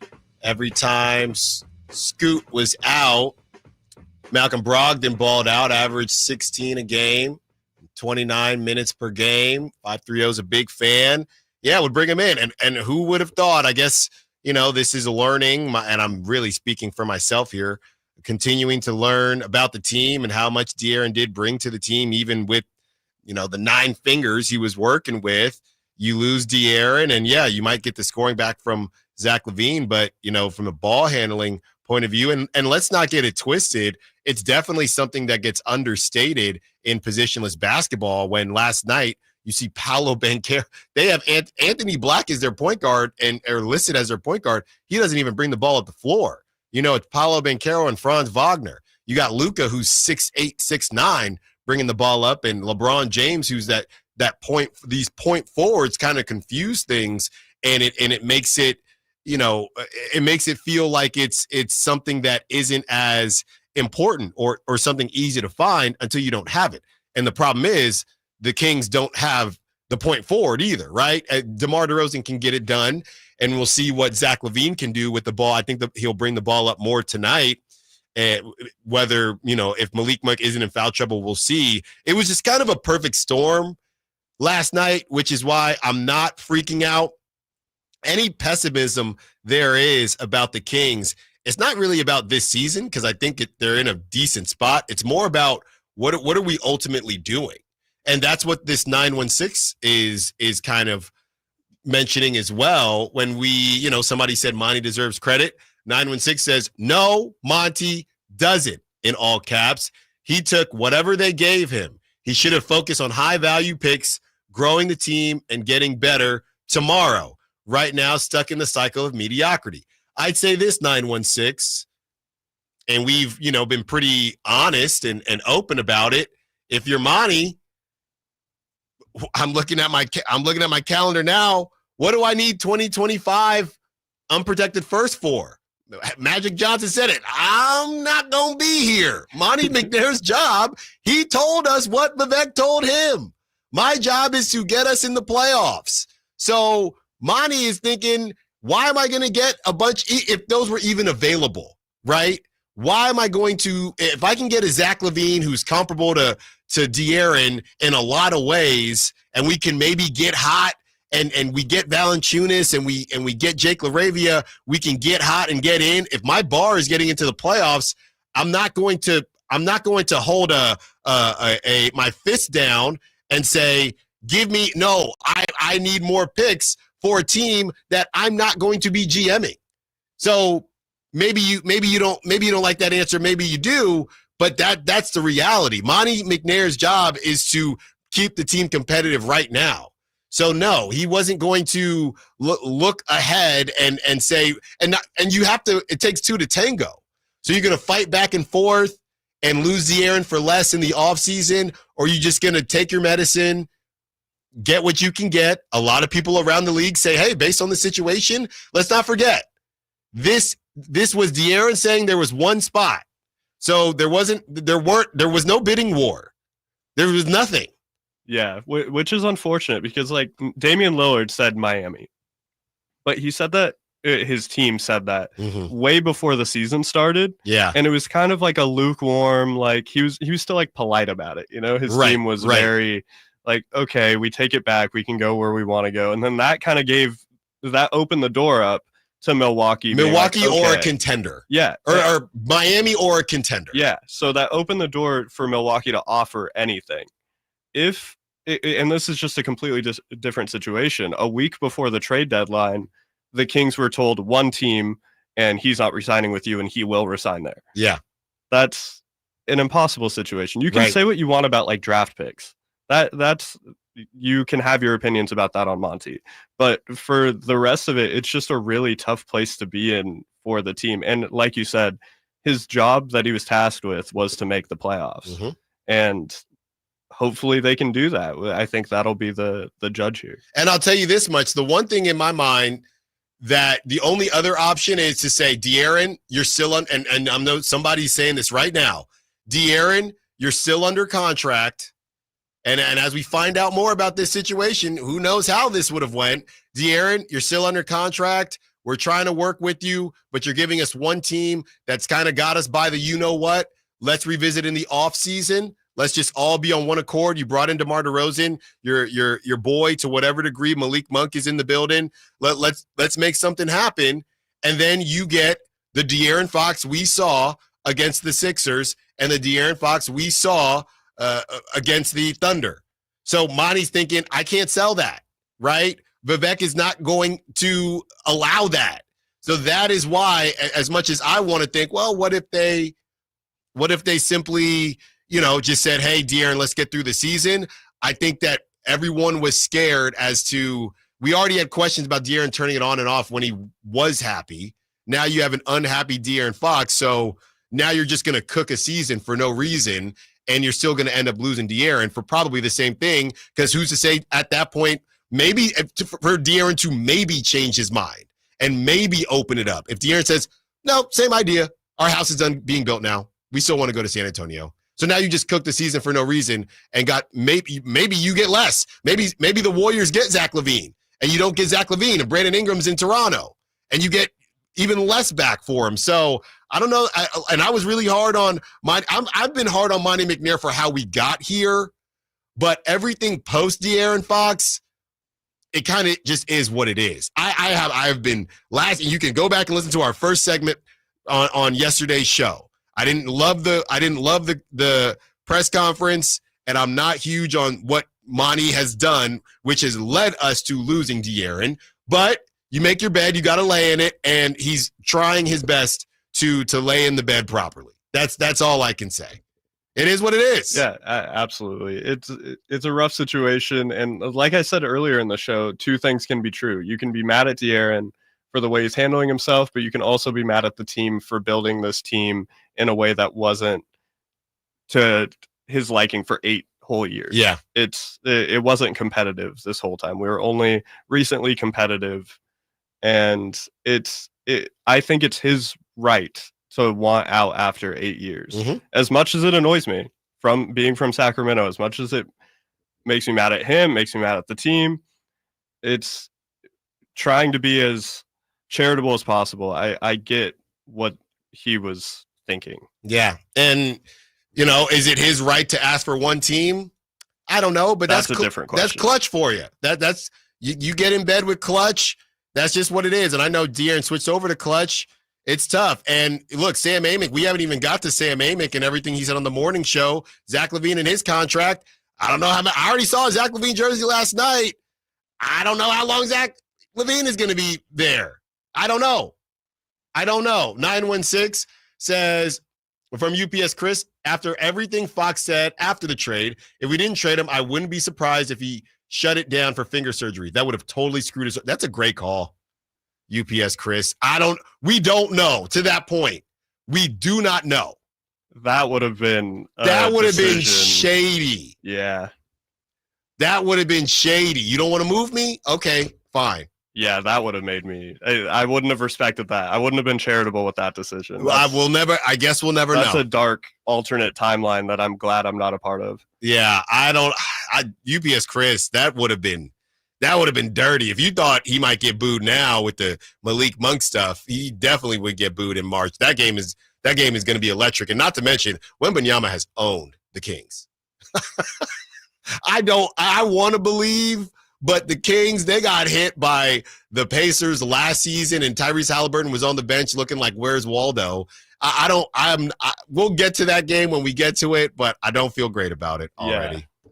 It'll be a rough one. All right, we have Prop Talk Dog segment and game predictions, and then we'll be joined by Kevin Michael Whitey Gleason to close out the show. How's he feeling about the Kings post-trade deadline? 15 more minutes with you, Allen Stiles, Sacktown Sports.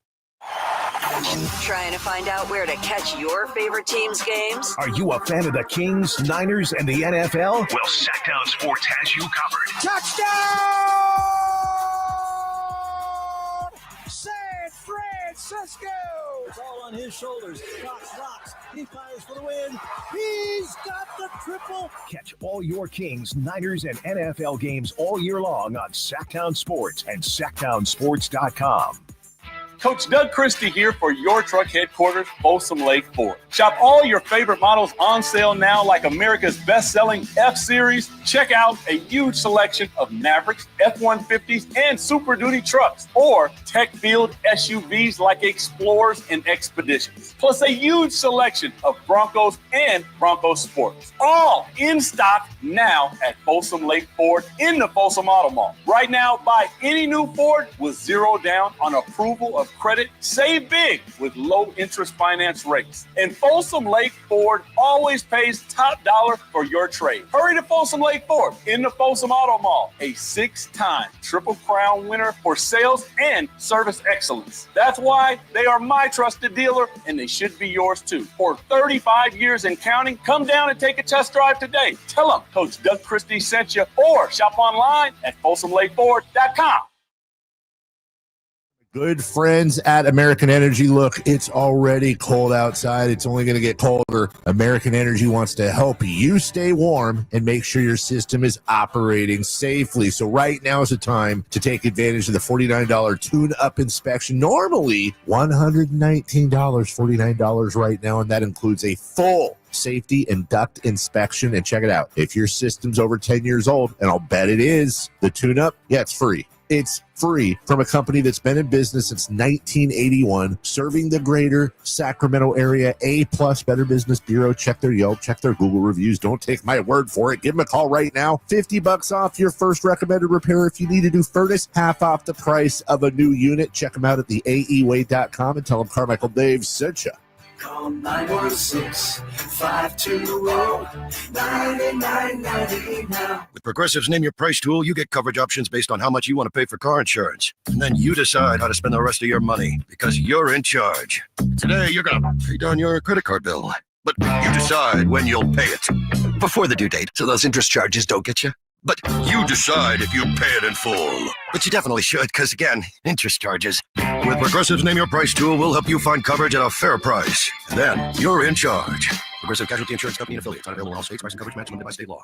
Right now at Wendy's, get 2 of these fave items for just $7. The spicier classic chicken sandwich, Dave's single, or 10-piece nugs. It's an incredible deal, but an insanely difficult choice. Do you go double chicky sando, both spicy and classic, 1 beefy and 1 chicky? Or maybe you go all in on one and go Nug Max. 2 faves for just $7?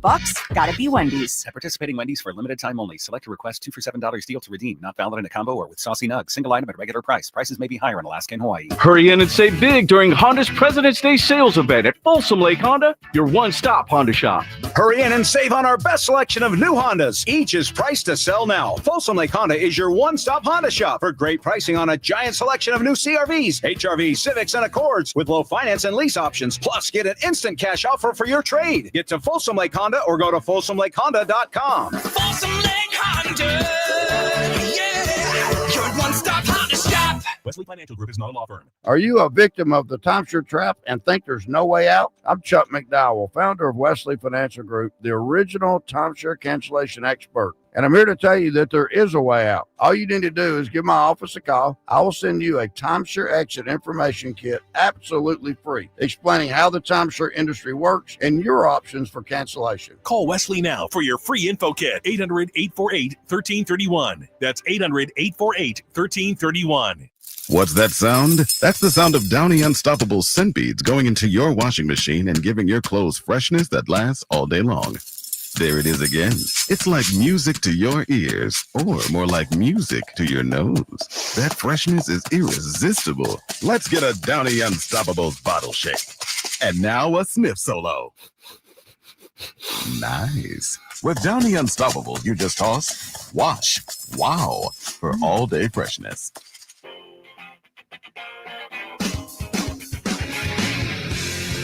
The only station in Sacramento giving you local sports coverage from 6 a.m. to 6 p.m. Monday through Friday. Sacktown Sports. Let's not waste any time here. Today is my Friday. I will be out. What? Tomorrow. I didn't approve that. I'll be in the tundra. I believe it will be Brendan, but there will be confirmation at 10 a.m. tomorrow. He was pretty surprised when you told him. He was. You know, I let him know right then and there that I'm not going to be here. But you're in good hands on Friday, reacting to all the trade deadline stuff, and of course the Kings Blazers game. Speaking of Kings Blazers, we are going to quickly get through our prop talk and dog segment so we can talk to Whitey about the trade deadline. Woo-hoo! Okay, Anthony, we're going to have you go first real quick for yesterday. Ramsey balled out, and he hit with his Domantas Sabonis points and rebounds. Domantas Sabonis was a beast. I took Malik Monk, points, assists, and I did not hit. So good job, Ramsey. Bad job, Allen. What do you have for us today, Anthony? I'm going to take Malik Monk over on assists. 6.5 is the line. I think primary ball handler. I think I just took Allen's, but you know, we're same mind. We're of the same mind. Yeah. And, I think that with the amount that the ball is going to be in his hands and him as the primary facilitator, I don't think that they've caught up with that on the line. Great pick there. Mm-hmm. Great pick there, Ramsey. I'm going to, and you can get it on certain apps at 6, by the way. So you can get it at 6 if you act now. You know, this guy, I'm gonna go crazy here. This guy, rough game yesterday. It's kind of been on and off for him. It's a scary one because of Zach LaVine, but I'm gonna go for it anyway. I'm going to go with Keegan Murray over 17.5 points and rebounds. Do I feel great about it? No, but I told y'all don't do anything on this game. Yeah. This game is going to be a mess. I'm just going to put 17.5 on Keegan because he did not play well offensively yesterday. So I'm just going to play a numbers game and do 17.5 for Keegan points and rebounds. He's going to be with his brother, maybe be in a good mood. Maybe the parents will be there. I don't know. I'll take Keegan Murray 17.5, but the pick of the day, I would say, if you want, I would take Malik Monk assists, Malik Monk points and assists. I just think he's going to have a good game after yesterday being in foul trouble. So I would go something with Malik Monk, and like Anthony said, I would take the assist. But if you don't want to do that, I'm worried about Sabonis with Valanciunas. I just don't know what that looks like. I'm worried about all of them. I'll go Keegan Murray, 17.5 points and rebounds. Okay, it's time to let the dogs out. Who let the dogs out? Who let the dogs out? It is time for your dogs. Get your dogs in on the text line, on the Sack Chat. Most people are. Keegan Murray is having a rough go. A lot of Kings fans not happy with him. You know what? He's going off tonight. All right? Keegan Murray, do what you got to do. Who's your dog, Anthony? Devin Carter. I want Devin Carter to come off the bench. Yeah. I want him to put him some work. foul out, Yeah. That's fine. Right. Just be aggressive. There you go. I like that Can I take. pick one? Of course you can. Jonas Valanciunas, There baby. you go. That's a great pick. Jonas Valanciunas. I'm going to do what Ramsey tried to do yesterday. I think he was just getting his sea legs. Let's go Zach LaVine. You're in Portland. They've been playing really well. You've had a couple more hours together with the team. I'm going to go Zach LaVine. Kev on the Sack Chat says, I feel like Zach is going to have a good game. You have EN4 saying it's going to be Keegan. They also say, don't take my Keegan prop. All right. You have Ward saying Keegan has done terrible. Guys, against the Blazers, since his brother is there. He's due. We need the dog takes. We have Amid Rock saying Zach is going to ball out with family and friends from Seattle. Maybe it's Zach tonight. Maybe that's the actual prop talk. The 209 says Sabonis with his Lithuanian buddy is going to ball out. Mm-hmm. The 530 says Jonas Valanciunas is my dog. And the 916 says, can't forget about Keon Ellis. He's going to have a bounce back game. Okay, we have our dogs for tonight. And as we quickly, the predictions, Ramsey and our predictions were way off yesterday. And I think a lot of predictions were. The Kings were 5.5-point favorites just based on what they brought to the table, even with Zach LaVine and even with how the Magic had been basically underperforming. As far as the line tonight, oh my goodness. Vegas has no that's what I'm saying. Look, it's Super Bowl weekend. Have some fun this weekend. If you need a pass on tonight, pass on tonight. Vegas has the Kings favorites by 1. Stay away. Just stay away. Yeah. Stay away. But I do think the Kings get back on the winning side of things. Anthony, give me a prediction. I'm saying 112 to 110. I hope that we make it over 100 points. Yeah. Both teams, let's do 108 to 96 Kings. There you go. Whitey, prediction? 117, 111 Kings. Oh, we got some scoring going on with Anthony Simons and Shaden Sharp. Whitey, your initial thoughts post-trade deadline. Jake LaRavia has been my guy. I didn't know that. I find that hard to believe. Why? Did you even know who he was before today? Yes, because when I covered the Warriors, I wanted the Warriors to take him, and then the Grizzlies took him. Well, tell us about him, because for a lot of fans, it's like, who's Jake LaRavia? Jake LaRavia is a Without 6'7". looking it up. No, I'm trying to, because wasn't it Wake Forest? I'm trying to confirm it was Wake Forest that he went to. But Jake LaRavia, He went to a couple schools, Indiana State. They all do now. But Jake LaRavia, Wake Forest. See, I know my guy. Jake LaRavia, 6'7". He can shoot the lights out, but not just that, Whitey. He's giving you, this is exactly what Brendan said earlier. He's giving you all of the little things. Defensively, he's going to compete. So a lot of people are wondering, is this just another Doug McDermott, Kevin Huerter? I think this is a guy who at 23 years old is going to bring something. And I believe that everyone will be sad at the end of the season that the Kings will probably get priced out as he enters free agency. Well, then why are the Grizzlies trading him? I think the Grizzlies are having an identity crisis a little bit. I mean, they moved Marcus Smart as well. Who's the face of that franchise? It's supposed to be Ja Morant. I think they're trying to save a little money, and they've got kind of they like Gigi Jackson better than Jake LaRavia. And he's good. Yeah. Gigi Jackson's really good too. Yeah. They have too much young talent. Jake LaRavia has also had a little bit of the back at 23? Yeah. Oh, don't tell me that. Well, how do you feel the Kings did? At least they did well, all things considered. Mm-hmm. I think the thing is, we talked to Anthony Slater yesterday. If you're going to buy into the idea that, all right, win now, there is still that notion that maybe it's time to start over, but they're not going to do that. Not going to tank, not going to tear it down. So given what they had to work with, I think they did very well. And they're not necessarily done yet, as you well know. Yeah, with the buyout market and a lot of great stuff from Anthony on Malcolm Brogdon, possibly. Ben Simmons might be on the move to a lesser degree, your Reggie Jacksons of the world. And that's what we've been spending a lot of time about. Who would have thought, Whitey, that I'd be on these airwaves crying for another guard? And I think we gave Monty McNair some flowers based on the situation, but to have this many guards and not really have another actual playmaking point guard is kind of nuts. Sounds like you're pushing for Ben Simmons.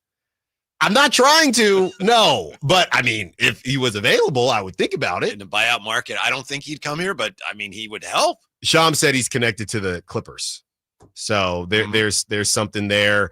As far as what the Kings can do, the Sam Amick, we didn't get into the sound because we had everything going on with the trade deadline. But Sam Amick on the morning show, I heard, basically saying that, hey, Zach LaVine, his contract is up in like a year or something like that. So what I think this is for everything that the Kings went through with moving on from Tyrese Halliburton to the Beam team to Kevin Huerter and that pick, and now moving on from De'Aaron Fox. I think the Kings probably just feel, hey, let's just see if we can squeeze out a playoff run. And at that point, we'll just move forward. This is almost not an interim team, but it's a team where we want to leave here with something. And at least leaving here with 2 playoff runs would make us feel better about LaVine has a player option in 2026. Yeah, and it's a big one. Yeah. Right. Yeah. But wouldn't he opt into that?